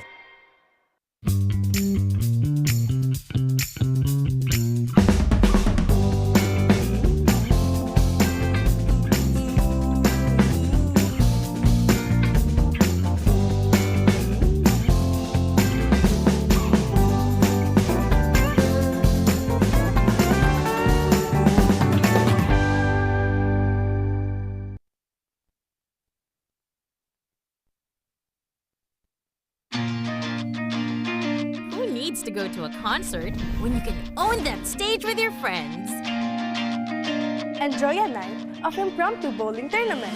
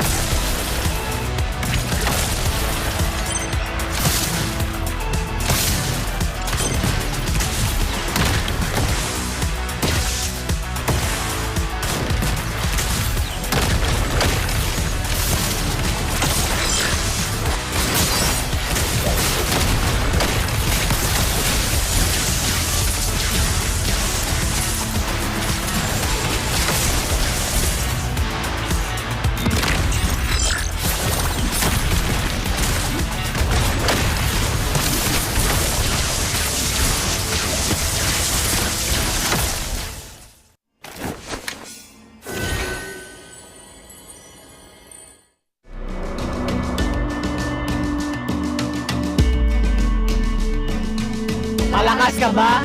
Sali na!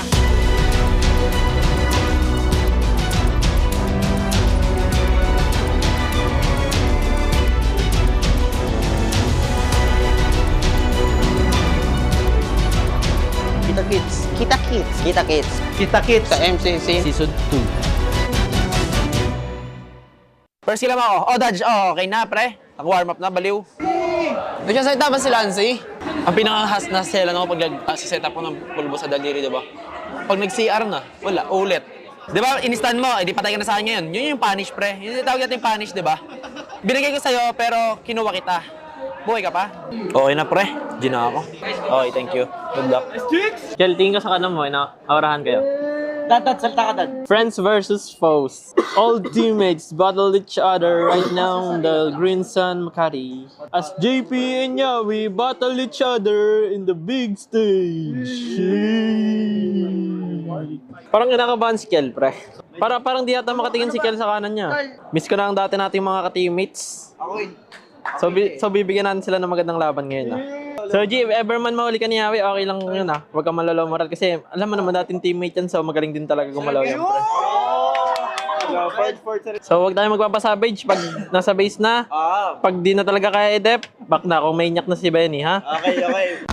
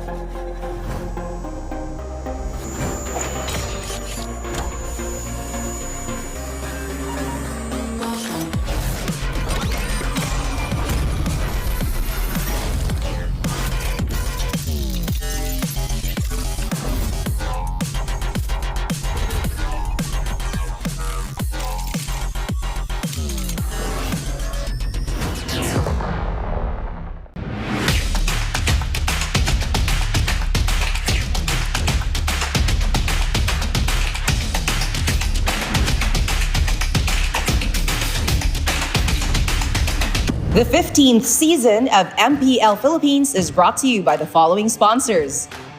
Infinix, the MPL official tournament phone. Lakas sa laro with Infinix. Smart, the official telco partner of MPL Philippines. BPI, the official bank partner of MPL Philippines. Mas magandang bukas, buksan sa BPI. Our partner in Esports, Time Zone. Join the fun at Time Zone. TT Racing, for those who dream, work, and play. TT Racing has your back.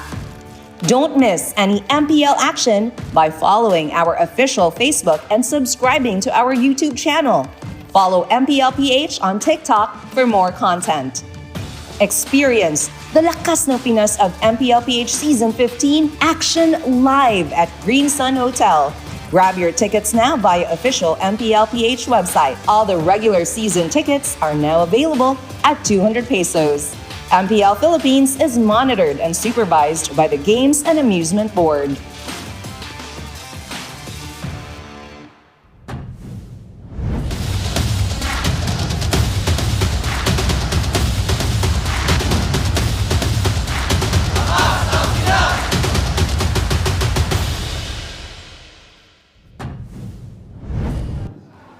Nagbabalik ang MPL Philippines Season 15. We are still waiting for the matchup between AP Bren and Smart Omega. Pero bago natin simulan lahat yan, I am here together with Bipolar. And for everybody who doesn't know Bipolar, he's part of the top 8 nung recent na Moonton Talent Search show. Still, congratulations pa rin, pare, and welcome to the MPL Arena. Thank you very much, Hans. First time ko dito sa MPL Arena. It's a great experience, by the way. You know, we're talking about great experiences as, you know, some of the players are already passing by.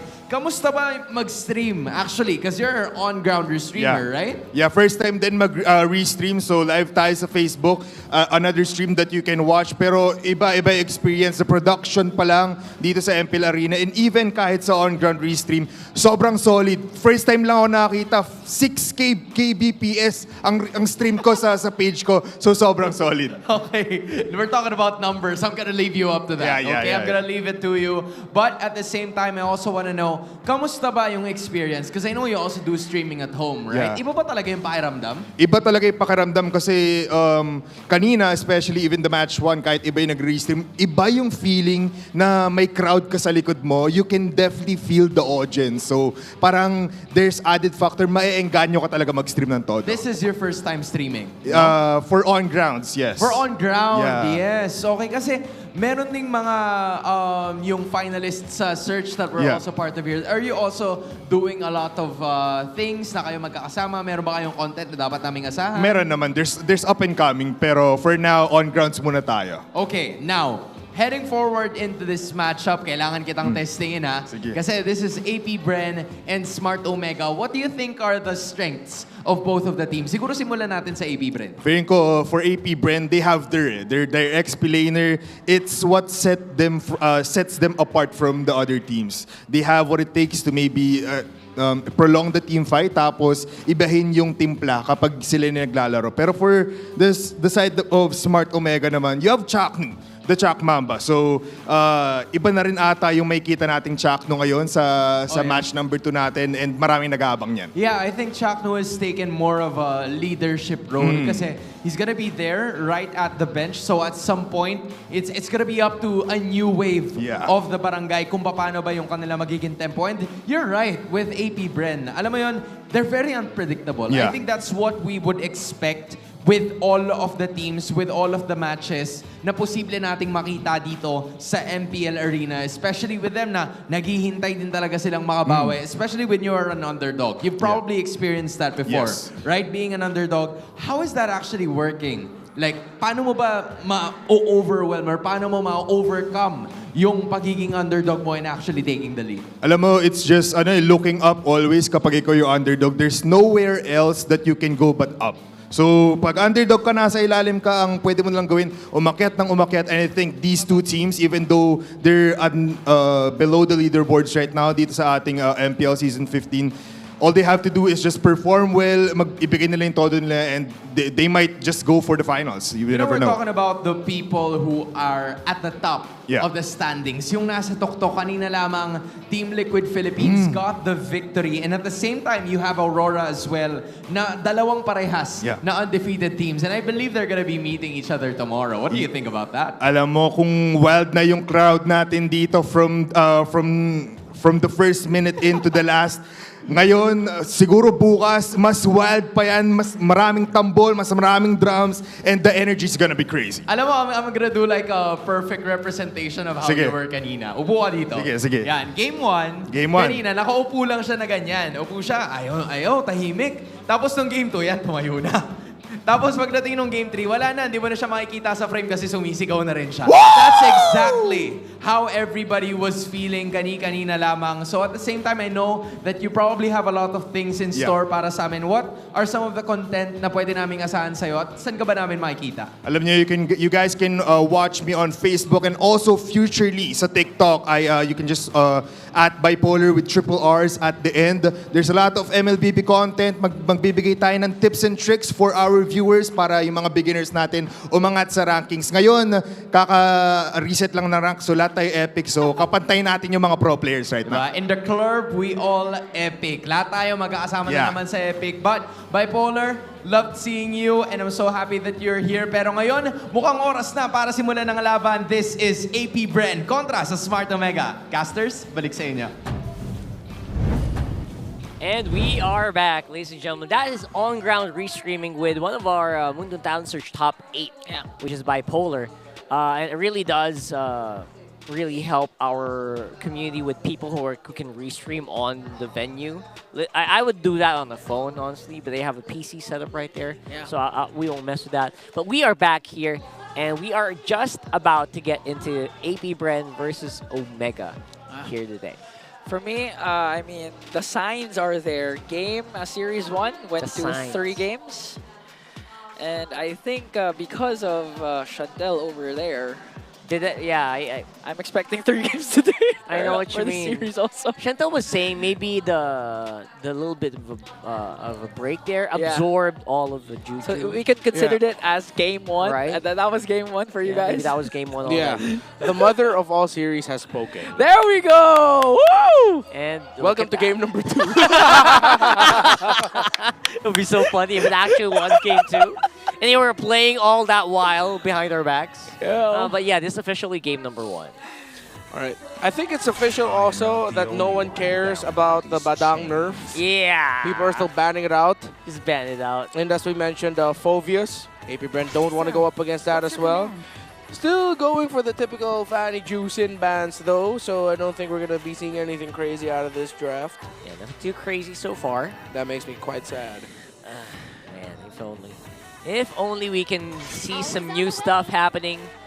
You know, show us some new heroes to try on our ranked games later tonight. I always miss these moments when the patch appears. There are no shortcuts in life. There's the Chip, who has started to really pick up on that red side ban slot once more. I just noticed that apart from Suyo, of course, Louis is open. Shovskirt and Ukir are amazing Louis players. Who can forget Shovskirt in Game 7 up against RR Kihoshi in MDL Grand Finals. The final diversion play to seal the deal. What? Sorry, did I I mean, sorry. I know! I could not hold myself I back. know! What the heck? What the heck? That is I hope you guys can see us because Renmar just removed his headset. Collectively just what? They gave away the Suyo and Granger. And Loyi as well. Like, I know they wait, can pick wait, it wait, up. wait, wait. Let's give them the benefit of the doubt. Maybe they're brewing something up. Loyi Let is him still cook. available. CC okay. Joy okay. I'd say just let him cook. Maybe they're brewing something really new. Loyi. Bren, please. What? Baby Bren, please. Come on, please. What season is it? Jawhead first pick? Jawhead first pick. I mean, okay, we were saying about AP Bren identity. We did mention as well, Kekanat plays very well with those strong, aggressive pickoff style. They leaned in on that. Sure. But today, a bit too hard, would you say? I'm out of here. Oh, I'm out of here. They went Valentina. So, Okir. What are they cooking? Will they select the Okir hero here? There's Louis, Farsa, Cho. They went with That's fine. Super. Wait, has SuperYoshi played Cho? I'm a little amazed. I mean, he looks like Yaoi, so maybe. Yeah, he has one game. He has one game. He does. Especially before. You should have seen him before. He looks so much like Yaoi. Yeah. Even in game though. So now he's gonna go up with the show. And knowing Omega, they look like they gel better with this SuperYoshi iteration. So I feel like good things can come from this. And it's not something like to downplay Chakno. It's just really, even Chakno said it himself that SuperYoshi just really fits the meta now. Yeah, just the meta, right? Yeah. Why first pick the Jawhead? You're still there. Dude, honestly, look at this draft. Look at this draft. If you first pick the Joy, Omega would probably still pick up the Suyo. And the Granger. Yeah. Well, actually, they could have went Granger first pick. I think they were trying to force the Granger pick onto Omega. They didn't want to go up against the Harith because the Harith was open. Oh. Because if you pick up Joy first pick as AP Bren, Omega has to most likely get the Harith plus the Suyo. Since you didn't want to go for that trade, you chose the Suyo instead, then you go for the Granger, you have range. Huh. Maybe there's a crazy bait play going on here, but I might just be trying to make sense out of something very crazy. Or, yeah, you're right. It does kind of make a little bit of sense. Now it feels like they are forcing the Harith, right, with all these bans. Yeah, because Harith is still open, and they didn't ban Harith. But if AP Bren pick up the Harith, they have no range, they have no poke.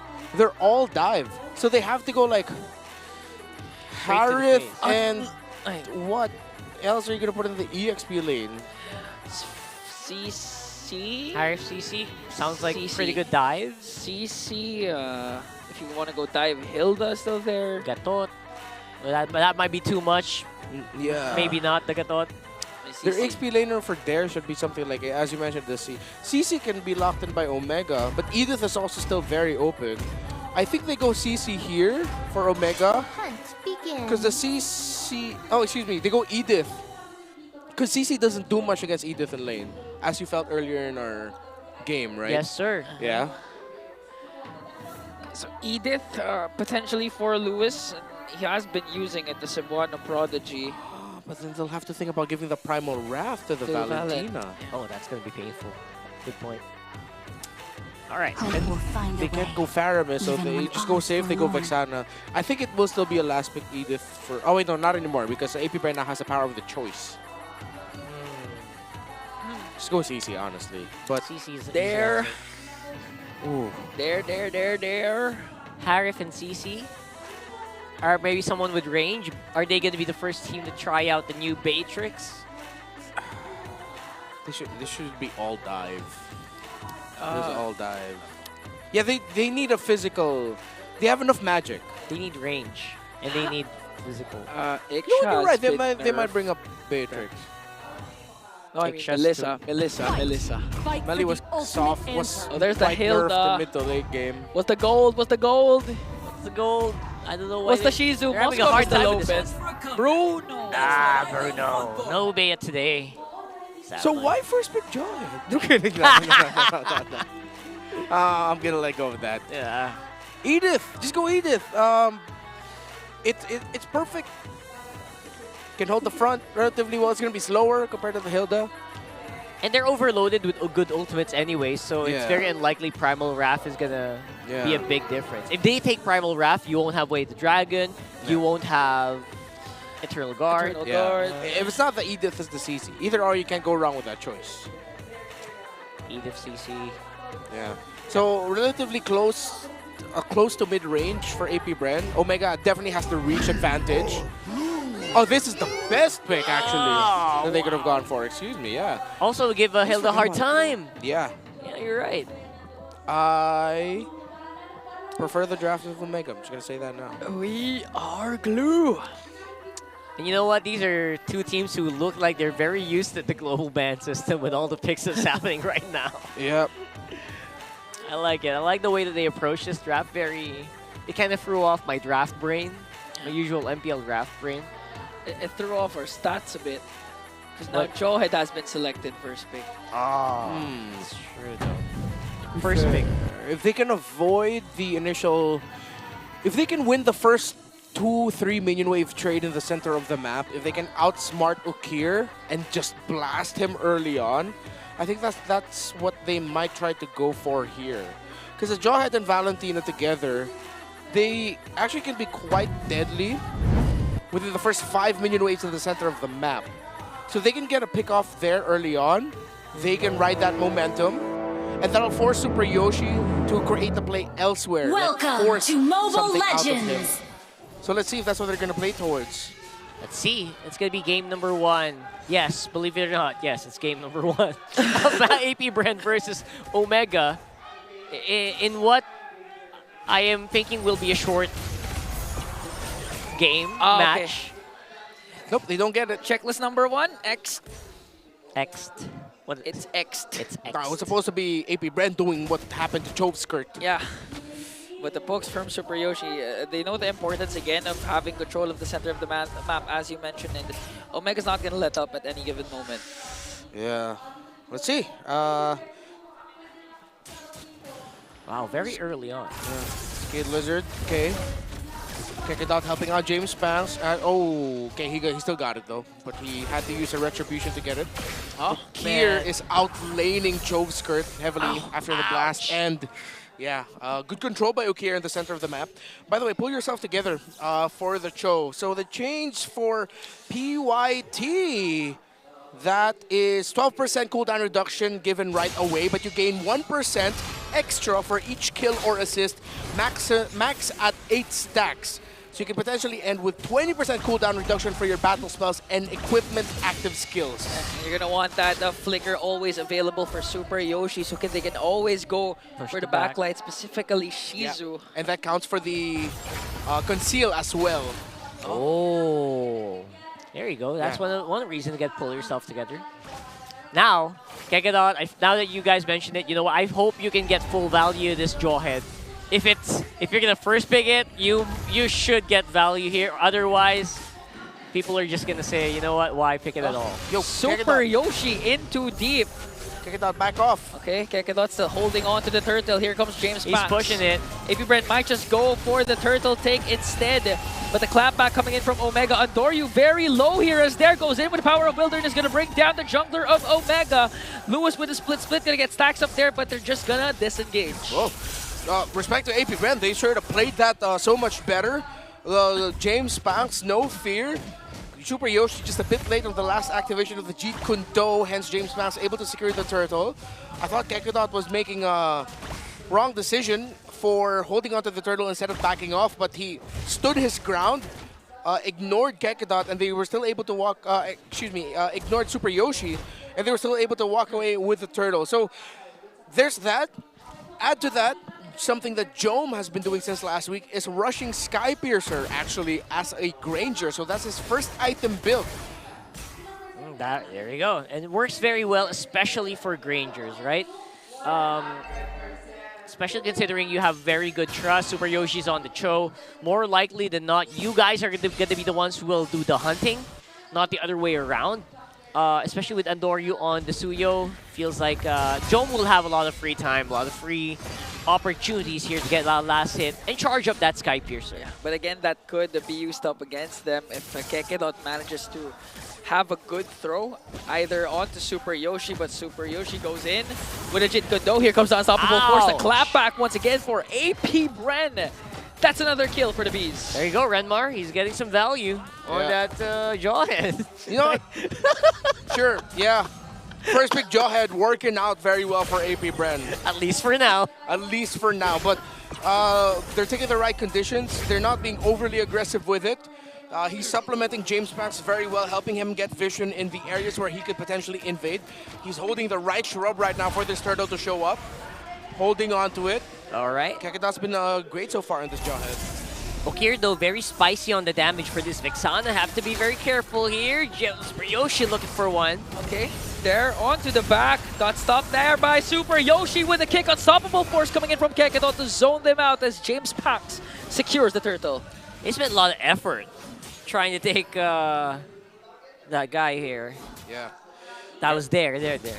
Very clean right now for AP Bren. Good structure for how they're approaching things. And now the first item locked in for the Valentina is the Enchanted Talisman. And the Valentina did get Inspire, so at this point that's already a 30% cooldown reduction on him. So he'll be able to dish out the combos much quicker. How about Crucial? Nice snipe.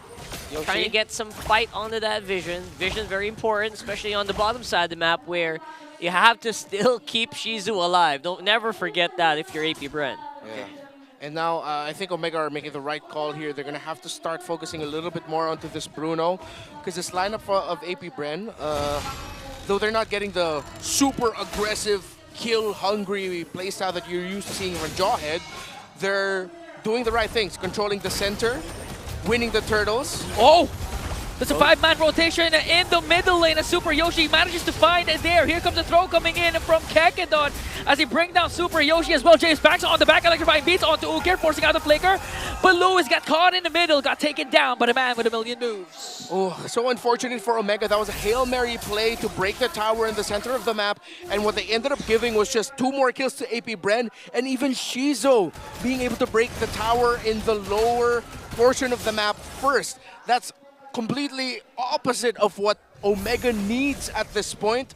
And it's safe to say AP Bren has taken control. Yeah, 100%. I feel like it should be the other way around, right? Shizo getting hunted down, but look at this, another one! Another throw! Even the Unstoppable Force didn't have time to connect because literally SuperYoshi got blasted down by the members of the Beast.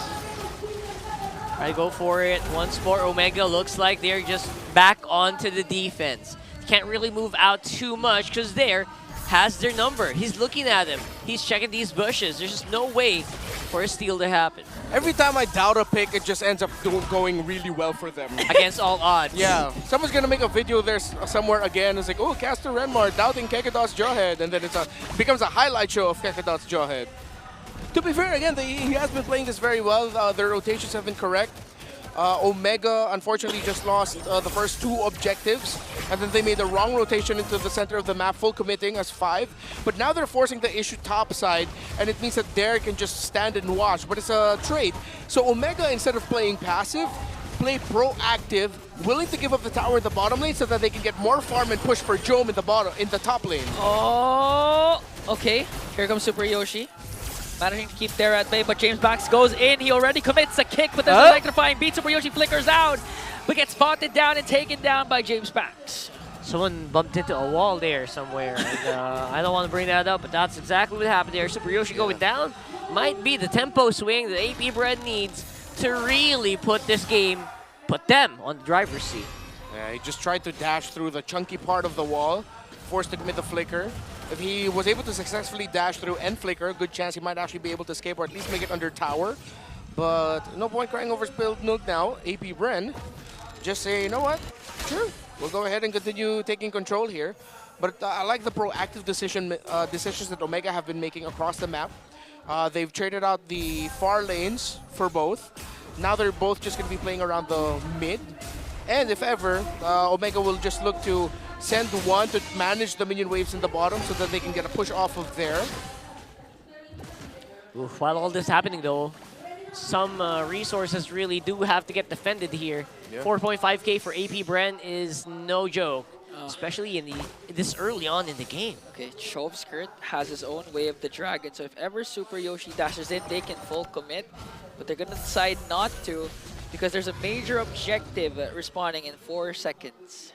It's going to be hard to make a position happen, especially knowing that your opponent actually has Way of the Dragon as well. 8-minute Lord is starting to become really important for our teams. Oh, there was a flicker from there, but James Bax secures the Lord. Omega, will they look for the engage? SuperYoshi goes in with a double man knockoff plus the flicker combination, but the damage is there for James Bax. AP Bren got the Lord plus the kill off the Yoshi.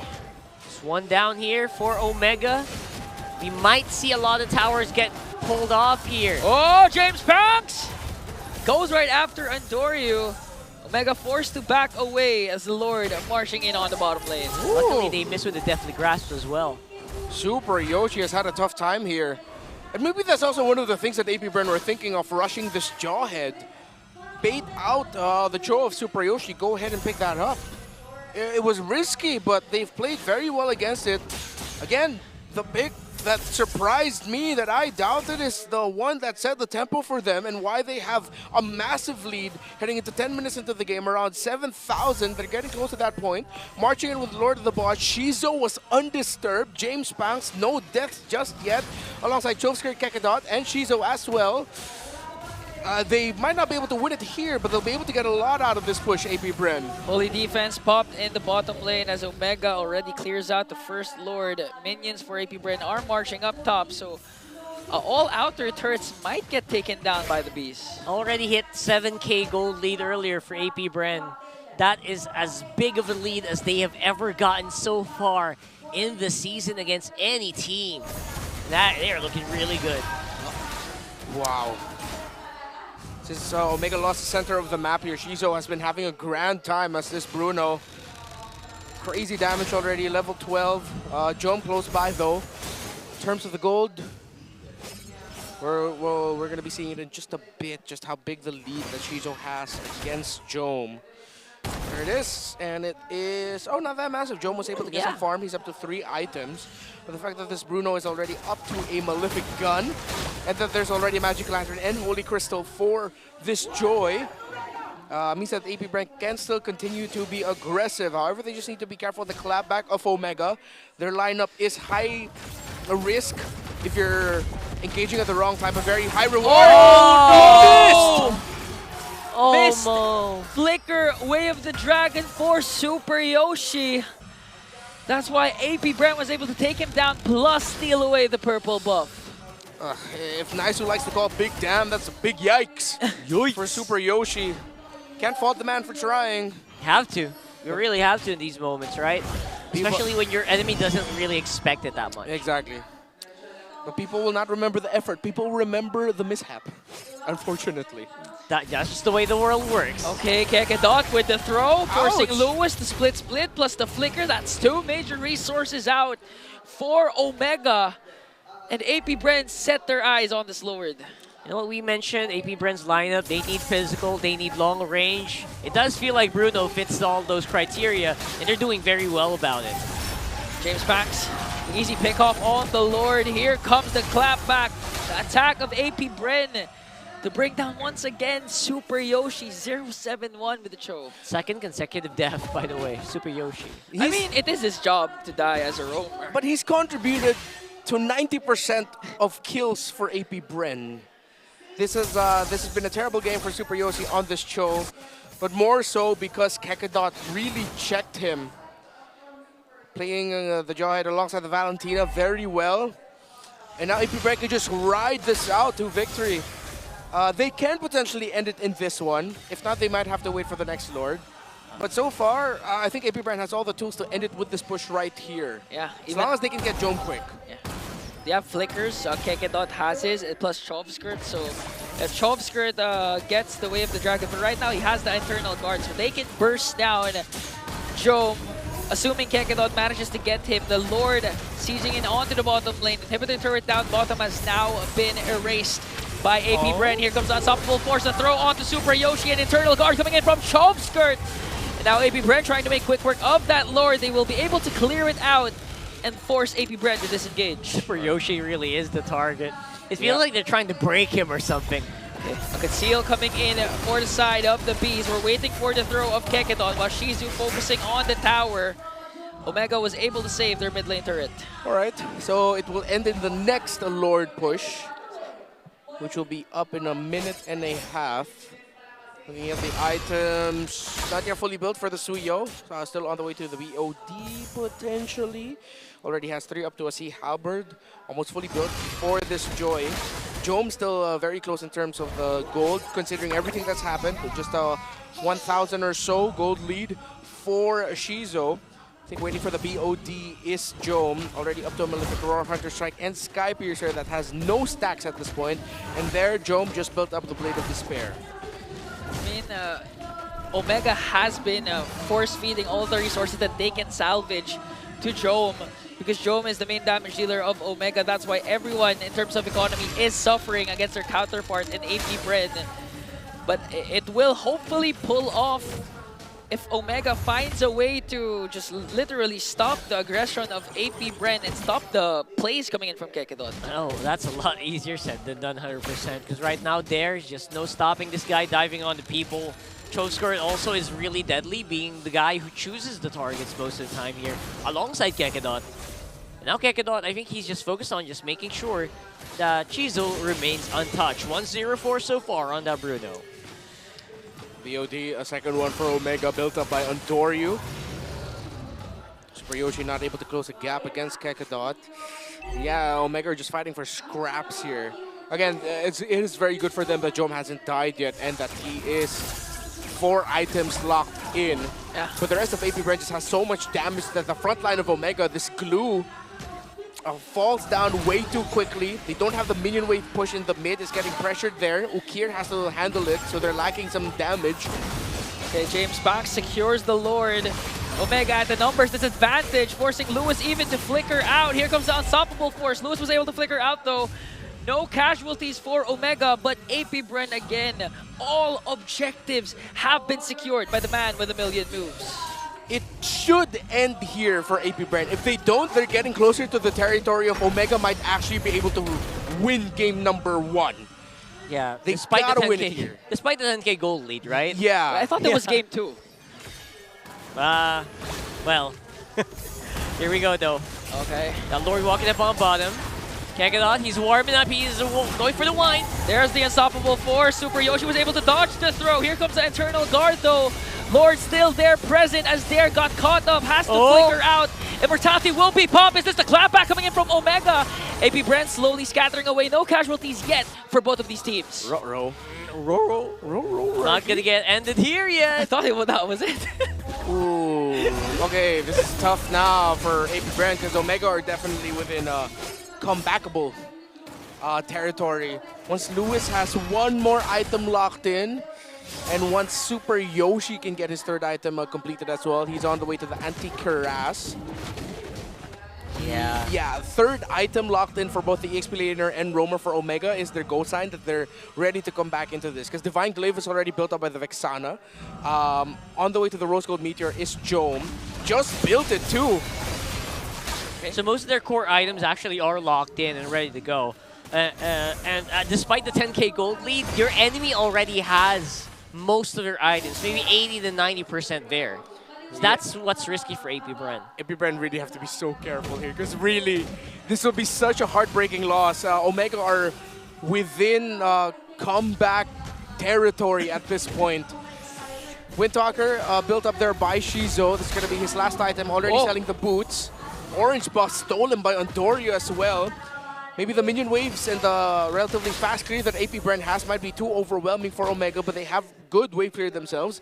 1.5 crit hit from the Bruno. Oh my, the next Lord fight, if AP Bren don't handle their minion waves, Omega might be able to come back through it. They can heavily contest it as long as the minion waves for them, in their point of view, are relatively manageable and they have at least one escape route if ever they need two members to go back and try not to get wiped out if AP Bren win that team fight. Yeah, and that Lord, that potential objective might be the game ender because again, that's the Evolved Lord at 18 minutes in. So far, AP Bren has secured all objectives, neutral objectives for James Panks, but I feel like Omega will come up with a play to even out the score. Yeah. Okay, so Blade Armor, Athena Shield, Dominance Ice was the full build item there for the glue. So Lewis has the items to deal with the Bruno since there's no Malefic Roar there. It's a Malefic Gun, crit, build, focus. But it's a rush for AP Bren. Here comes Omega. Okay. A kick. They managed to find Kekadon here. Kekadon forced to flicker out. Here comes the clapback once again. Jome being able to deliver the Death Sonatas. Oh. With the first man down will be Lewis. There might be next on the shopping block. Here comes SuperYoshi, but it's going to do double man knockoff. A lot of damage coming in from Oak here. Queller's not going to connect onto Dare, so still no casualties for the Bees. Yeah, Jome misses on the snipe a few here, and Dare just refuses to go down, giving Omega such a hard time and basically baiting them. Yeah, Luis fell down too fast, but Omega are still showing themselves here 4 versus 3. Okay, 4 on 3. SuperYoshi was forced to retreat and clear out the minions in the middle lane and also the bottom lane. Here comes Kekadon with an unstoppable force. Ondorio manages to dodge it. Here comes the internal guard. Retribution battle. Shizu will secure the Lord as AP Bren disengage. Had to let go of that 100%, and now it's the Evolved Lord walking it up on the mid. Omega started off that pickoff onto Kekadon. They got the kick, but it was Lewis who fell down first. And since that glue fell down too fast, Omega lost that fight quickly. Now with this Evolved Lord marching in 20 minutes in, this should be it for AP Bren, but they don't have a push up top. Okay. One lane so far is pushing as they're trying to zone out Lewis. We're waiting for a potential play coming in from Kekadon. There's an unstoppable force, but gets stopped there by Omega. She's going to pick up a kill onto Lewis. James back electrifying, being onto the back line. The Silent Kid once again. Going to pick up 2, and they lock on the base and win game 1 for AP Bren. 20 minutes in, AP Bren got the 1-0 over Omega. This is the AP Bren that we're talking about here. How well they can get momentum with just one win. You can this is as good as they can get so far in the season. You see the AP Bren loyalists happy. Best win, definitely.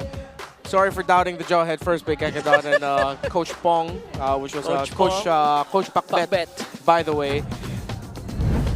They're still shocked. I hope we get to ask them why they first picked the Jawhead. But I'm going with that theory of they were forcing the Cho out and they were ready to deal with it. I actually want to suggest that the Hans we should. Yeah. We really should ask. Like, that was a very interesting way of approaching a draft where you're really focused on getting one specific resource at the expense of so many others. They may also be looking at it from the perspective of getting Kakadot and his comfort right away. Because again, we pointed it out earlier, the most impressive games we saw from Kakadot were him as the Jawhead. And this time around, he was able to do it to set up an MVP performance for the man with a million moves. James Banks with the MVP performance that we're talking about here. No deaths on the Joy. And he really did go in the right time each and every single time. I know you have a lot of fond memories of MDL with James Banks. All those late entries from this man. So good. You thought it's late, but technically it's the right timing for James Banks. And they're always decisive when it comes to those lore dances. Not going for the kills, instead just focusing on the objective.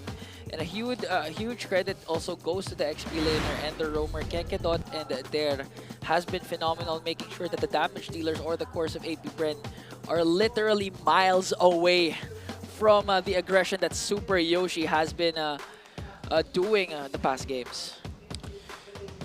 It looks like they were really just ready to answer this Cho. With everything that's been happening, I think the Cho also was a very rushed pick by Omega. But I think they were just also waiting to see, instead of locking in their course right away, they wanted to get a safe pick in that roamer. Kakadot, Cho Skirt, James Banks, they took control of the center of the map. SuperYoshi had some mistimed engages as well. That was one of them. And the rest was just AP Bren punishing the entry of the Cho. They played into that trade, they rushed the Jawhead, and the Jawhead rush in the draft worked out for them. That it was easy for James Banks, and most importantly, easy for Shizo to just farm up. He was undisturbed in the lane, and that Hail Mary play that Omega decided to call to go for a 5-man rotation in the center of the map to try and balance out the control, which ended terribly for them, and which ended with even Shizo breaking the tower in the gold lane first, opposite of what they wanted. No surprise here that AP Bren just never lost control. That's true. It's mainly because of their discipline, because if you're gonna go back to the first few minutes of the game, Kakadot wasn't even that aggressive. He was actually defensive. Just mid-aggressive. Yeah, SuperYoshi was just really going in, and Kakadot was expecting those kinds of Jit Kundus. That's why he was just using the ejector right on time every single moment that SuperYoshi has the Jit Kundu. And you know what? There's also some things in my brain going on why this Jawhead did get picked up. It also kind of works well against heroes like the Ruby, which Omega has been known to just really do well with. Yeah. Right? It did get banned out eventually, but that was a bit later on in the draft. So maybe they just... Coach Pong now, says, you know what, lock that in.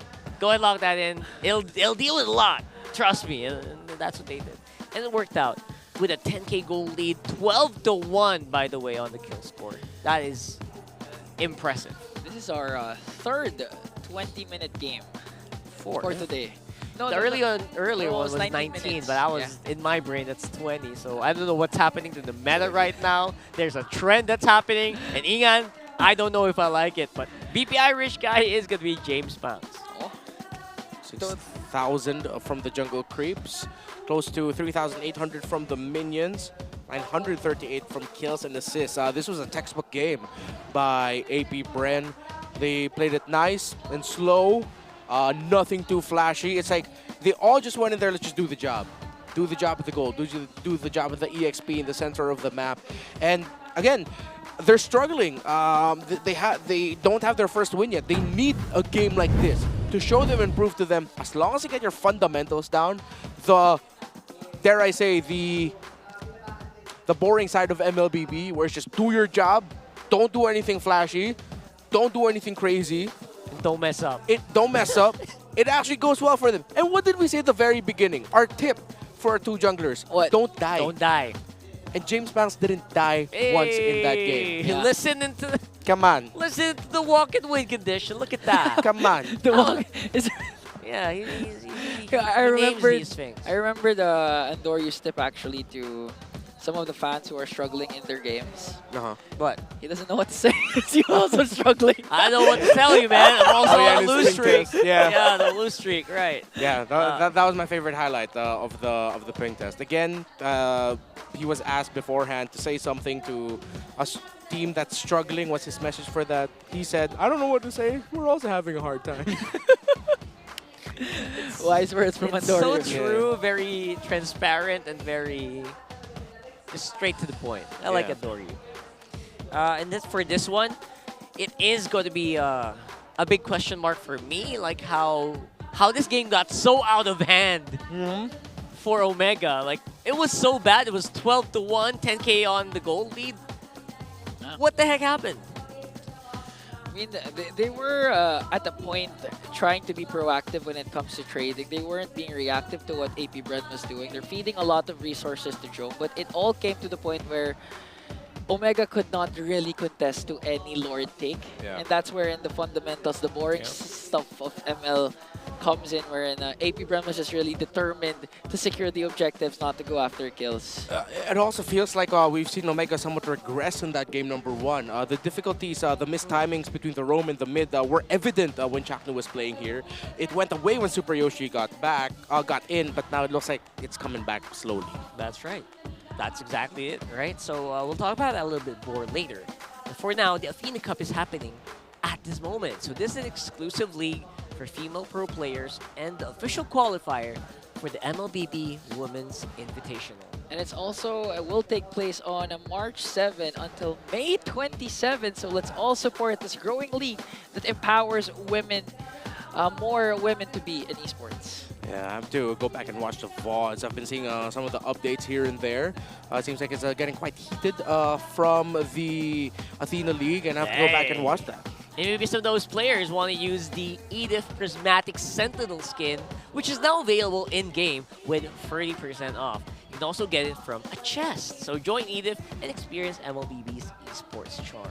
All that, the big MPL logo every time you dash, that's really something. You know, honestly, if we promote all the skins available right now that are on sale as well, it's going to take us like 5 minutes to go through everything, because even emotes are being sold right now for all the teams. That's right. You would know. You spent all your 20,000 diamonds on today. Why? No. Only 10.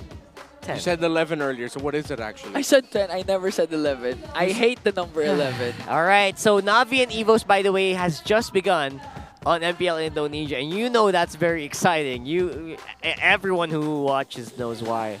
I feel like it is possibly an uphill trend for one of these teams. Yeah. For Navi, Navi's the one been struggling. Evos has been doing really good so far this season. The inclusion of Albert, their adjusted lineup, Evos has been great. Also a big pleasure to see Albert play once again. I know he's been like on bench warming since like last season. But last SBS, he was doing a good job with their MDL team. Yeah, we saw a glimpse of that, and I think it's just gonna be a continuous uphill, not climb, but they're gonna stay up top. They're gonna be good. Evos is gonna maintain. Evos is gonna be fine. A big contrast. Again, if you said this to me like a few seasons ago, I would have like looked at you very oddly. But yes, that's exactly where Evos is right now. Yeah, like and it's a happy thought. It's a happy. You would have the same reaction of how Redmore reacted a while ago. Just about that reaction. What? The first pick, I'm not gonna doubt it anymore, folks. Straight up, it worked out for them. It was in line with the conditions that we mentioned for Kekadot. It allowed him to set the tempo, play aggressive. His partnership with Chovskirt was on point, despite the early trading not going well for Chovskirt. They were able to rebalance things. Good for them. You know what? That might be their identity coming into this one. First, they'll pick blue side, and then they'll pick someone who doesn't usually get picked up. And then the other teams like gonna be surprised, like what the heck? And then they're gonna get 2 really good ones as well. Yeah, maybe. That's Let's see. Right? Yeah, I mean, there was a time when Coach Pacbet was very active in MPL Philippines before, of course, he went to other countries and then eventually became a championship-winning coach in MPL. We did call him the drafter of the universe. So let's see if we get that. The master drafter. Yeah. Yeah, so right now, game 2, we're looking at Omega timers. I don't know what timers Omega's timers are allowed. It used to be 18 way back a few seasons. Yeah. But now that the average game time is 20 minutes, it's the actual average game time right now, 21, 22 minutes. Yeah. By the way.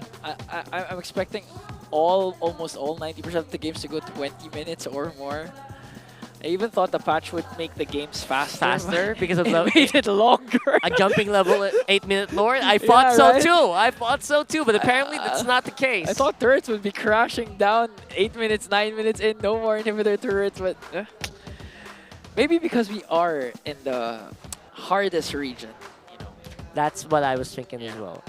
It's the only possible logical explanation. No, but when we play ML also, the games take Earlier long. when we played, it was 24, 25 minutes. Yeah, just about. The games have generally just been getting longer in this meta, and even in the games where there's a lot of like mini fights or brawls happening.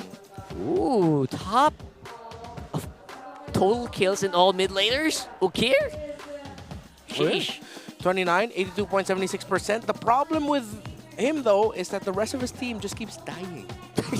He's getting the kills, but the opposing team is also killing his team. It's just like, guys, what am I supposed to do with this? So you think in Ukir's mind, guys, stop dying, please. Imagine Ukir's POV tunnel visioning whenever he's doing a 1v1 versus opposing mid laners, and he eventually wins, and after he looks back, all his teammates are in death timers mode. He's like, all right, guys, I've set up the way for us. Let's wait. You're Where are you guys? You gotta go back. Come on. Right.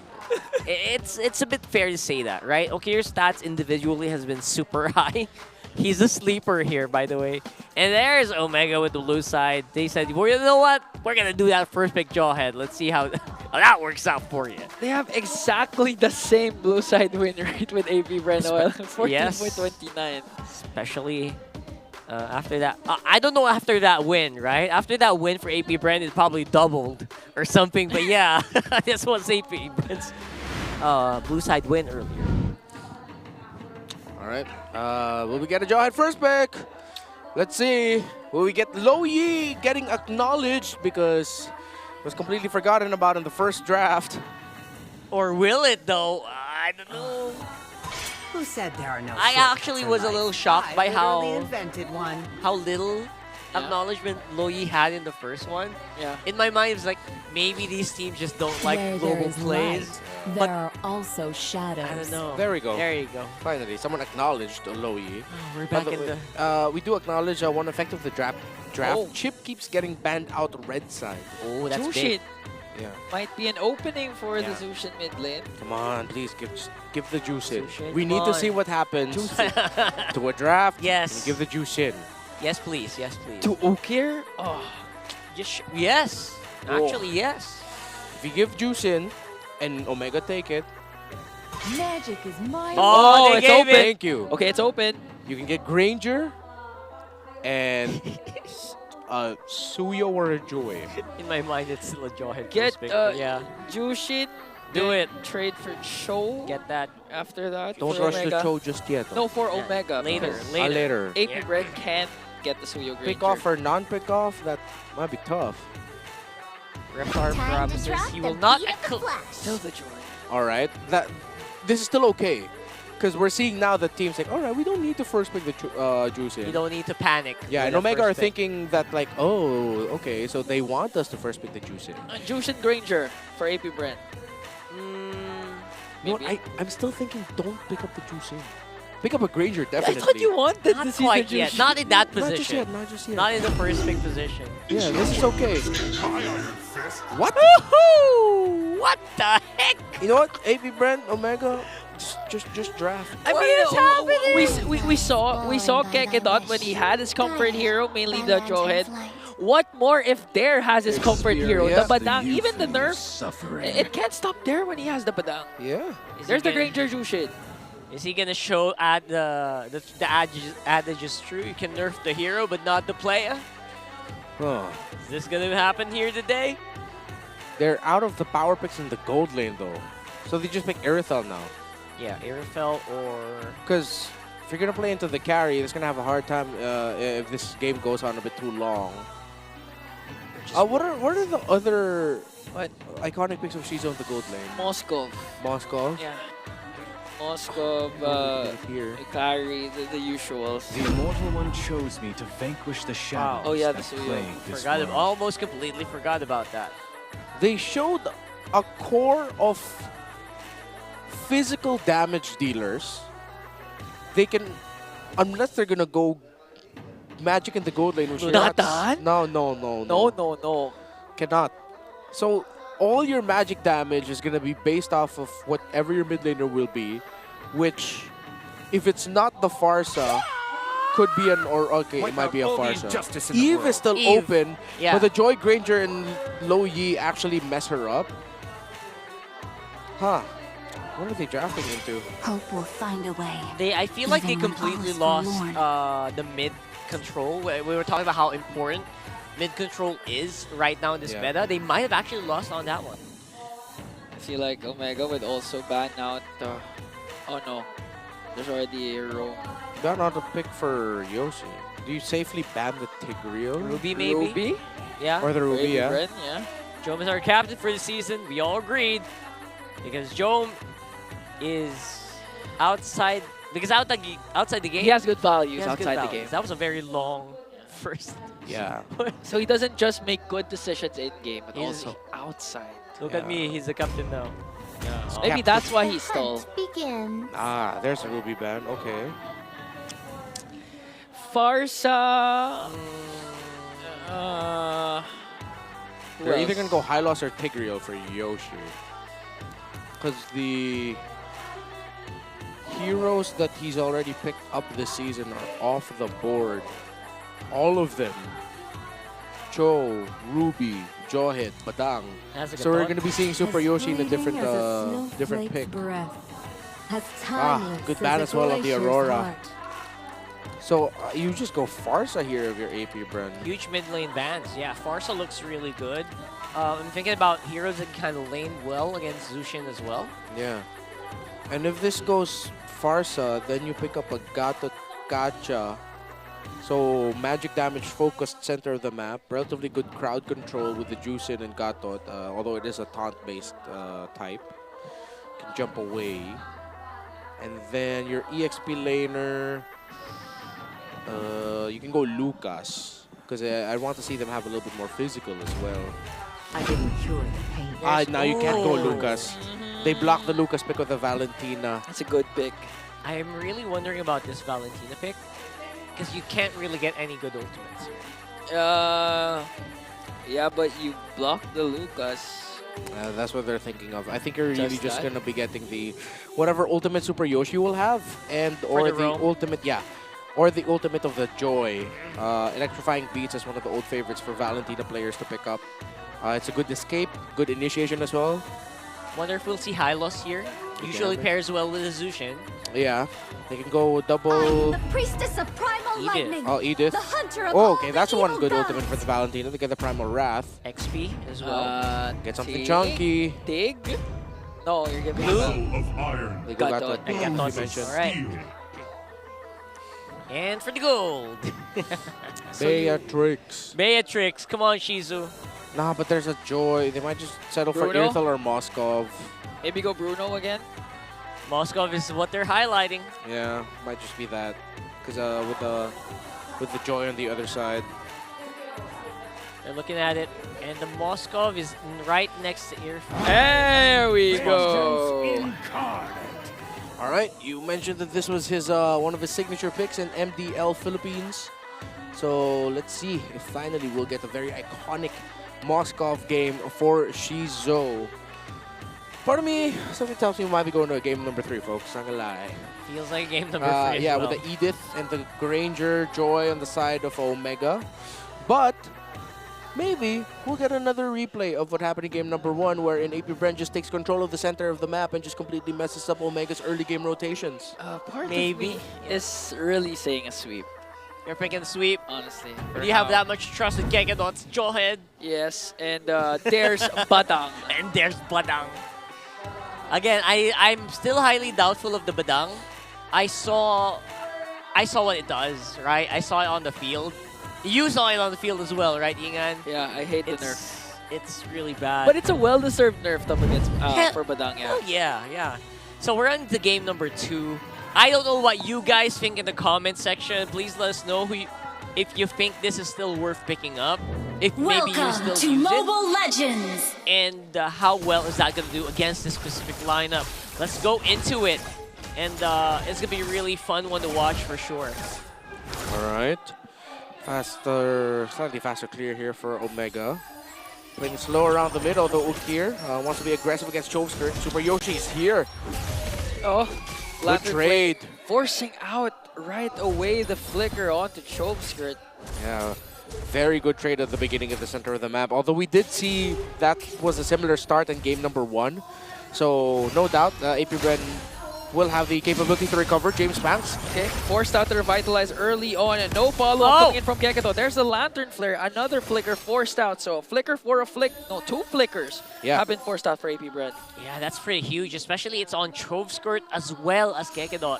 You know what, they can't really be too aggressive with that one. They'll have 2 minutes, 2 solid minutes where Omega can basically do whatever they want on the map. You know, I thought the Zushin, I would see the nerf on the early game of the Zushin.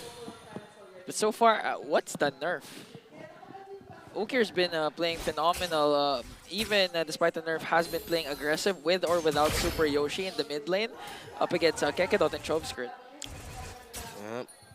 Okay. So start for both. Fury Hammer already for the Suyo. Supporting up on the first item for the Joy. Despite some heavy aggressive trading in the center of the map. Nothing too crazy just yet. In fairness, the nerf isn't like super hero breaking. It just enables like the Zushin to get really picked up. Oh! Okay, first man down. There actually is gonna fall down. Got spotted out by Andoryu with SuperYoshi. Now AP Bren not in a good position to contest for this turtle as Andoryu this time is taking full control of the objectives. Oh, big invade here by Omega. This is not going good for AP Bren. Oh, look at that. Luis up on front. Andoryu already got the turtle. Okay. Oh, still got his purple buff though. So good thing Omega didn't lose their buff as well. They did pressure the rotation a bit of AP Bren. Still, AP Bren are within the realms of being able to come back. They might find Jome. Here comes a flicker from Jome. Gekidot wasn't there in time as Jome was able to walk away scot-free. Didn't toss him up. I think Gekidot was thinking Jome was a bit too far to the edge, that even if he casted the animation of the ejector, he'd still be able to get away. And at least he was able to force out the flicker. So there is that. 200 gold lead for 3 members of Omega right now, and AP Bren need to find a way to recover. They might be getting that with a trade. They might be willing to trade up the second turtle for a push in another portion of the map, if the minion waves are looking good for them. All right. In fairness, right? I mean, Gekidot, maybe he played pretty much the same last game, right? He didn't play too aggressive, played within their means, and it's just all about like measuring up your opponent. How far can you extend? How far can you push? Choveskirt though, suffering quite some damage in that trade. Ukir really tearing it up on the lane. If it's not gonna come from Ukir, it's gonna come from somewhere else, and then Doryu seems like to be the damage dealer of Omega. How many times have they sent Choveskirt home recalling because of the dives that Omega can do? Now here comes the Lantern Flare, spams from Ukir. They might go for the top lane push eventually and just force Gekidot to stay and babysit Shizu. Here's the problem with that Moskov matchup against Granger. Just really can't move out of your turret that much. You're getting punished over and over again. It's going to be hard for that Moskov, at least for the meantime. Okay, Choveskirt has the Primal Wrath. Let's see if they'll be willing to contest this next objective. Because with that, they should have an angle here, but the difference is two tanky members at the side of Omega against the one pickoff-based comp. Omega can just brute force this, stand their ground, and bully AP Bren out of the objective. Oof, exactly what they're trying to do right now. Trying to push him back, looking for an angle. Kekedot as well has that flicker charged up. Okay. Who's going to be the target though? She's just pushing down bottom. He does have the Spear of Destruction. Can jump in at any moment. As SuperYoshi is zoning out Kekedot. James Pax not in the picture to go for the turtle. There was a flicker committed from there. AP Bren, no casualties, but Omega got the turtle. Okay, so they didn't force anything out, but Omega... Oh, Luis! Oh, didn't force anything. Everything is going to connect for them. The AOG plus Earth Shatter combination. James Pax was able to walk away, but Ogre picks him up with the Lantern Flare. Going to bring down Andor. Oh my goodness, Shizu in the picture now with a Spear of Destruction. Chomskirt still working on Ogre. At the back! Jom is the only one left though. Here comes Chomskirt and Dare. Dare doesn't have any flicker. Jom will be able to walk away, but Omega lost 3. Omega, they were looking over here, but they weren't looking over there, and they got caught up by the Badang. Andoryu will cash out Kekedot though, but AP Bren, a glimmer of hope in what has been an Omega-controlled game so far. And Shizu definitely the one who is having a lot of fun because he doesn't need to join in quite yet. He's getting so much gold on the map. I can see that differential really starting to go on the side of the Moskov, surprisingly, after everything that happened. Yeah, and the decision of Shizu to not just cast the Spear of Destruction when Omega was doing the turtle take, but after that turtle take was really vital for AP Bren and how they were able to get 3 kills and eventually diminish the gold lead established by Omega. He's just not the focus there right now. There you go with the Sky Piercer locked in for Jom. Must be a signal that they're ready to go in for the fights maybe soon. Yeah, a little bit. AP Bren's like far more calculated this week so far. It's like you really you can see them trying to consider all of the potential conditions, the proper timings. Sometimes it can come off as overthinking, but right now it's clapping back against the aggression that Omega wanted to play around. Oh. That they're not falling into the trap so much. They're considering the Edith, they're considering the Joy. They commit the combo coming in from there, but that was a dodge, a beautiful play coming in from Omega. As John picks up a kill on Dory with the backline, electrifying beat. SuperYoshi goes in with the AOG, forcing AP Bren to flee the scene, and it looks like an uncontested turtle take for Omega. And again, turret going down to the bottom. Small consolation prize once more for AP Bren here. Yep. Gold lead is not that big, surprisingly with everything going right for Omega. Big time taunt from the Unbreakable for SuperYoshi. Able to catch out 2 or 3 if I'm not mistaken, and that turned the team fight around, favoring Omega. So AP Bren have another condition to check out here and have to watch out for, that since they're a little bit more close range with the team fights that they want to do. SuperYoshi, where is he gonna be pathing with the taunt? Conceal. Okay, they're going for the conceal. SuperYoshi waiting for the Unbreakable, but that was just more than enough space created for Joma to push out the top lane. And looking at the middle lane, again, Chomskirt alongside there, pushing in onto the minions, but Andoryu was there to clear it out. Ooh. So now, AP Bren, they have a lot of ways to actually do pickoffs again. There has this comfort here of a Badang paired up with the Flicker. If it connects properly to the right target, specifically Jom or Andoryu, AP Bren can make waves again and turn things around. It's one of those games where the Jawhead doesn't feel as big of an impact as we did see in game number 1. And you could feel it, wow, right there. Ready to pull the trigger there. I think they call that stretching. Stretching, there you go. The good dynamic stretching. Oh, Kekedot. Okay, there was the conceal. Okay, Andoryu commits the retry. SuperYoshi commits the AOG. Kekedot just walks out of danger. Alright, that's a big consequence, honestly, because right now Kekedot will be forced to play a lot more defensive. Maybe try to just keep James Pax alive or keep Dare alive, right? Other than that, it's still Shizu not joining the fights quite yet. I don't think he's quite ready to face off against Andoryu right now, not even Jom. Uh-oh. It just feels worse and worse, but Lord is up. Ooh, this might not be good for Andoryu. Hey! Oh! Andoryu was able to dash out of the fist break coming in from there.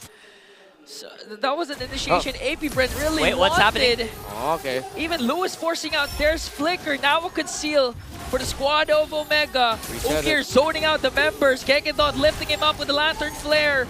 And Chom picks up the Lord for Omega. Yeah, no attempt whatsoever for Shizu to actually join the fight there. I thought that Shizu would maybe even toss out an SOD to just try and For the steal? it. Yeah, that's what I was thinking too. I was waiting for it. But no. But yeah, they decided to go up against it, playing it safe. And I think that's the best way I could describe how these two have been playing so far right now. Of course, minus the aggressive nature of SuperYoshi getting punched in game number 1. These two are playing not to lose. Like, that's the best way I could describe it. Like, with how they're moving, how they're really saving their flickers. You see the thought process getting shown out. They're playing not to lose here. It's like a passive, aggressive partner. Especially AP Bren. Yeah. I feel like they're just... What are they waiting for? That's a big question. Okay, but Andorio doesn't want to wait any longer. They're going for James Banks. Here comes the electrifying beats, but Kekedon with the throw. Shovskirt with the Primal Wrath, and there with the final blow to bring down Andorio. Big punish, but Omega will be able to get a tower in the mid. Let's see if AP Bren can find a little bit more after that pick off onto Andorio. A little bit too aggressive there to try and take down James Banks. Able to dash over the wall, and a good stop by the Jawhead with him, as well as Shovskirt. Oh, okay, SuperYoshi commits unbreakable onto there. Here comes the throw once again from Kekedon. He's going to find SuperYoshi. Jom delivering the Death Sonatas. Ukir with a pick-up onto there once again, and Jom gets the kill. 2-0-0 for Big J. Yeah, 2 Sky Piercers, by the way, on the side of Omega. 1 for the Granger and 1 for the Juice Sin. That was the first item that Ukir actually went for.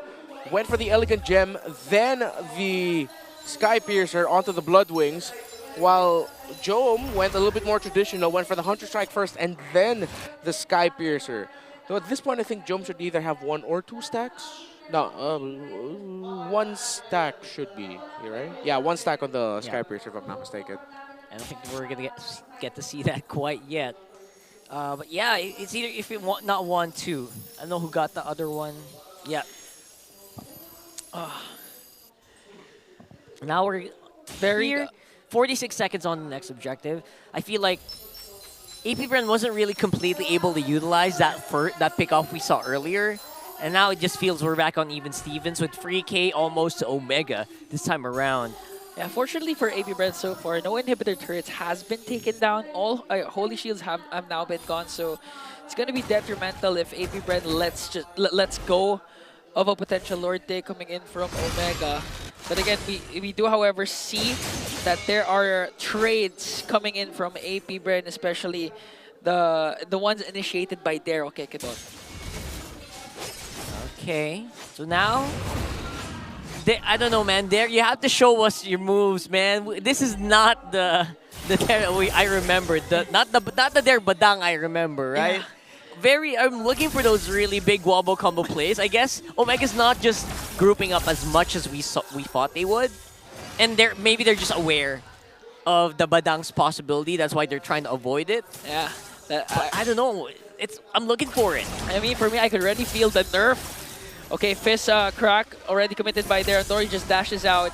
Lewis making sure that brushes are occupied by the squad of Omega.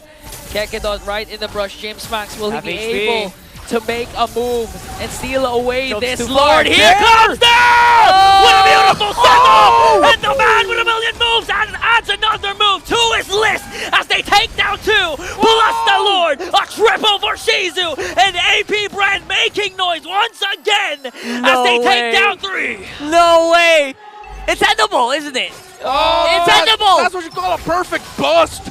Okay, Shizu works on the turret. Ukin and SuperYoshi left in the back. Here comes the throw. Here comes the potential wipe-out coming in from AP Bren, and that is it! SuperYoshi gone! No minions! And AP Bren, they don't have minions yet, though. It's not yet over. Jom, 5 seconds alongside Lewis. They will respond. That was nuts! There on this Badang again, perfectly responded to by AP Bren. Now here comes another chance to end it. Okay, there once again connecting Lewis though. Primal Wrath, not enough time to be casted because he got blasted down in the map, and AP Bren finally has a win in week 4. Their first win after 4 weeks of playing. AP Bren finally on the scoreboards. Thank you, Dare. What an engagement and the perfect clapback and response. Put your ones up in the sky. Recognize and give this team their flowers, because what an amazing comeback from Dare. And the MPL Philippines Season 4 champions, AP Bren. And it's a 2-0. A sweep. I mean, now they're just showing and making a statement that they do belong in this league. It's going to take time for them to adjust, but eventually they can show their full strength. Remind you, Omega are a team that have taken points from Team Liquid and Aurora. Teams on the top of our standings today. And AP Bren, the only team so far that heading into today that has not won a series yet, swept them. I don't even know anymore for this season, man. I don't even know. I don't even know anymore. Congratulations, AP Bren. That was a prolific way to win it all, too, right there at the end. And the faithful have been rewarded. Look at that. Look at these guys. Yeah, like 4 weeks of coming in and day out. That man in the cap on the right, his name is Bren. He has been loyal and he shaved his head. All right, there you go. We know. Let's roll over the interview now. Finally getting their first victory, the Bees flying high. It's AP Bren! Grabe ang celebration ng The Hive ngayon. Kung nakikita niyo lamang sila, napatayo talaga sila sa sayahan. They still have some representation. James Punks, finally, nag-uusap pa lang tayo kanina. Iba yung aura mo ngayon kasi kanina nung nag-uusap kami, ano bang pakiramdam na finally nakakuha ka na ng unang panalo sa MPL PH? Masaya po syempre kasi yun din yung goal namin ngayon week eh. Kasi lagi na lang kami sa likod na interview eh. Lagi sa likod. Oo, At ayun least na ngayon dito na. Dito na. And, yeah. Nakausap kita, James Punks, last week, right? Tapos sabi mo, hanggat merong mga susunod na weeks, babawi pa kayo. And sinabi mo din na talagang hindi kayo susuko hanggat hindi kayo nakakuha ng panalo. Oh, yeah. So ngayon na nandito ka, feel mo ba ito na yung simula ng pagbangon ng AP Bren? Tingin ko po opo kasi ito lang inaantay namin yung momentum. Tapos, kailangan lang namin talaga manalo ng isa para yun, makaano kami sa mga susunod pa. Po. Alam mo, sabi nga sa kanta, di ba, it starts with one. Kailangan mag-umpisa ka lang. Now, I wanna throw it over to Dare. Dare, man, congratulations. Welcome back. Ito ang isa sa magandang naging runs nyo actually for week number 4. Talk to us about the meta, pare. Kasi kamakailan lang, di ba? Wednesday or Thursday, nag-iba tayo ng patch. What do you think? Is this gonna help AP Bren? Pabor ba sa inyo yung meta? Ano ba sa tingin nyo yung patch ngayon? Siguro hindi naman po namin inaano yung dahil nag-patch eh. Siguro may mga mali lang kami talaga in-game. Tsaka yun nga, marami kaming advantage kasi 4 yung coach namin. Mas nare-review yung mga patch, ganun. Kasi kami naglalaro lang. I mean, you showed a lot of composure, right, Odin? Tama yan. At bilang kuya ng mga teammates mo dito sa AP Bren, kung meron kang ipapangalan sa duo ni Shizu and James Punks, meron ba? Duo name. Oh, anong pangalan ng ni duo? Shizu tsaka James Punks.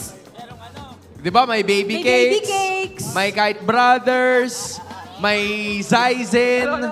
Ikaw ang magpapangalan. Pagtabihin nyo nga yung dalawa. James, Magtabi dito kayo. ka. Ayan. Yan. May sinasabi si Coach. Ano? Punks Cakes daw, sabi ni Coach. Punks Cakes. Hindi ko alam kung bakit. Shizu.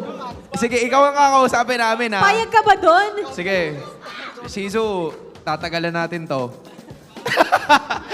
Ililista Kamusta? na natin yan I wanna know yung thoughts mo naman kasi we know that you're obviously the silent kid pero ngayon nalabas mo yung laro mo. Kamusta? Anong pakiramdam? Okay naman. Ayun. Sobrang pa rin, underwhelming pa rin yung pakiramdam kasi yun nga. Unang panalo namin. So, feel ko ito na yung simula ng first step namin. Kumbaga, as a team. Para umangat pa. Man, obvious ha. Paralo siya. Gusto Coach! kong tanongin si Coach. Hanapin si Halika, Coach. Huwag ka na magtago. Hanapin si Coach. Coach Pakbet. Coach Pakbet. Kasi going back sa MDL journey nila, kasama ka talaga nila. Oh, yeah. Nakikita namin na ikaw yung greatest motivator ng team na to. Up until now. Ano naman mensahe mo ngayon sa team mo na nakakuha na kayo ng first win? Oo nga. Sama mo naman kami sa huddle. Sama mo kami sa huddle. Anong message mo sa kanila? Ako, thankful ako na nalabas nila yung laro nila ngayon. Sana magtuloy-tuloy kami dito. Parang naiiyak na si Coach. yeah. Well, Paus lang. congratulations for your first match win. Oh yeah, for sure. Thank you po. This is a really good victory. Again, your winners, it's AP Bren. Gentlemen, you may now take your walk of victory. All smiles, pure happiness, and joy. Coach Pakbet still holding the mic. You deserve it, Coach. And with that, gentlemen, you may now take your bow.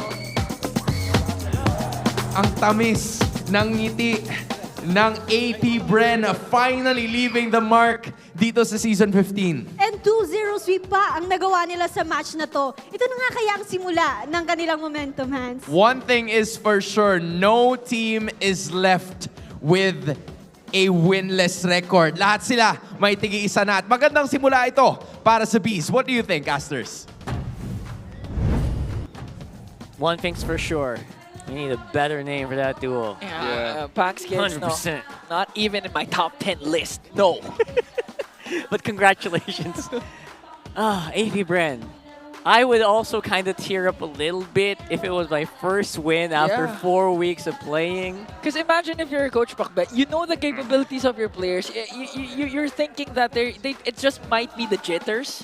They're just nervous, but this time they were able to showcase their full potential with a game, a sweep up against Omega. Yeah, and it's cool because you got to see them do it at a spectrum. Game number 1, dominating. Yeah. Game number 2, come back out of nowhere after playing it fundamentally, looking at just pushing your towers as Shizo. Essentially playing not to lose, like you mentioned. Playing not to lose, 5-0-3, because Shizo just put in the work here. Again, it was just, Shizo, can you push towers for us? Sure, coach. Can you come in at the right time? All right, Paul. Win it. Sure, coach. And he got it. And it was actually, for me, it was a little nerve-wracking to see Shizu just going for towers, essentially not even trying to join the team fights. Yeah. We were mentioning, where's the SOD? Where's the SOD coming out here? No, he was really hyper-focused on one thing. And then when he did join the fights, this one. Boy, oh boy, he looked so good at it. Yeah. It's clear that Shizu he knows his timers. They know AP Bren really knows when to pick their fights off. And again, it's all gonna boil down to the comfort picks of AP Bren. If you're going to go back to game number 1, the first pick Joehead. This time, AP Bren red side, they go instead for the Joehead and the Badang, and it paid off a lot for AP Bren. Yeah, and look at this. Where's Shizo? He's just managing menu ways, playing it safe. He played to, as well, not to die. Not to die. Yeah. We have a word in the Philippines here for wall. It's pader. And Dare brought down the pader perfectly. A triple kill for Shizo leading up. The rock wall brought out by the Badang was perfect. Massive taunt by SuperYoshi, but at that point, there's no one else to follow up. He even got the wall onto Luis to open it up in the final push. And Shizo just focused. Again, y'all laughed at me, I'm pretty sure. He's literally pader, bro. Yeah, when I said that the condition is simple. Just don't die.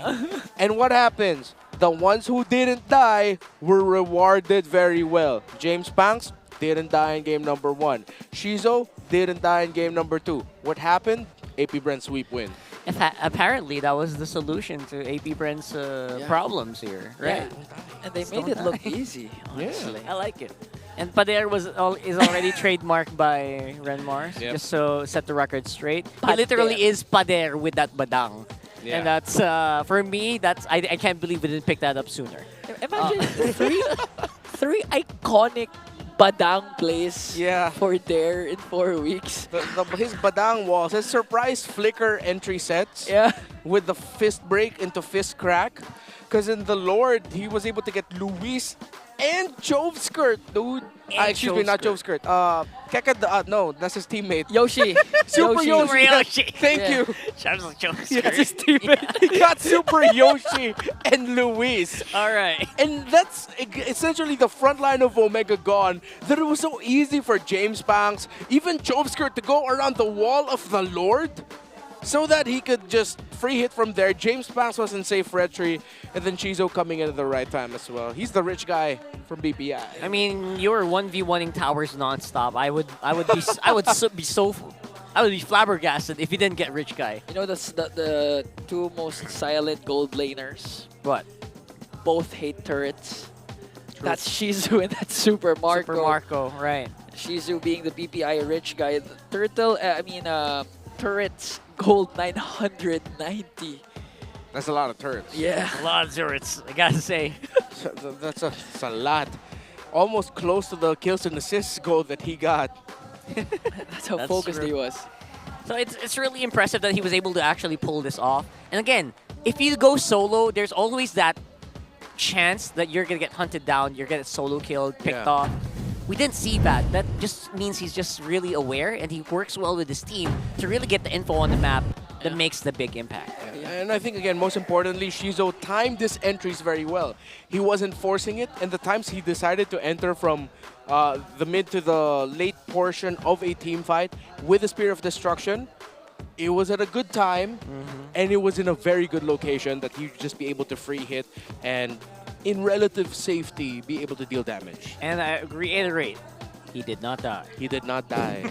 Right? So, apparently that's important. You guys thought I was kidding with the keys to victory after that? No, just don't die. Just don't die, guys. I wonder who was dying with these mic checks, though. I want to see what their comms was like. Go. Green chair. Pablo green chair, bro.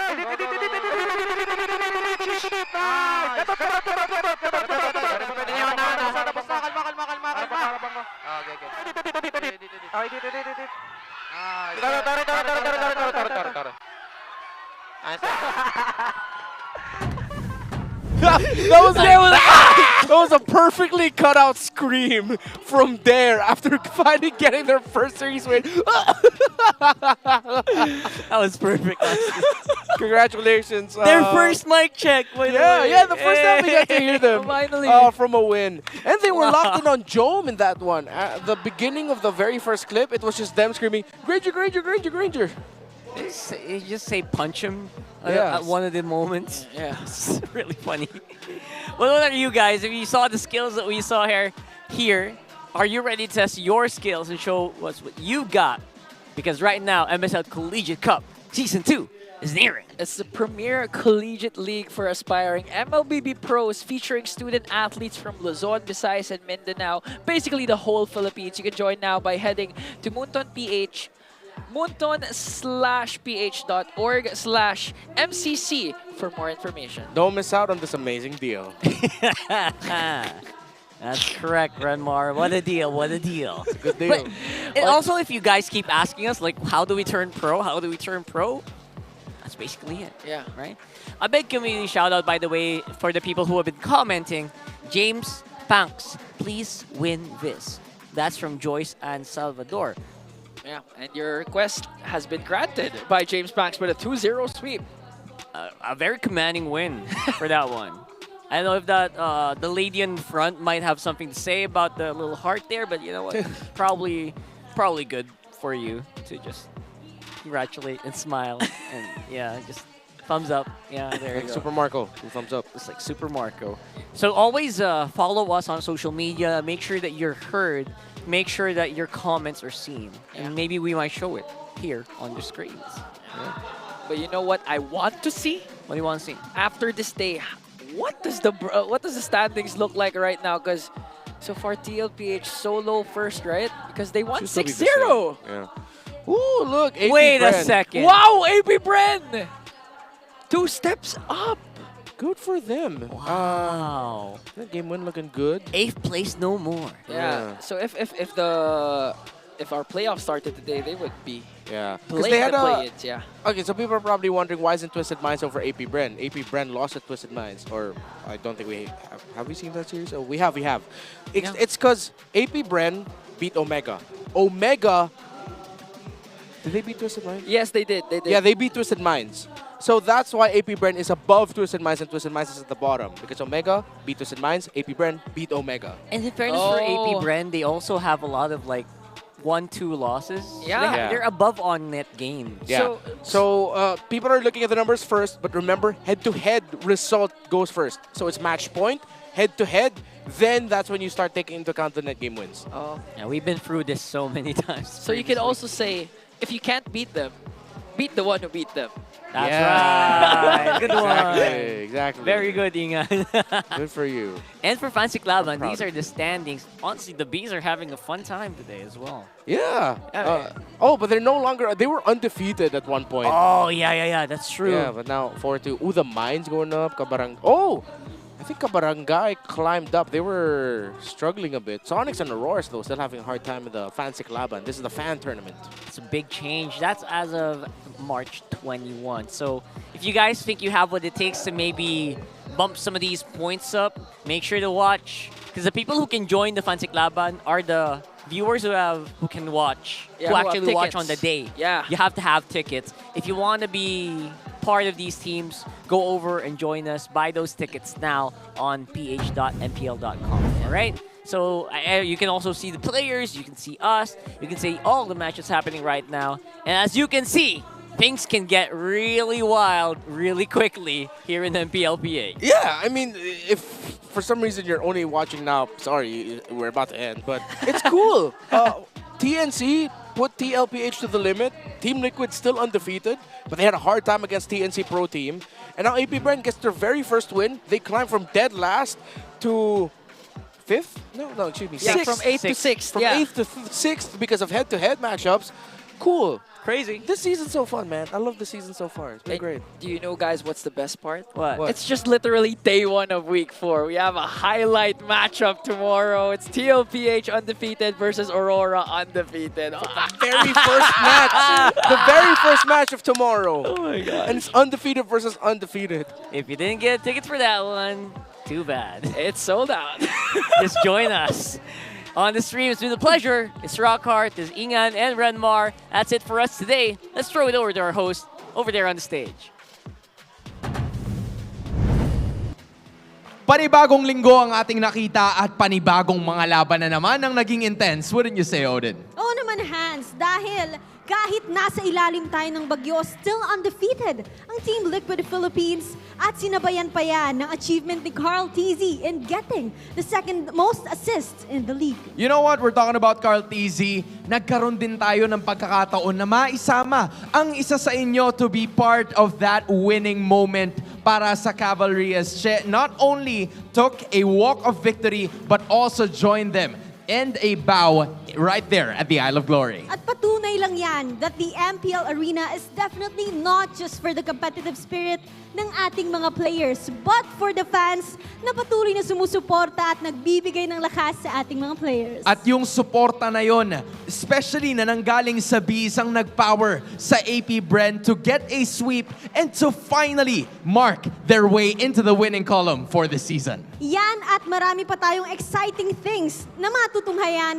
this week moving forward. At bukas, ang iyong favorite day, ang Golden Month celebration. Not only the Golden Month, but you also have a matchup between the two undefeated teams. That's Team Liquid Philippines and Aurora. Nako, marami tayong masasaksihan para sa laban na to. I cannot wait to see what's in store for us. I'm so excited for that, Hans. And I'm sure na kayo rin. Muli, ako si Hans Galeria. And this is your very own Odin. Na nagpapaalala sa lahat na walang makakatumbas sa lakas ng Pinas. Kita-kits bukas!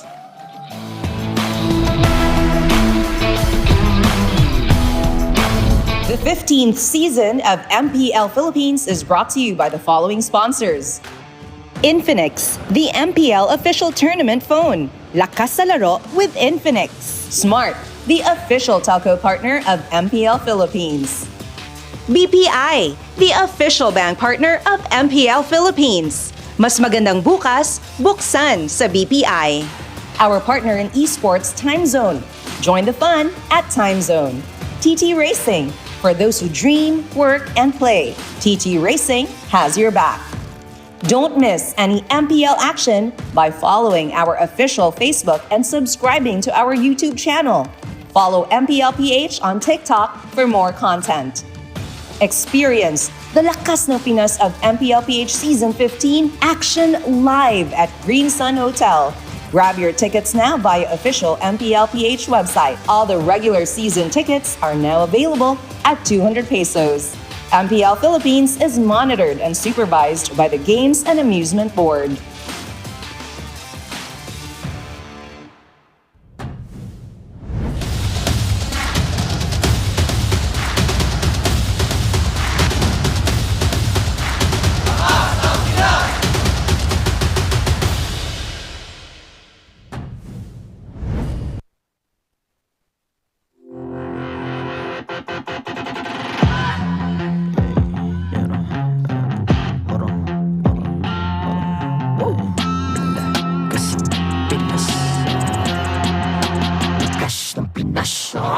Malakas, Pilipinas, malakas Kahit anong lane, we become the monsters.